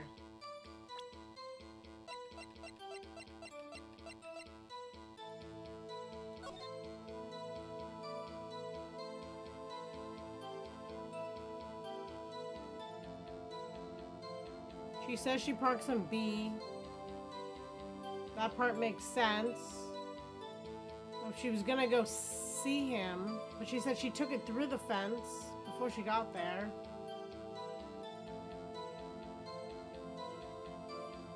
Is there a way to get to the security room from B?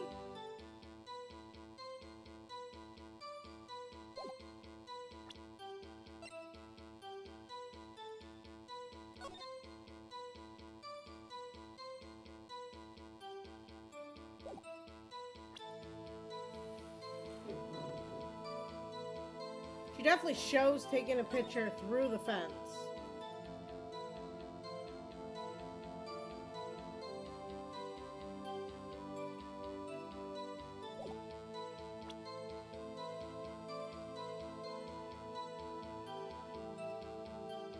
Objection! I feel like I'm gonna lose here.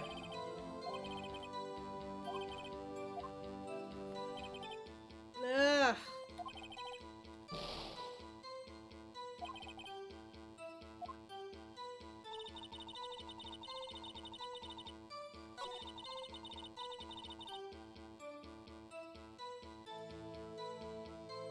Maybe the fact that we don't see the knife in this hand? Based on her own picture?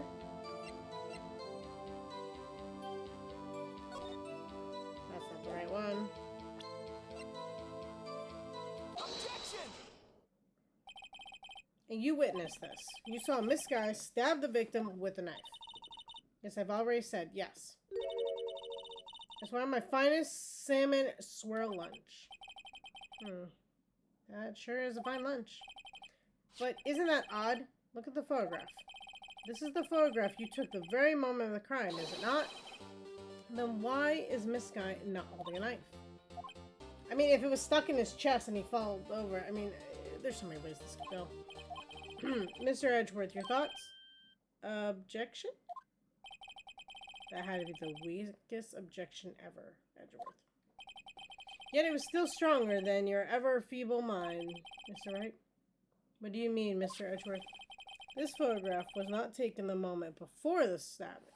This was not taken the moment before the stabbing. This was taken the moment after the stabbing. Objection! And how can you tell that? Blood splatter. See the dark crimson stains on the chief prosecutor's coat? That's a black and white photograph. Yes, it's hard to tell, but this could be blood. Well, Mr. Wright, I see no problem here.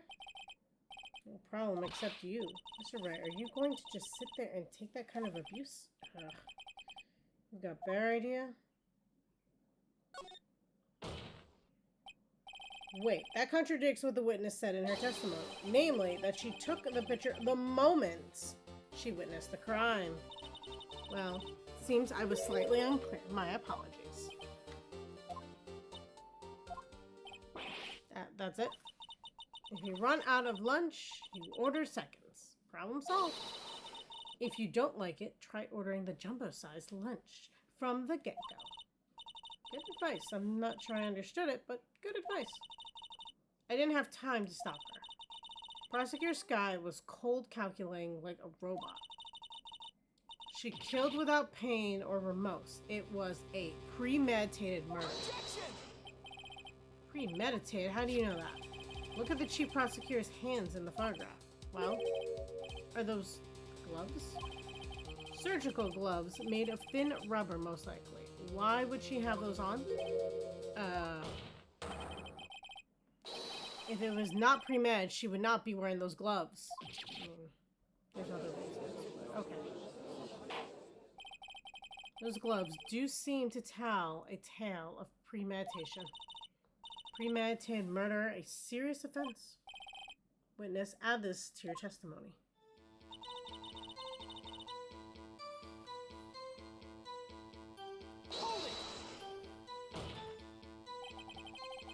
What if she was just in the habit of wearing gloves, like driving gloves? The gloves were admitted as evidence when the defendant was arrested. They were rubber gloves of the kind used for autopsies. In other words, when the chief prosecutor came to the crime scene, she came to do murder. It's the only possible conclusion one can make. Everything was planned. It was a premeditated crime. Impressive.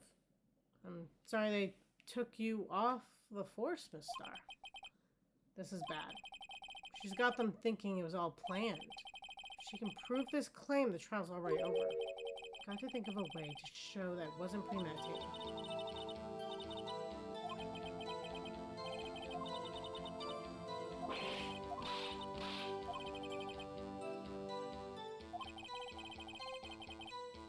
And then it's just repeating. Well, we already know.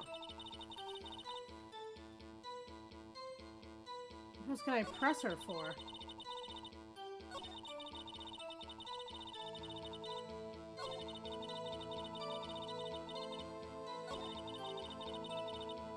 I repressed her here.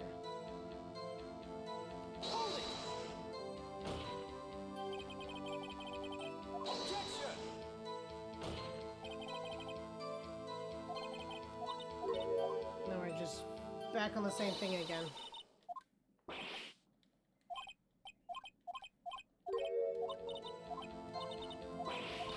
Okay, we gotta think this through.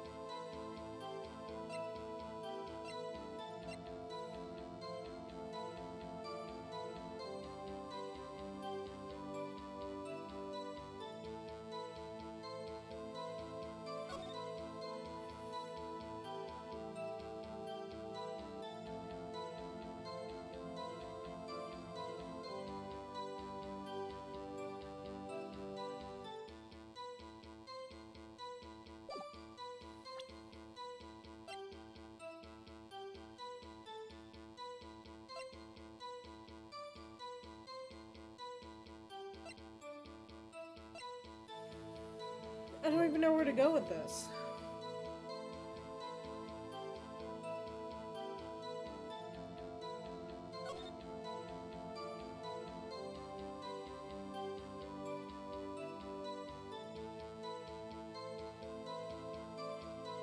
What would prove that's not premeditated?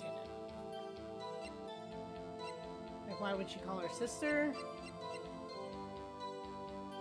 She couldn't have known the exact minute that Edgeworth also parked, unless he's a creature of habit.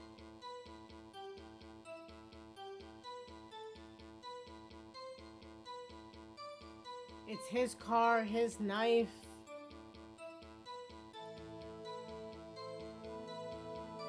It's premeditated.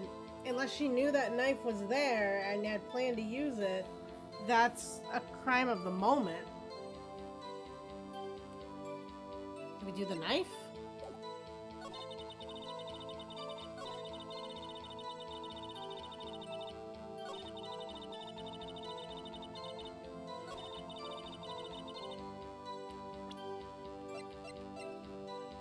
I feel like it's either the knife or the parking stub. Like, she couldn't have planned it wasn't her car.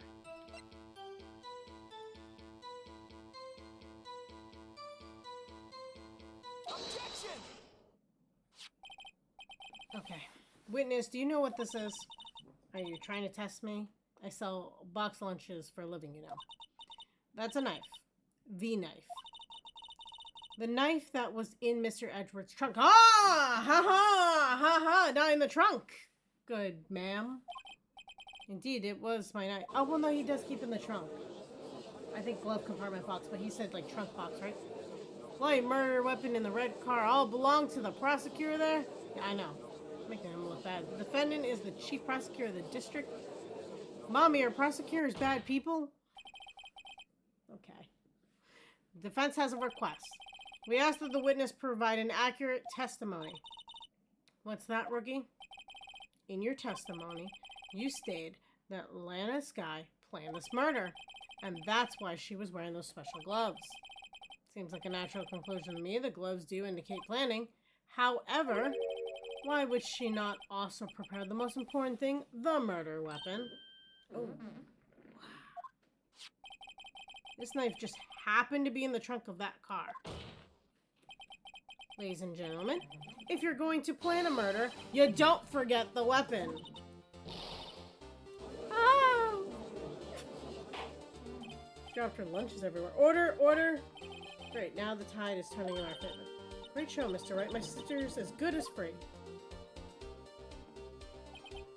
Right.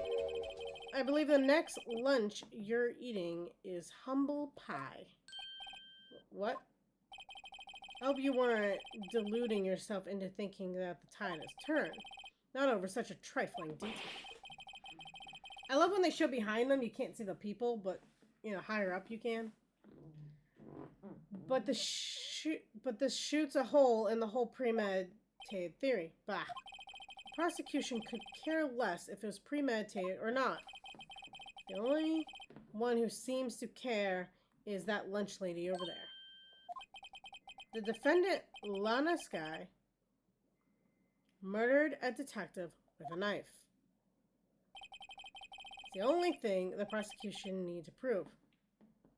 I mean, first-degree murder is very different than second-degree murder. I'm just saying. Nothing else. Very good, Mr. Prosecutor. I suppose you think you're clever now? But you know as well as I do that she planned on killing him. It was planned. If it wasn't, why would she have been wearing... I believe I'd like to hear your testimony again. Witness, please tell us only what you saw, not what you thought. How dare you? My powers of deduction are not to be underestimated. Really now.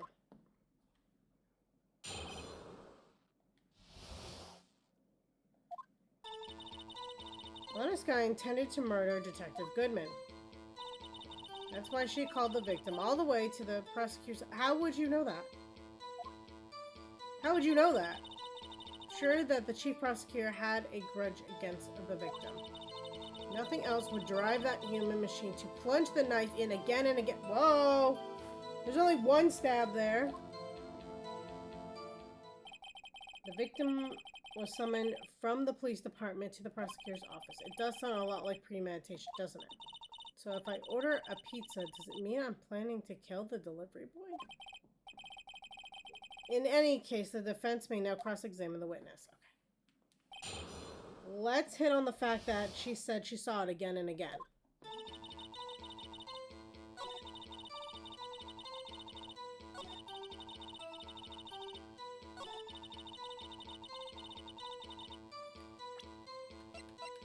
Based on the autopsy.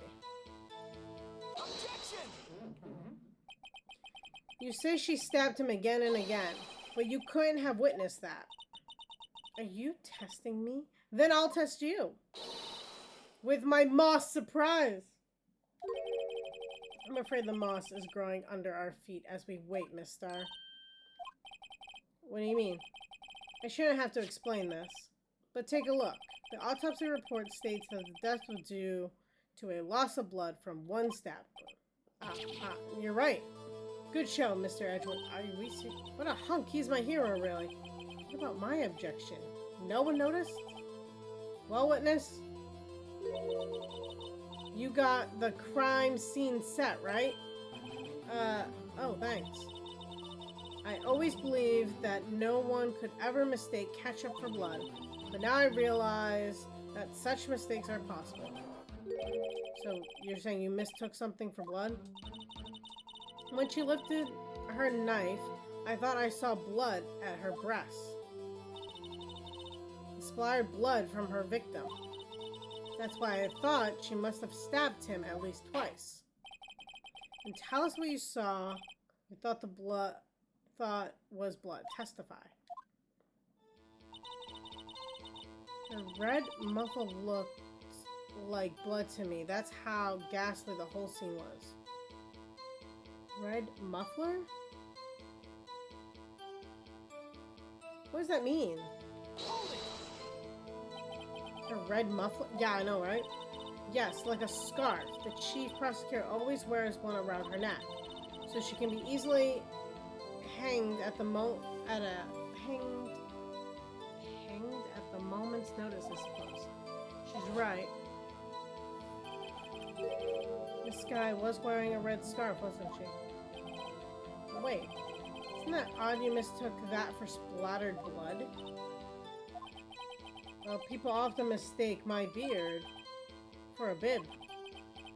Judge with a bib? That's why this place feels so much like kindergarten sometimes. Actually, I do think I saw some traces of blood on her chest. However, the autopsy report is clear on this matter. There is only one knife wound. Apparently, Miss Starr isn't entirely sure of her own testimony. Mr. Wright, this is our chance. Chance for what, I wonder? Miss Starr has turned out to be as short-tempered as she looked when we met her. Challenging her abilities as a detective really set her off. Short wick burns out the fastest is a scientific fact. I wonder, wouldn't it depend on the size of the candle? I mean, add more wax and even a really short wick can burn longer. Obviously, more scientific testing is required.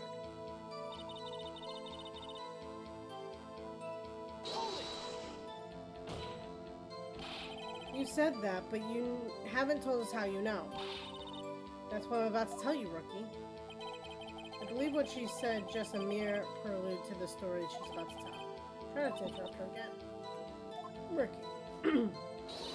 Never interrupt a storyteller. It's like pulling a bun out of the oven half-baked. Those are really good, though. Like half-baked bread.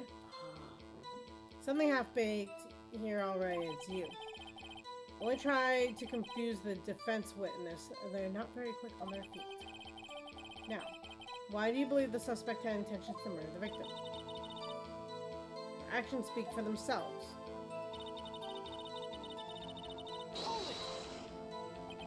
You have no proof that Miss Guy called him there. You have no proof that she didn't. Miss Edgeworth's thoughts? There's no record of a call made to the defendant, Miss Lana Sky's phone. She might have written him a letter. Come on, you could have tried a public phone first at least? In any case, the victim came to the prosecutor's office where he was murdered. I'm sure you had a reason to be their witness. Why do you think it was the suspect who summoned the victim that day?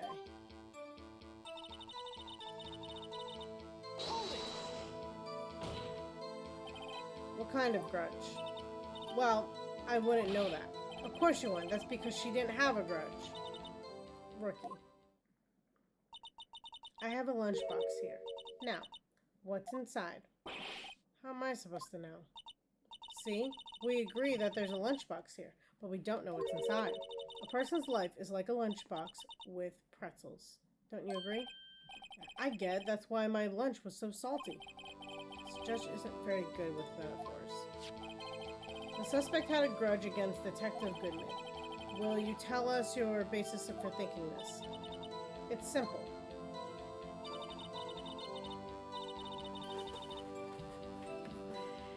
Okay, now we're back to here.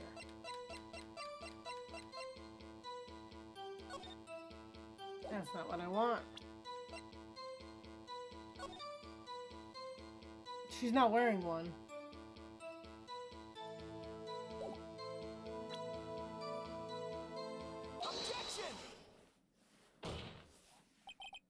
Miss Star, I demand an explanation. Witness is clearly not suited for detective work. What?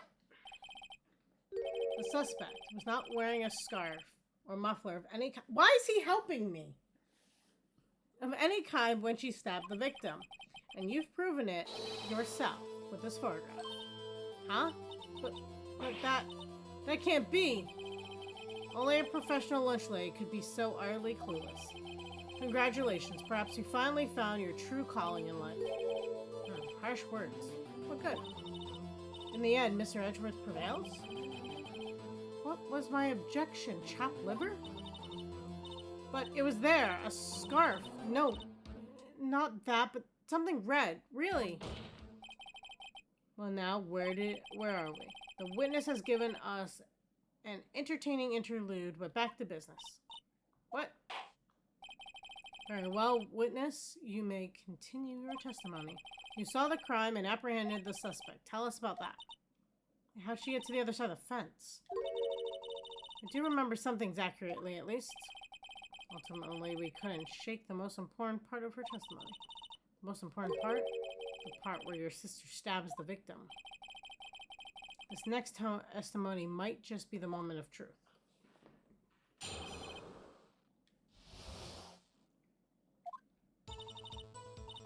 After the murder, the suspect attempted to run behind a partition off to her side. I quickly caught her, explaining her rights to her, and arrested her on the spot. How did you get to the other side of the fence? Ah, yes. When I arrested her, she mentioned the muffler. That's what had confused me in my earlier testimony. The chief prosecutor made to escape by against Angel Star. Resistance is futile. Quite determined about this scarf, aren't you? I strike like a snake and bite like a cobra. That's me, Angel Star. Wasn't a very good metaphor. First of all, a cobra is a kind of snake. Don't bother me with details unless you want to get bit. No thanks. Note to self, Mr. Wright is weak against poisonous snake bites. The chief prosecutor tried to resist, but her efforts were in vain. She knocked my hands aside, knocking over an oil drum. An oil drum? Hard to imagine. Oh, she's beautiful, but deadly. The predator, this one, a leopard woman, rar.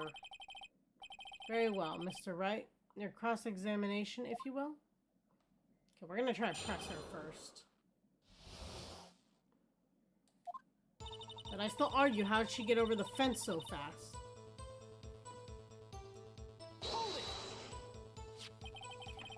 So where is this partition on the floor plans? I'm sure she means this wall next to the car. That's right. There was a wall there about 6 feet high. She was obviously trying to hide herself. Quite a natural thing for a criminal to do. What did you do then?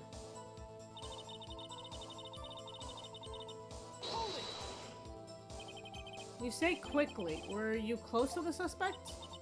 As I just said, I was only 30 feet away from her the whole time. Yeah, but there was a fence in the middle! Maybe I should press for more details. I like to see this on the floor plans just to be safe. The lunch lane car was... She was a visitor, thus she was parked in B block. So you witnessed the murder from here. That would make it about 30 feet away from the car, yes? But there's no clear way to get there. Is that correct, Miss Star? Yes, that's right. But there's a chain link fence in front of you. I mentioned this 15,000 times. I went over it, of course. Went over it? Amazing, the cough of clean lunch lay athlete indeed. It would have taken her a little time to climb over the fence, so she couldn't have gotten to my sister that fast. Yeah, that fence was about 9 feet high, too. How did Miss Sky not get away?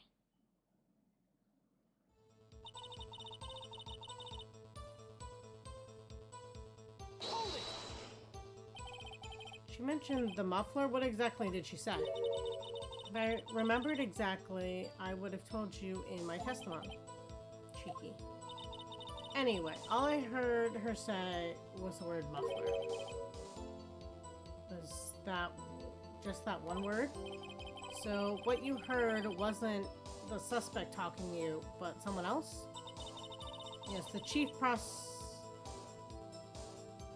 prosecutor was talking on her phone.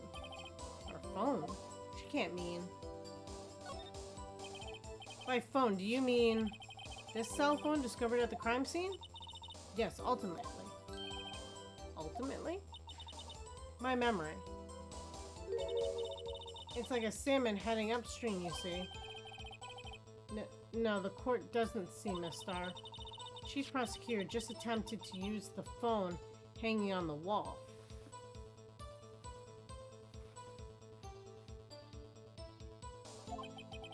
On the wall? That's right. It's right near the car. There's an emergency phone on the wall. Apparently it was out of order. And so she used her cell phone. Indeed, the emergency phone was out of order that day. Good witnessing, witness. Good witnessing. Whatever happened to good testifying? You should, of course, add this to your testimony. The things I do to please the rookie defense attorney.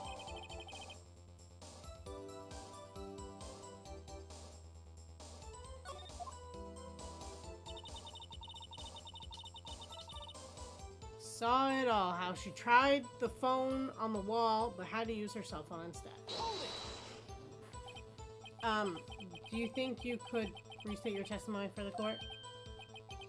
Hi, I was going to ask the same thing. I'll only say this one time, rookie, so listen close.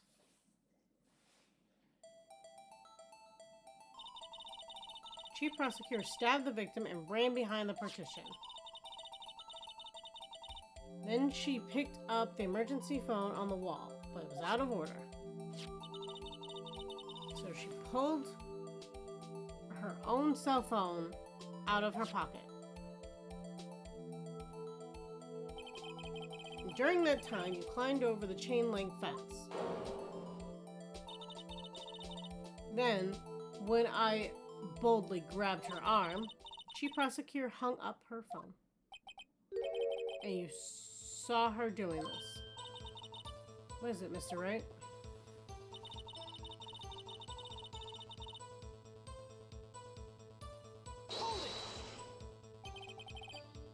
She made to escape. Could you be more specific?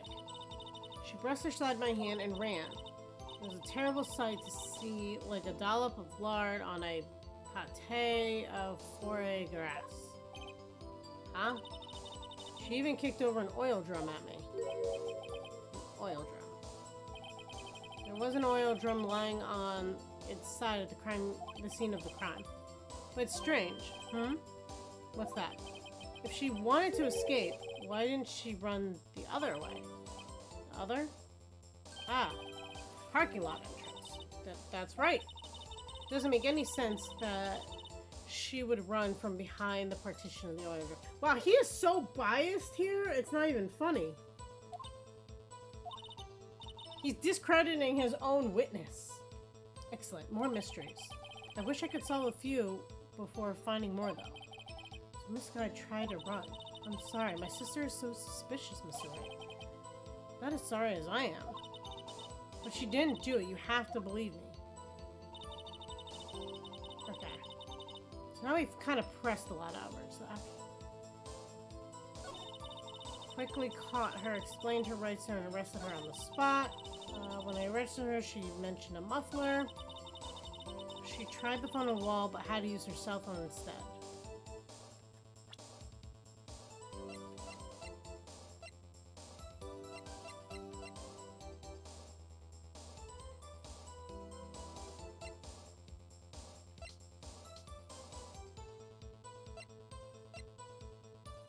I feel like this isn't gonna help me, this is gonna hurt me.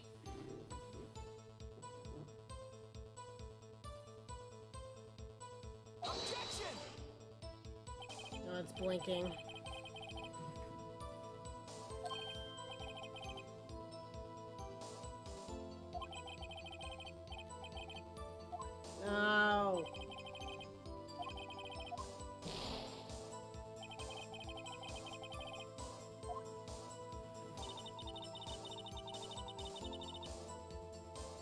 Okay, we have 2 left, and to avoid replaying the chapter, what are you guys thinking? What makes the most sense here?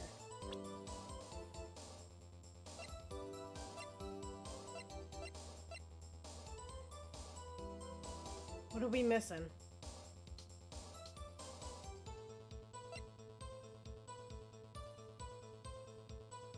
I thought maybe it had to do with the phone, but it's not the phone.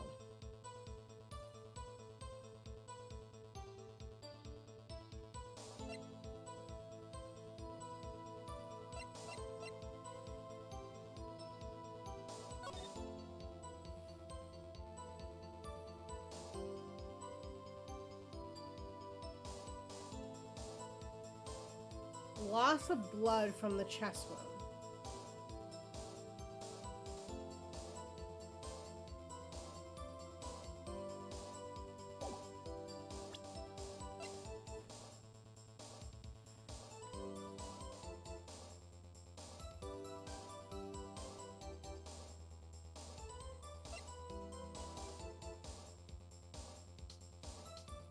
But why would she call her sister then?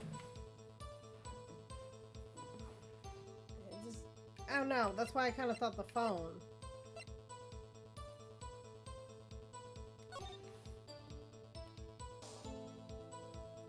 This woman climbed over a 9-foot fence.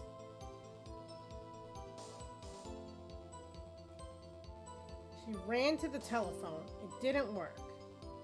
So she ran back. Didn't run out of the exit. Tried to knock over the thing.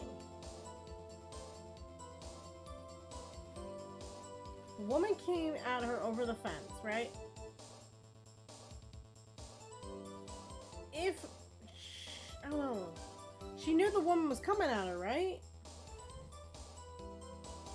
But yeah, why would she run back towards the car and knock over the drum instead of running out if she was concerned about getting caught?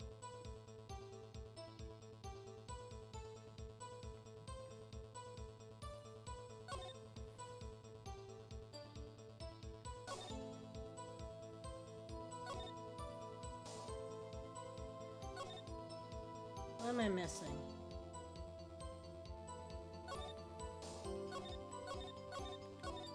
I still don't know how she climbed a 9-foot fence. Well, I mean, if she was a detective, I can go with the fact that she had some type of cop training, so she was built. She climbed over.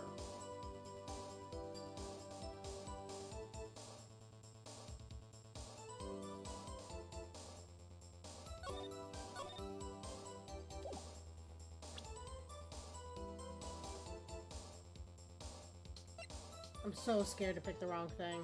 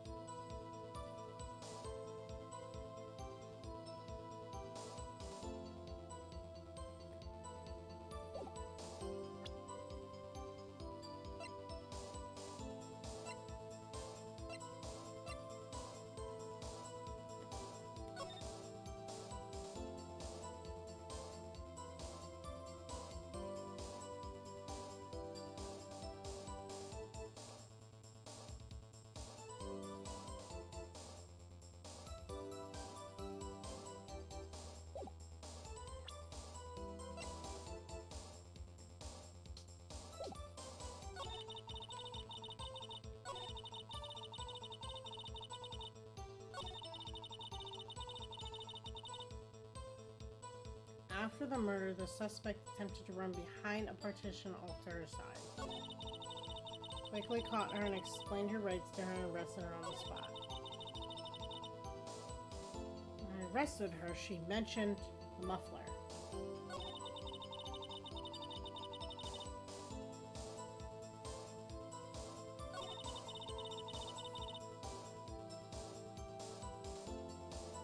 Why would she mention the muffler?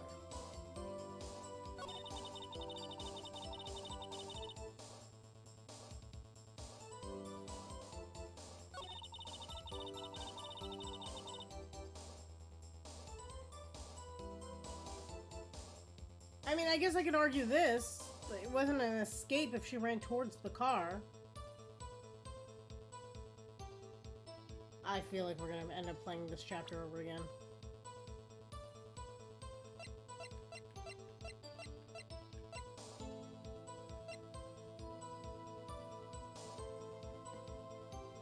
Objection! Yep.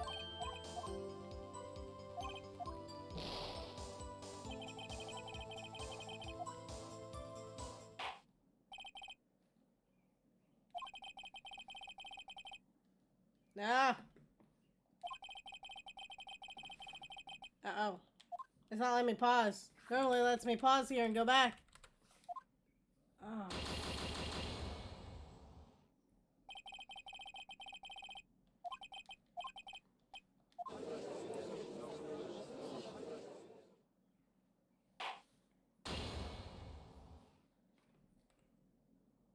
No!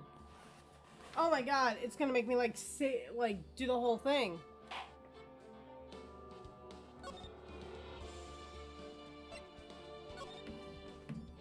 Oh my god, it wouldn't let me. Okay, it does let me go back to here.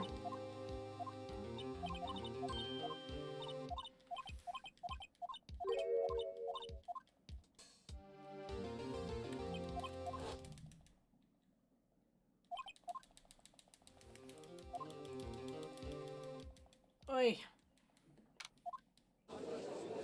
I don't know what else I could have picked though.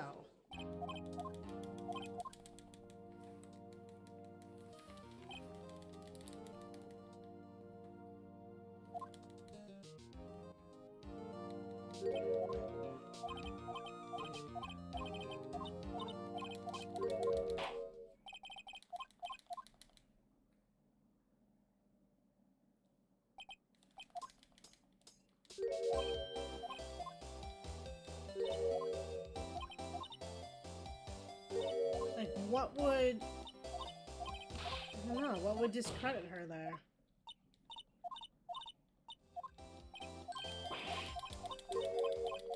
These long pauses in between are killing me. Like, I just can't tap through a pause.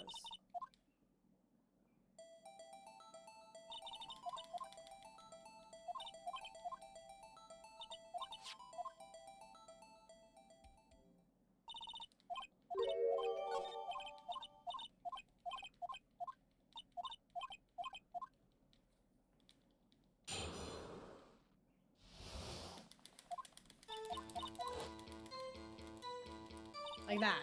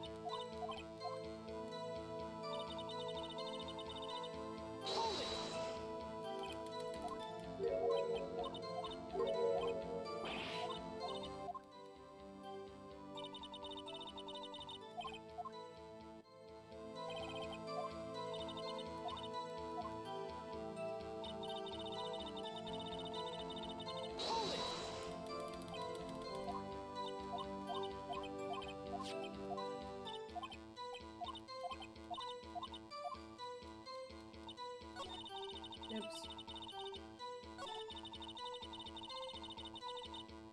Oh wait, I don't need to go through all of this, right? Because I can just present... Oh wait, I don't think I have her photo yet. Yeah, I don't have her photo yet.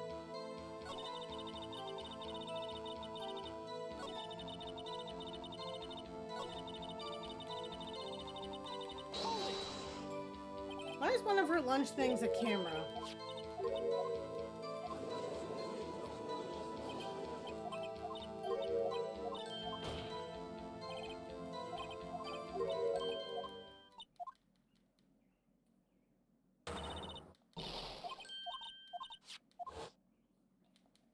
There we go.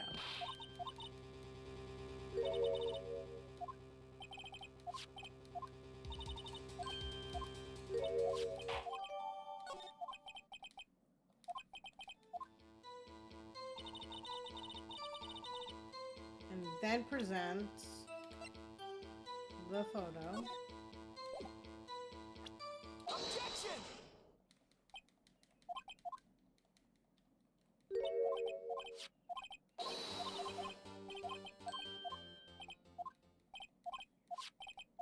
Objection!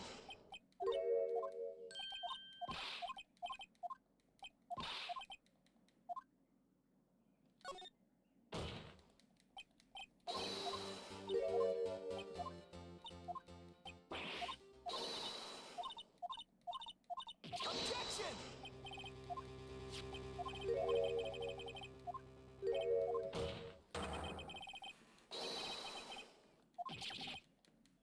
Okay, now we're at the premeditated part.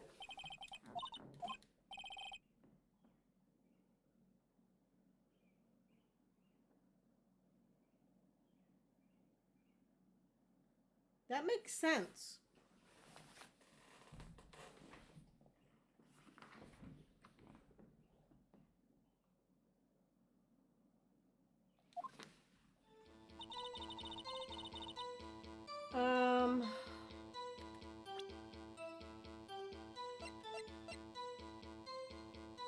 I think it was the knife to prove it was not premeditated, right? Yeah, okay.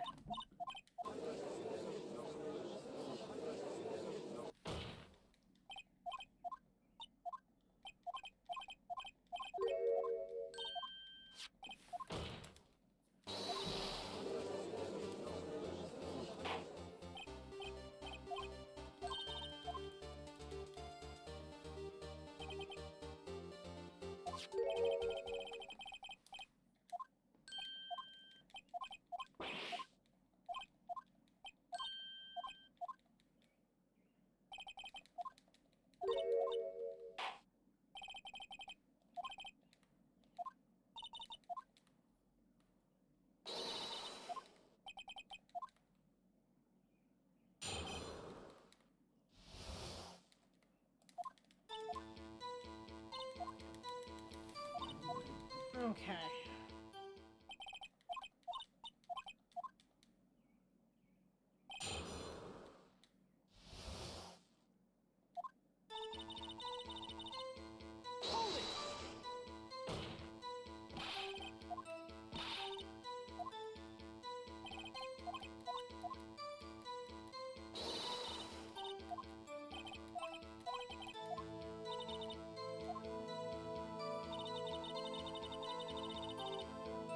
Hold it!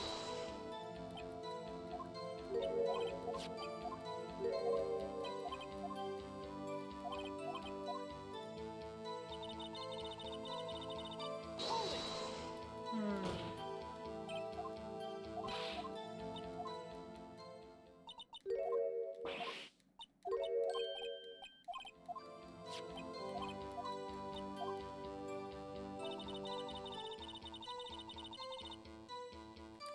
So this is the part with this. Objection!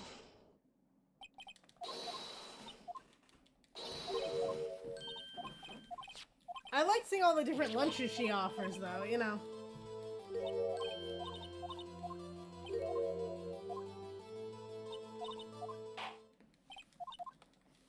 Okay. And then we present her own evidence here. Objection! Objection!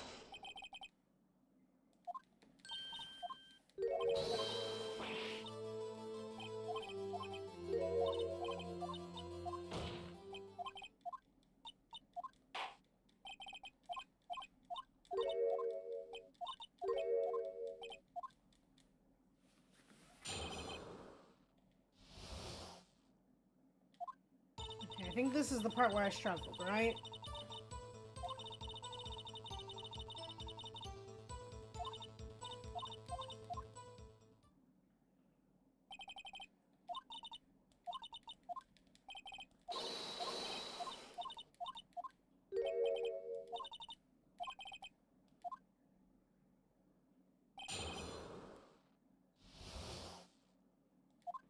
So let's go through this again. After the murder, the suspect attempted to run behind the partition off to her side.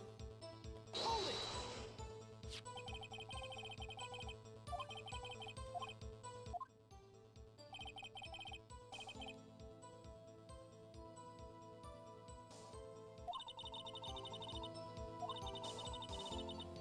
She said she was trying to hide herself. But you'd already seen her.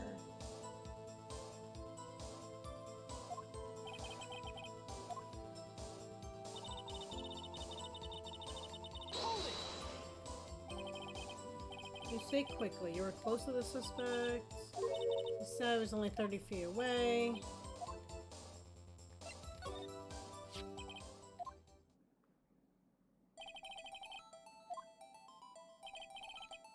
She's about there.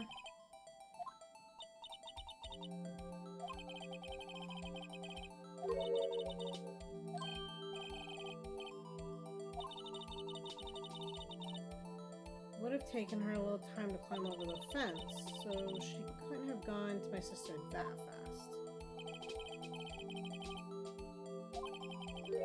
How did Miss Sky not get away?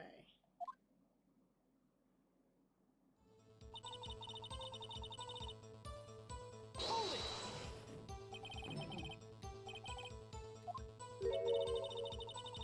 I remember exactly what I would have told you in my testimony. Anyway, I heard her say the word muffler. So, what you heard wasn't the suspect talking to you, but to someone else? She's talking on her phone. But her sister never answered. But when I pointed out the phone, it said that wasn't right.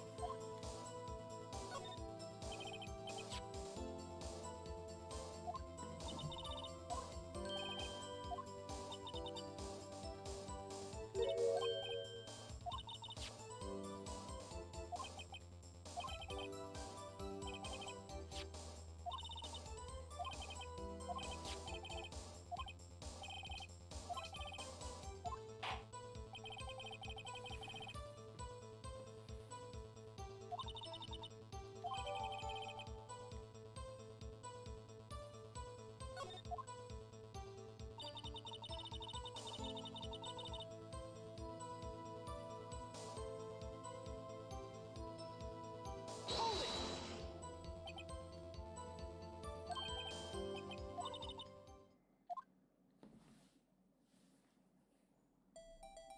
She ran to the telephone,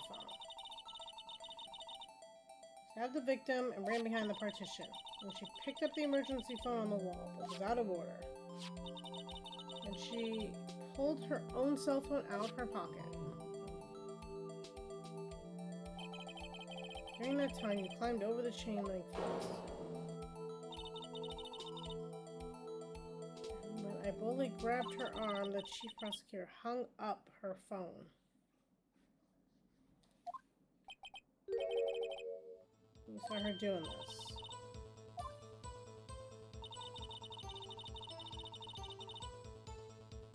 Hold it!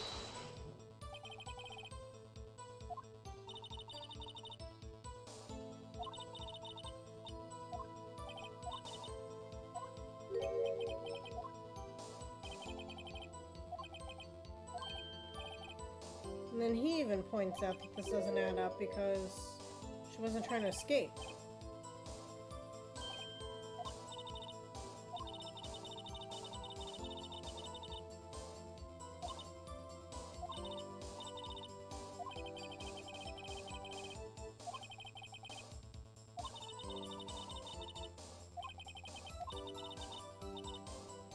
Is it the map?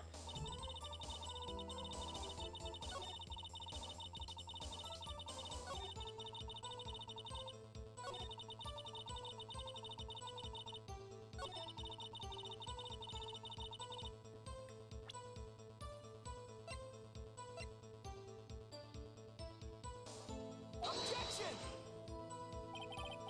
This evidence clearly reveals the contradiction in that statement, Your Honor. How exactly is that? See? Like, I don't get it. She clearly didn't try to run.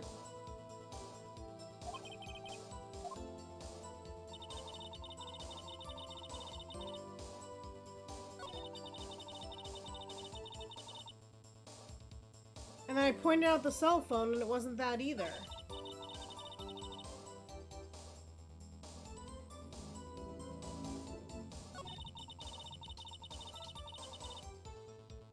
I don't know what else I could use.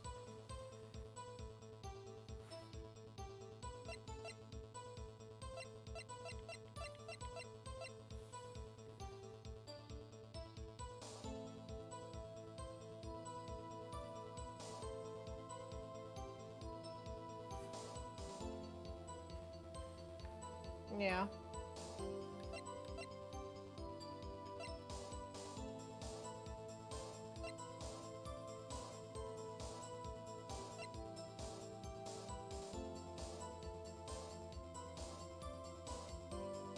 He died within an hour and a half of 4 p.m. From the bleed out? So he was still been alive? Is that where we're going? Like...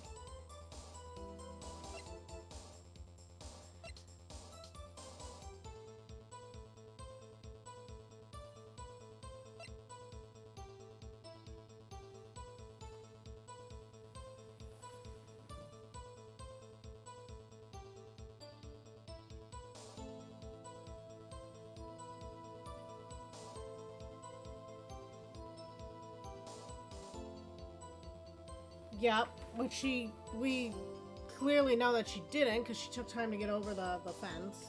There's so many holes in it, it doesn't, like... Wasn't she behind the fence?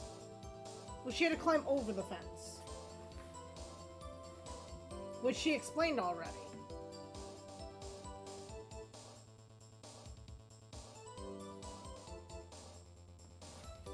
Car was parked at 5:12.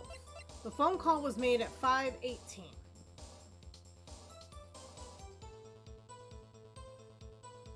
This all went down in 6 minutes.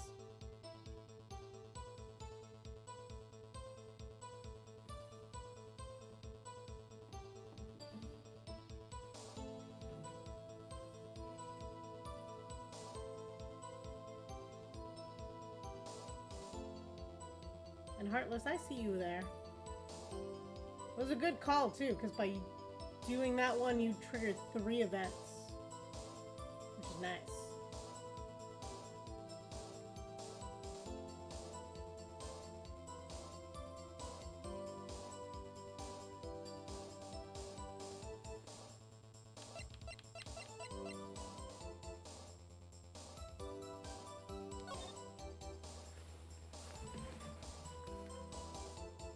Alright, let's see.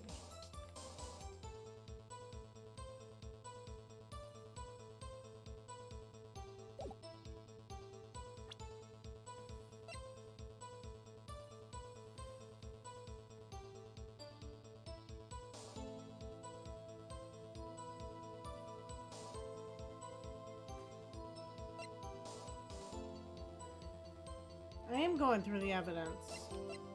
There's my badge. There's the ID card, which we did find over there by where the phone is, or the wallet, but that could have meant it got dropped along the way. I mean, that's easy to rule out. Edgeworth got the trophy the day of the murder. There's the knife, which has the victim's blood on it. Edgeworth's, it was in the trunk. Has no prints. He says it's about 4 inches. The autopsy says the knife had to be about 4.5. We have the parking stub, which basically narrows down the time that this could have happened. We have this. I mean, I don't know what to get from that. We have this report, which has the guy dead between 4 and 5:30 p.m. Loss of blood from the chest wound.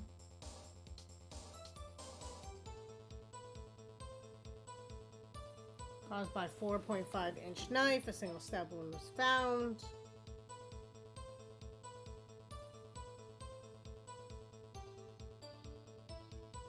I mean, I don't know how long it takes someone to bleed out. That's the part that doesn't sit with me here. There's that. Then we have this random memo.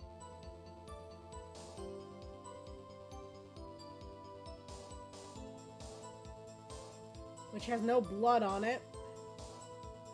And was found in the trunk of the car. Which makes me think he didn't bleed out in the trunk. He was killed somewhere else, and maybe he was dragged. But that doesn't counteract anything she said.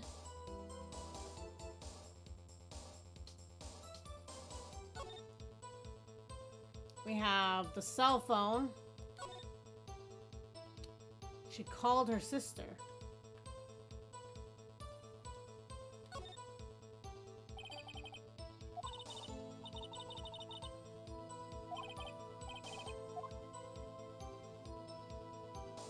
Like, why would she call her sister?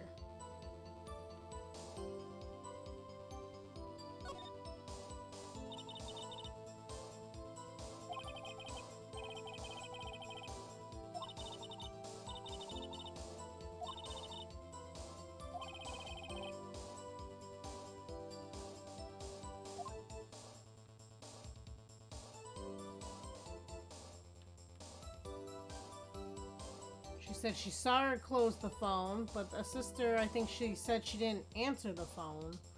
Or... she said something about the phone. I don't remember it now.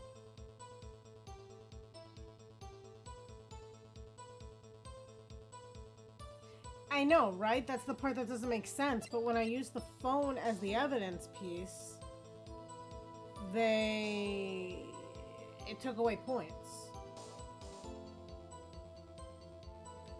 Unless it has to line up, and I don't know how specific the info has to line up with her testimony. Maybe it's a different part of her testimony, but the same item.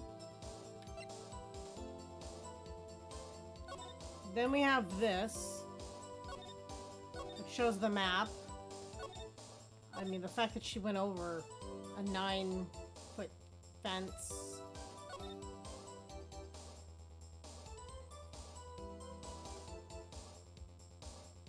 And then there's the part where she ran back towards the car.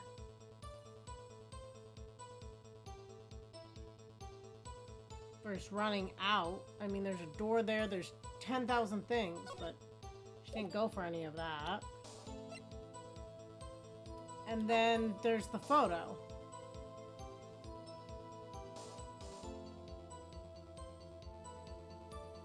I feel like the oil drum is missing there. But the way that the coat's hanging it up, maybe... no, maybe there is 2 there. Doesn't look that way. That would be my other thing, I would guess.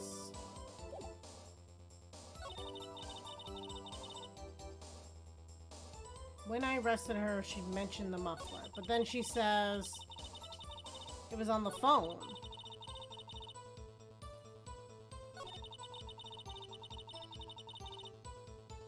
Now, she tried to use the phone on the wall, but used her phone instead. Maybe it is the phone, I just clicked the wrong words. The payphone's behind that wall.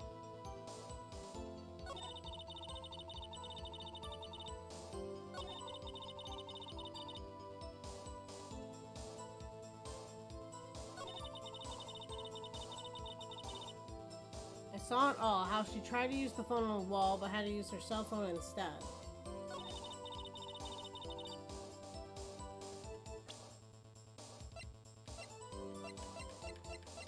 I'm gonna try the phone again, but maybe on a different word. Now it's blinking red. Usually that's... yeah. Ugh! It's not. If it is, then it's not lining up with the right words. Because I keep losing points over it. I've tried the map layout.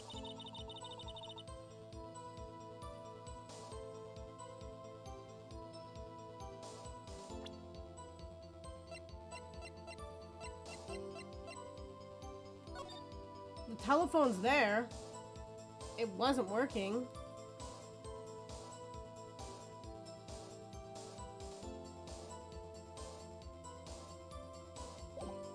I already pressed her on everything here. I mean, like, do I press her again? She mentioned the muffler. What exactly did she say? Remember exactly, I would have told you. Yeah, see, we already did this. And then she says, anyway, I heard her say the word muffler. Just the one word. So, what you heard wasn't the suspect talking to you, but to someone else. Yes, the chief prosecutor was talking on her phone. Because we've pressed her for all of these things.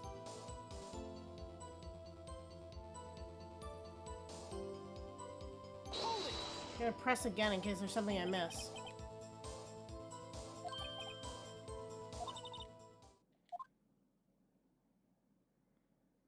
Then she reinstates her thing here. The killer apparently stabbed the victim and ran behind the partition. She picked up the emergency phone on the wall, but it was out of order. So she pulled out her own cell phone out of her pocket. And during that time, you climbed over the chain link fence. And then I boldly grabbed her arm. Chief prosecutor hung up her phone. And you saw her do this.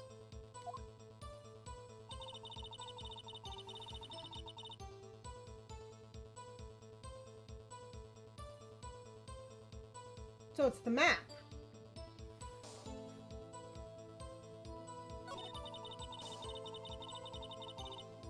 It's gotta be the map then.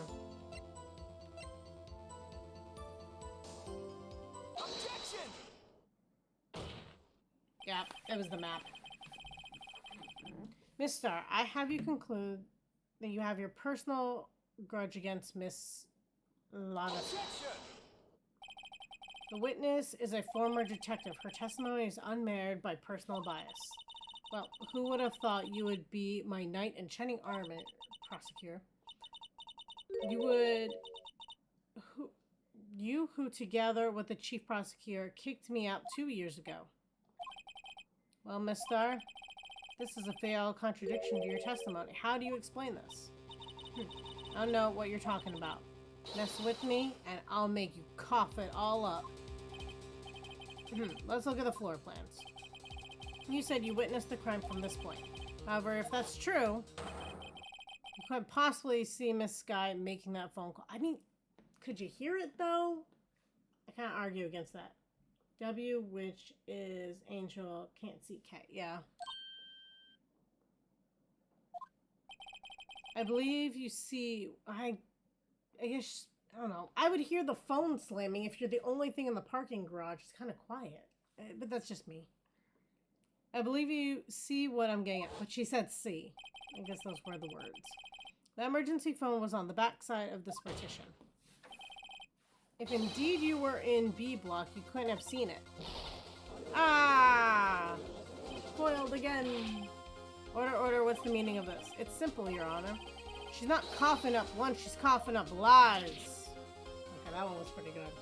Good. It's quite a claim, Mr. Wright. Perhaps you will allow me a question? That's exactly what lie the witness has told the court.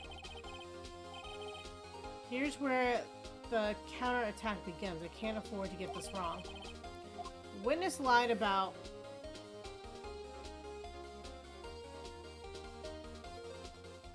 what she saw. She lied about what she saw. In other words, she didn't see Miss Sky using the emergency phone. It does seem hard to imagine how she could have. Very logical. What's the matter, Star? Got your lunchbox? Mr. Wright, I hate to bother you while you're celebrating your victory, but why would Miss Star lie like that? Huh? Why would she say that my sister tried to use the phone but failed? It doesn't make any sense. Why lie about something so insignificant? Oh, dang, she's right. I mean, maybe she really did see her try to use the emergency... I mean, I'm assuming she guessed it, right? But it makes no sense. A resub message. That is I was about to say, I think C just recently resubbed like a stream or two ago. So, there's that. Is that all you need? Can't even happen when donate to charity is up. As a tight one. Oh, you both need it. That's even scarier. I mean, maybe she really did see her try to use the emergency phone. I see no room for doubt here. You ordered the patooey on rice, right? Patooey? Mr. Right. And I thought you had something there. Ah! I still lost points?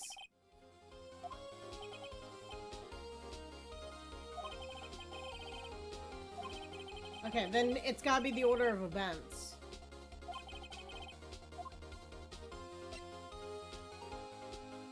Or where she saw it. Ah!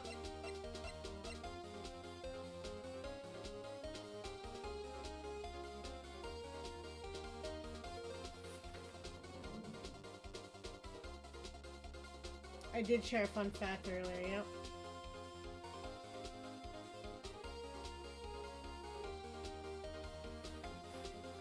You gotta be on those, Sieg. Let's see, where?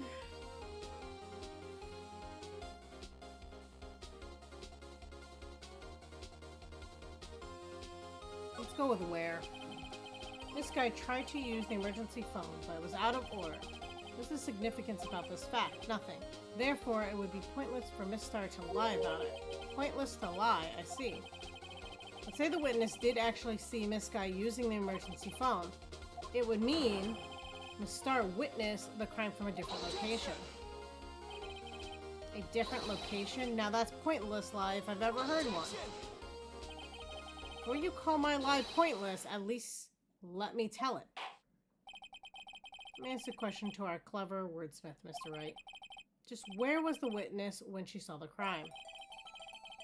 All the testimony we've heard until now points to one direction. The place where Miss Star witnessed the crime was here.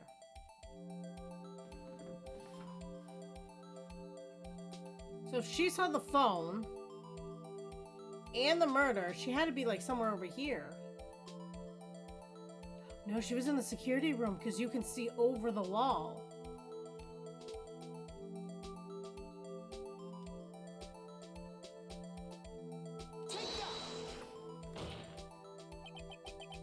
That's the only place where she could have been. Security room? It would also make sense why she didn't run, because she didn't know she was being watched. Indeed, the security room in the underground parking lot is well positioned. She also said she was bringing lunch to him. It's built on the second floor, so you could see the entire lot. She would have been able to see the emergency phone from there. But why there? There are many other places where she could have seen the phone. Not in this case, Your Honor. The witness not being part of the prosecutor office couldn't park in A block. The only place where she could have seen the crime and the back of the partition is here. I remember in your testimony you said you brought a lunch to your boyfriend in the security room, yes? Well, Miss Star, how many years have I been getting the better of men? To think that the tables could be turned. Today, a man has gone the better of Angel Star. This is the longest case in the game. Well, that makes sense. I can feel it. It's a bonus case, too, which is crazy. Order, witness. What have you done? You used to be a detective. You should know better. Not turning back. The guilty will be punished. And I'll do what I must to make sure justice prevails! The guilty? Is she talking about Miss Guy? Miss Wright, doesn't this strike you as odd? Why did Miss Star lie? It doesn't make sense. Huh. She could have just said she saw the crime from the security guard station. It wouldn't change anything. Exactly. This photograph tells all. It was the defendant who stabbed the victim.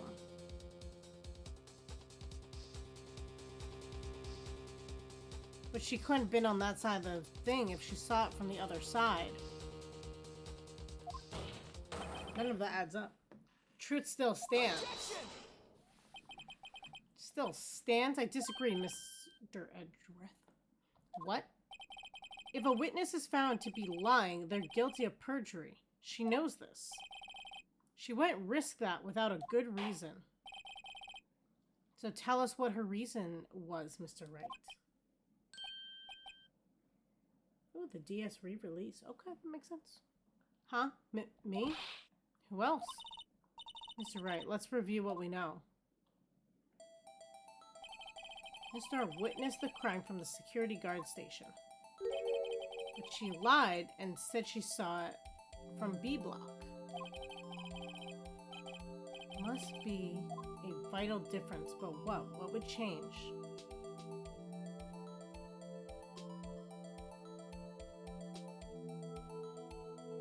The angle view of the crime would change. But the angle at which she saw the crime occur would change.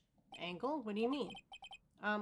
Well, the security guard station is on the second floor, and, she would have sort of more 3D view of the crime.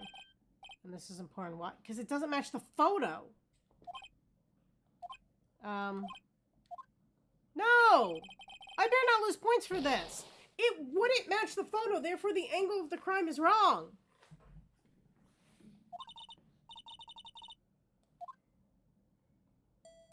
That's so upsetting me right now.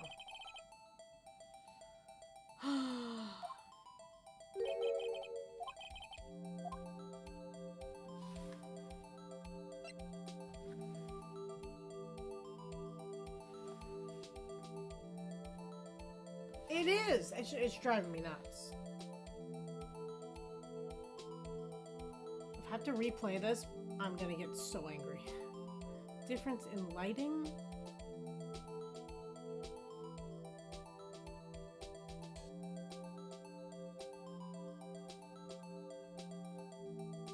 I'll take that one. Changes the distance between her and the scene of the crime. Condolences, Mr. Wright, but one look at the floor plans is quite clear. The distance between the scene of the crime and the guard station is 30 feet. It's gonna make me do it again. How that would change what she could see. What she saw was not in question here. What matters is the time it would take for her to reach the scene of the crime. Miss Starr, you witnessed the crime from the security guard station. Now, how long did it take you to go from there to the scene of the crime where you arrested Miss Sky? Well, witness, you... Yes.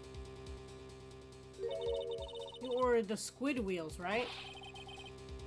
The quality of my lunches has gone from low to inedible. I was bringing a PB&J lunch with fresh balsamine berry jam to my boyfriend. Balsamine berry? For the boyfriend? He wasn't in the station, so I waited. I witnessed the crime from the glass-walled station.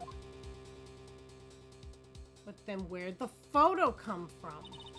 And before I knew what I was doing, I found myself running towards the scene. But the door was locked. I couldn't open it.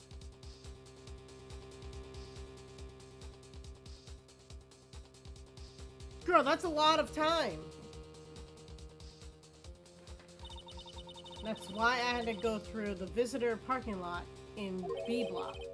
It's quite a detour. It probably took me at least 5 minutes to get to the scene of the crime. 5 minutes? This changes things considerably. But it is that woman over there in the defense's chair who stabbed him. I know it. I have photographic evidence. I swear it. I swear it on my finest plastic spork. Ew. You have a point, and the spork is a wonderful invention. Would you like another caviar lunch? Absolutely. Mr. Wright, you have to do something. Do I have any evidence to stop this?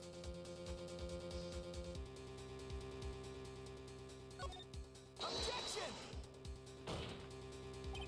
5 minutes between the witnessing of the murder and the arrest. Think about it. You couldn't make pasta in that amount of time. Who makes pasta in 5 minutes? if you like it al dente. I've got Bach lunches that tie pasta into nuts. Knots, Ricky. I can't. A 5-minute blank. But then she would have had to... Then she either climbed over the fence or she ran all the way back. Well, she couldn't have run all the way back around. So she then went over the fence. It even took even more time. 5-minute blank. Isn't that strange? Strange? If you were a criminal, what would you do with 5 minutes, Your Honor? Well, guess I'd flee the scene. Hey. Don't get the wrong idea. I didn't kill anyone. But you have the instincts of a killer. You would run. But this time was different. Miss Sky dawdled at the scene of a crime. She even had her picture taken. No true criminal would act this way. It's inconceivable. Yeah!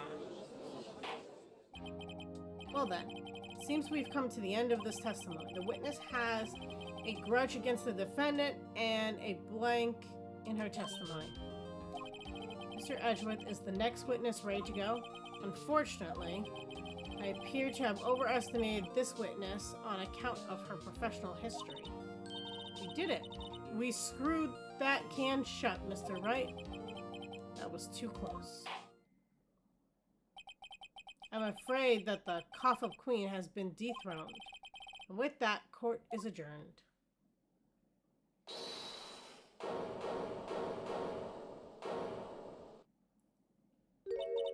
Mr. Edgeworth, you ordered the squid reels, right? That's the one she tried to foist off on me. I prefer not to take the defense team's leftovers. Anything else to say? I might be able to save you. I have decisive evidence. What was that? Is this another one of her trick lunchboxes? My apologies, but we have no further questions to ask you, Miss Starr. Ah. Is this your jumbo lunchbox? Woohoo, a triple decker! That looked like more than 3, but okay. Out of difference to the witness determination, I'll allow one more testimony. Oh no. Let's hear about this decisive evidence. Like the Lunchland motto says, you won't be disappointed. Is she going to pull out of the lunchbox this time? Oh my god. I'm like hanging on by a thread. I should have mentioned those 5 minutes when I wasn't looking at the crime scene. And now, to the matter of the victim's shoe. Did I not bring this up? Why is that shoe white? It doesn't match your shoe in the photo. 2 types of blood were found on this shoe. One was, of course, the victim's, and the other blood type matched the defendant, Miss Lana Sky. The shoe proves it. It's flawless, decisive evidence. But her shoe was dark. What? There was blood found on that shoe?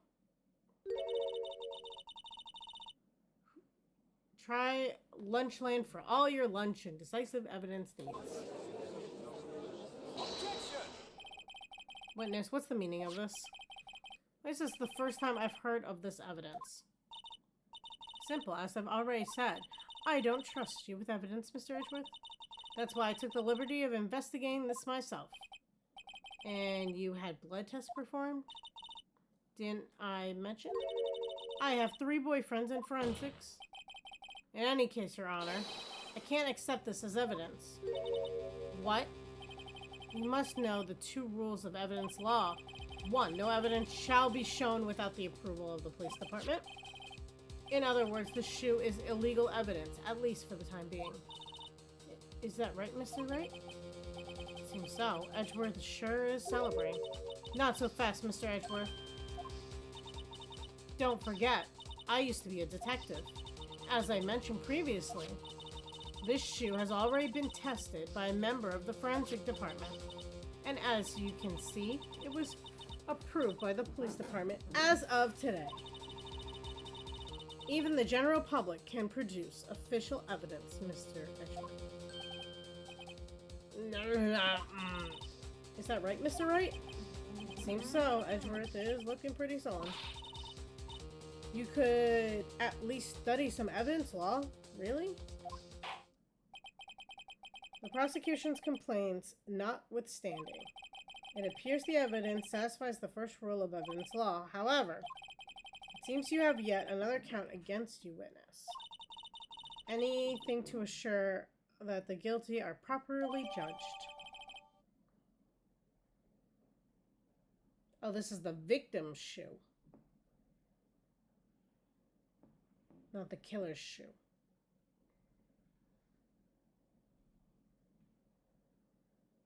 I would have her blood. Very well, Mr. Wright, you may cross-examine the witness. God damn. Thought we were at a save point.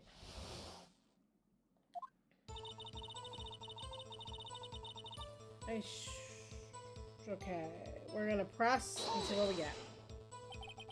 Why did you lie about those 5 minutes? I guess you could say I just wanted people to look at the results. The results? How many times do I have to say this? I saw the chief prosecutor stab the victim before my very own eyes. Compared to that, a 5-minute blank means nothing. Then why didn't you just tell the truth? Don't make me laugh. We're dealing with the most untrustworthy of vile lot known as prosecutors. Falsified evidence, arranged testimonies, erasing and manipulating evidence. When you fight monsters, you need to use every trick in the book. This when the suspect is admitting she did it? The false testimony is the most despicable crime of all, Miss Starr. Let's get this over with.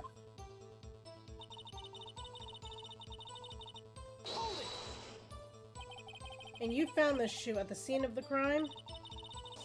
I detained the chief prosecutor and notified the police department. I wanted to make myself useful while I was waiting for the police to arrive.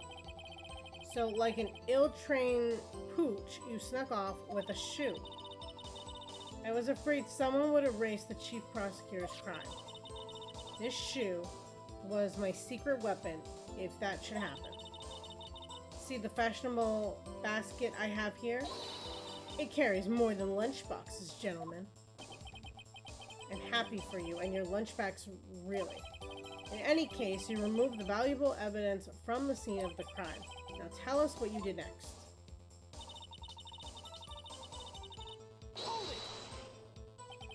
So you brought it to the forensic department. If you're going to submit something as evidence in court, you need it approved. To do that, evidence must be analyzed by a forensic expert. And she got away with her little coup because she used to be a detective? The shoe does appear to have bloodstains on it. Well, the man was stabbed after all.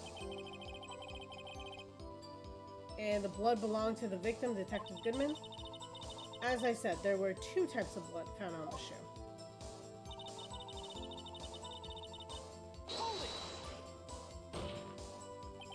You can't say for sure the blood belonged to the defendant with a blood test. You claim to know something about blood tests, Rookie? Well, speak up. Well, blood comes in 4 types. A, B, O, and AB. However, you can't tell from a blood test whether a murder was committed in cold blood. That was bad. That's just a figure of speech, Mr. Wright. Actually, I can differentiate between millions of types with all the blood tests out there, which means that we can more or less narrow any sample of blood down to just one person. Or so I hear. That's pretty specific. If I had a little bit more time, I would have gotten DNA test results. But they said there's very little doubt it could be anyone but Miss Lane. So you don't have it. So the suspect's blood was found on the victim's shoe. That ties her directly to the death of Detective Goodman. I was afraid he was going to say that.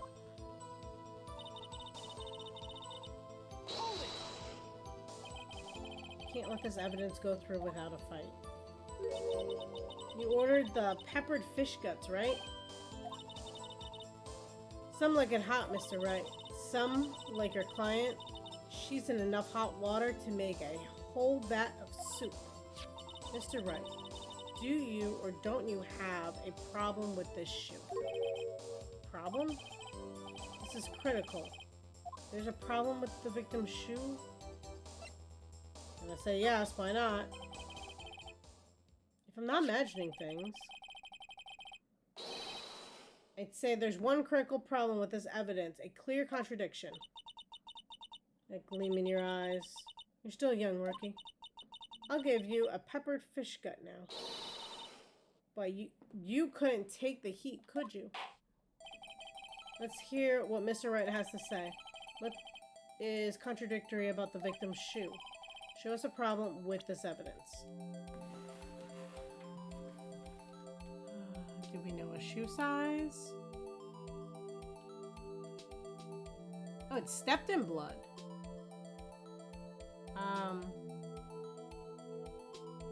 If someone gets stabbed, right, it makes sense that water would drip down. But this got stepped on. Oh, please be this. I wonder if you noticed, there's blood on the bottom of this shoe. Don't mess with me, rookie. Or it'll be blood on the bottom of my shoe. Or it'll be your blood on the bottom of my shoe. Okay. Indeed, there is quite a bit of blood on the bottom of the shoe. It makes sense. The victim was stabbed with a knife. That could possibly be contradictory about the blood on the bottom of the shoe.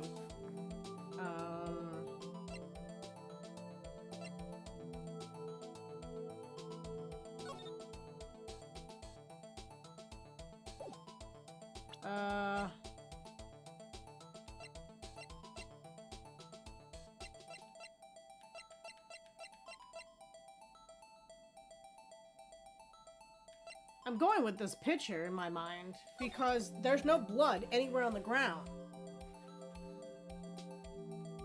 So if the murder happened right then and there would be a pool, right? God help me.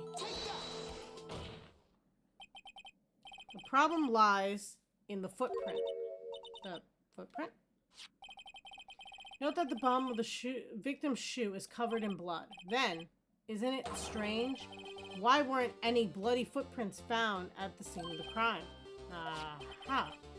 As you can see, there's no traces of any such footprints at the scene of the crime.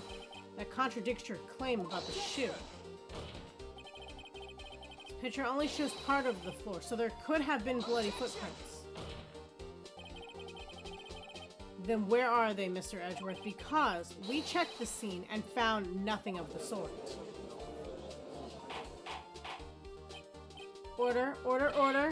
Well, witness. What, where are you going, Mr. Wright? But it's true that the lack of a footprint is a contradiction. But then we have to ask, why wasn't a footprint? Oh. That's true. There has to be a reason why there wasn't a footprint. Think, Mr. Wright, think. It didn't happen there. I don't know why it's not there. I'm just good at finding contradictions. What?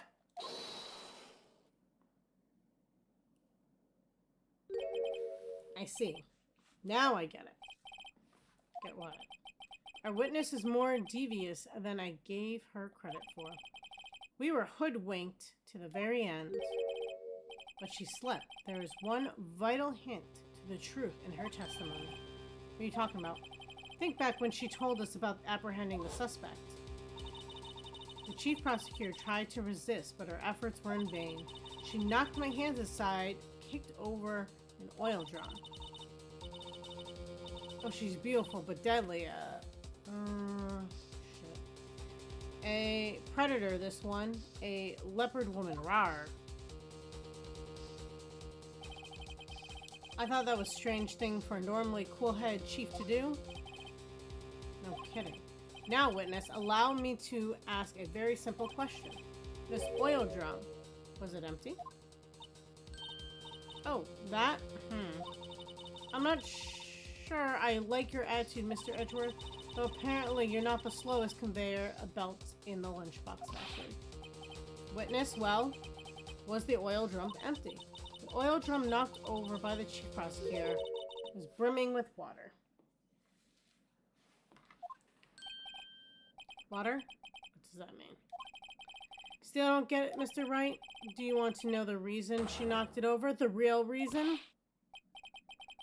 Ah, you don't mean... Yes, the suspect knocked over that oil drum for one reason alone. To erase the bloodstains that would become evidence against her. What? That ties things up quite nicely. Bloodstains left on the victim's shoe tie her quite clearly to this murder. And after the deed was done, she knocked over the oil drum to erase the telltale signs. Why, that's a prosecutor's specialty, erasing evidence. That reminds me, this guy's right hand was hurt.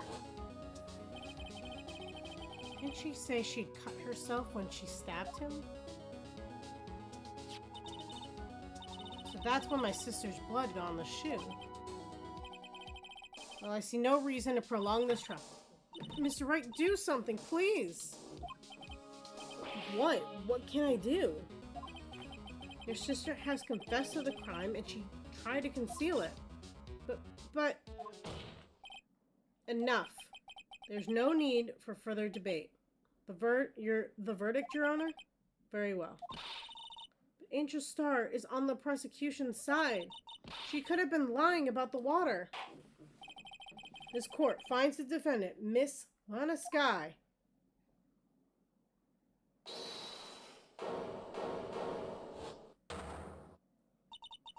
Little girl, what did you just say? Huh, me? Did you just say that I, Angel Star, was on the prosecution side? Well, yeah, you are. You're saying my sister hid evidence by erasing the bloody footprints. Well, I thought you had your fill, but here you are demanding a second helping. Another lunchbox. A lunchbox called evidence. Wait, witness, don't tell me you have something else. Objection! The time for deliberations is past. Any further comments and you will be held in contempt of court. Threats don't scare the cough-up queen. Look at this. Oh my god, girl.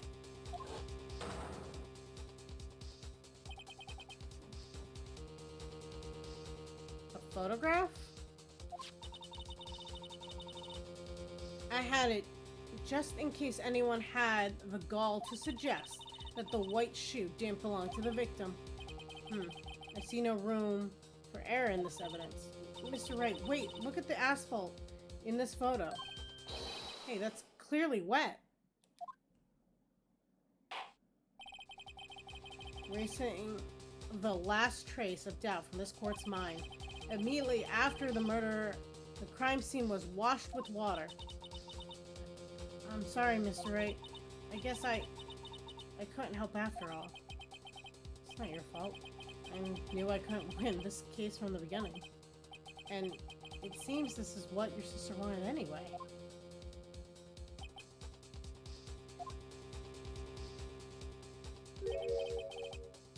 I'm sorry, Mia. Right, wet or not. Don't be so quick to throw in the towel. Get yourself up off the asphalt. Take another good look. Don't give up. Not until the bitter end. This is the last piece of evidence. Very well. This time I'd like to declare a verdict for good. Objection! I can't. Your Honor, wait. What is it with you people? I can't hand down my verdicts in peace anymore. Whatever it is, can it wait? No, it can't. Then it'll be too late. Look at this photograph, the last one submitted. This trial isn't over until we give each piece of evidence proper consideration. So, right. Are you saying there's a problem with the latest piece of evidence? Yeah. I'll think later. Yeah, there's a problem. Right or wrong, I've got to go ahead with this. I suppose since we've come this far, we should give every claim a fair shake. Very well, Mr. Wright. Show the court the problem with this photograph.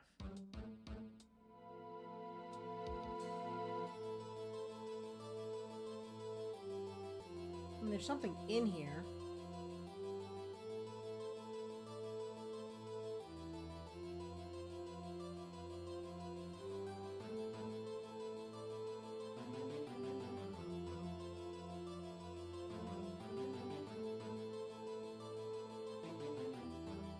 He was stabbed on that side, so the blood spatter makes sense.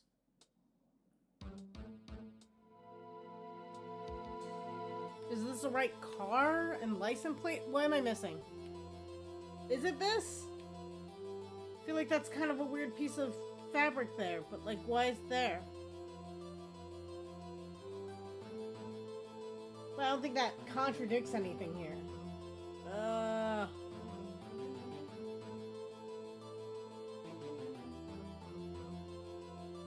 I mean, there's nothing on his pants, which seems a little weird for it to be on his shoe. Is that the right knife? Oh my god, my mind just keeps going back to this. I can't think about anything else. Is this the right car?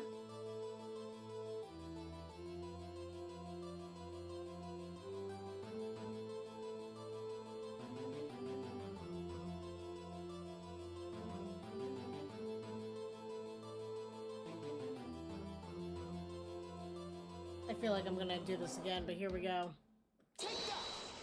Oh, please help me. Problem is in this photograph is here. What's this? There's something poking out of the car's muffler, which makes sense because she said muffler. Wait a moment, Mr. Edgeworth. Your Honor, you just said muffler. However, I see no traces of a muffler or scarf of any kind in this photograph. The muffler is also part of a car or motorcycle, Your Honor. Just think of it as part of the exhaust system, a pipe. I see. And I see. What's that suspicious looking cloth sticking out of the car's muffler?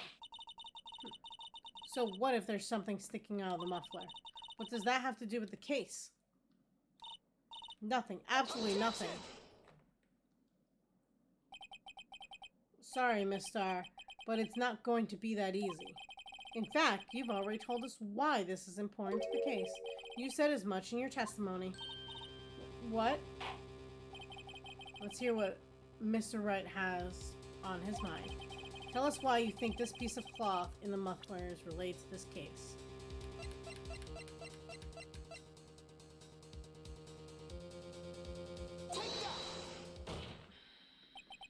Miss Starr, recall your testimony for the court.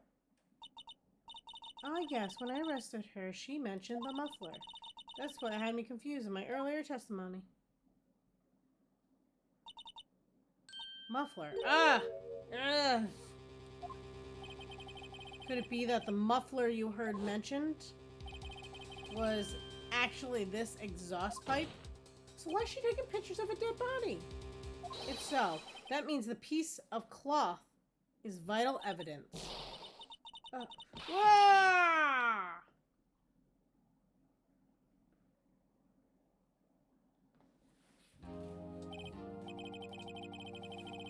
Well, it seems I have to suspend the proceedings. Thank God. Getting this done. Suspended. I found myself wondering about the piece of cloth. If we leave any question unanswered here, we do a disservice to the law. Have the car at the crime scene inspected at once and bring me that cloth. The verdict will wait until after we've seen all the evidence. Agreed?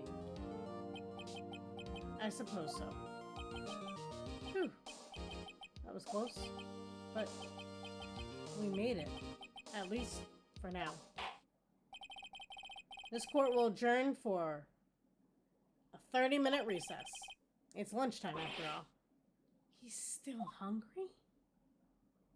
To be continued. And that's a perfect spot. Okay. I want to save.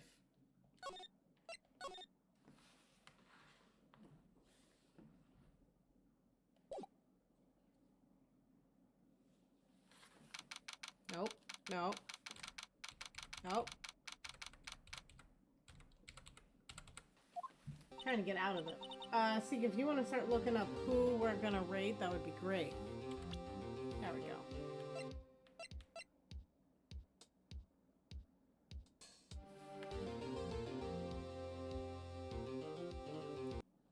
There we go.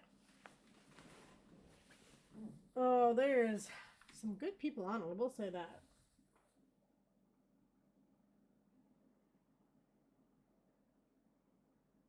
There, I see 2 Nancy Drews and blueprints.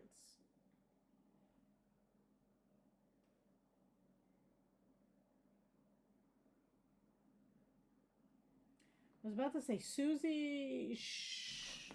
Susie. Blah blah blah blah blah. She is playing. Actually, Nancy Drew that has to do with framing people. Which is a good one. So I think that's where we're gonna go, unless you have any suggestions, Sieg. Yeah. We've also spent a lot of time with Gooba the last several weeks. We should spread the love, right? So I think we will be going to see Susie. So with that said, let's see. Let's get that going. Okay. So, whether you have just finished a case or now had one that won't ever seem to stop, you need to always remember one thing, and that is to stay sleuthing.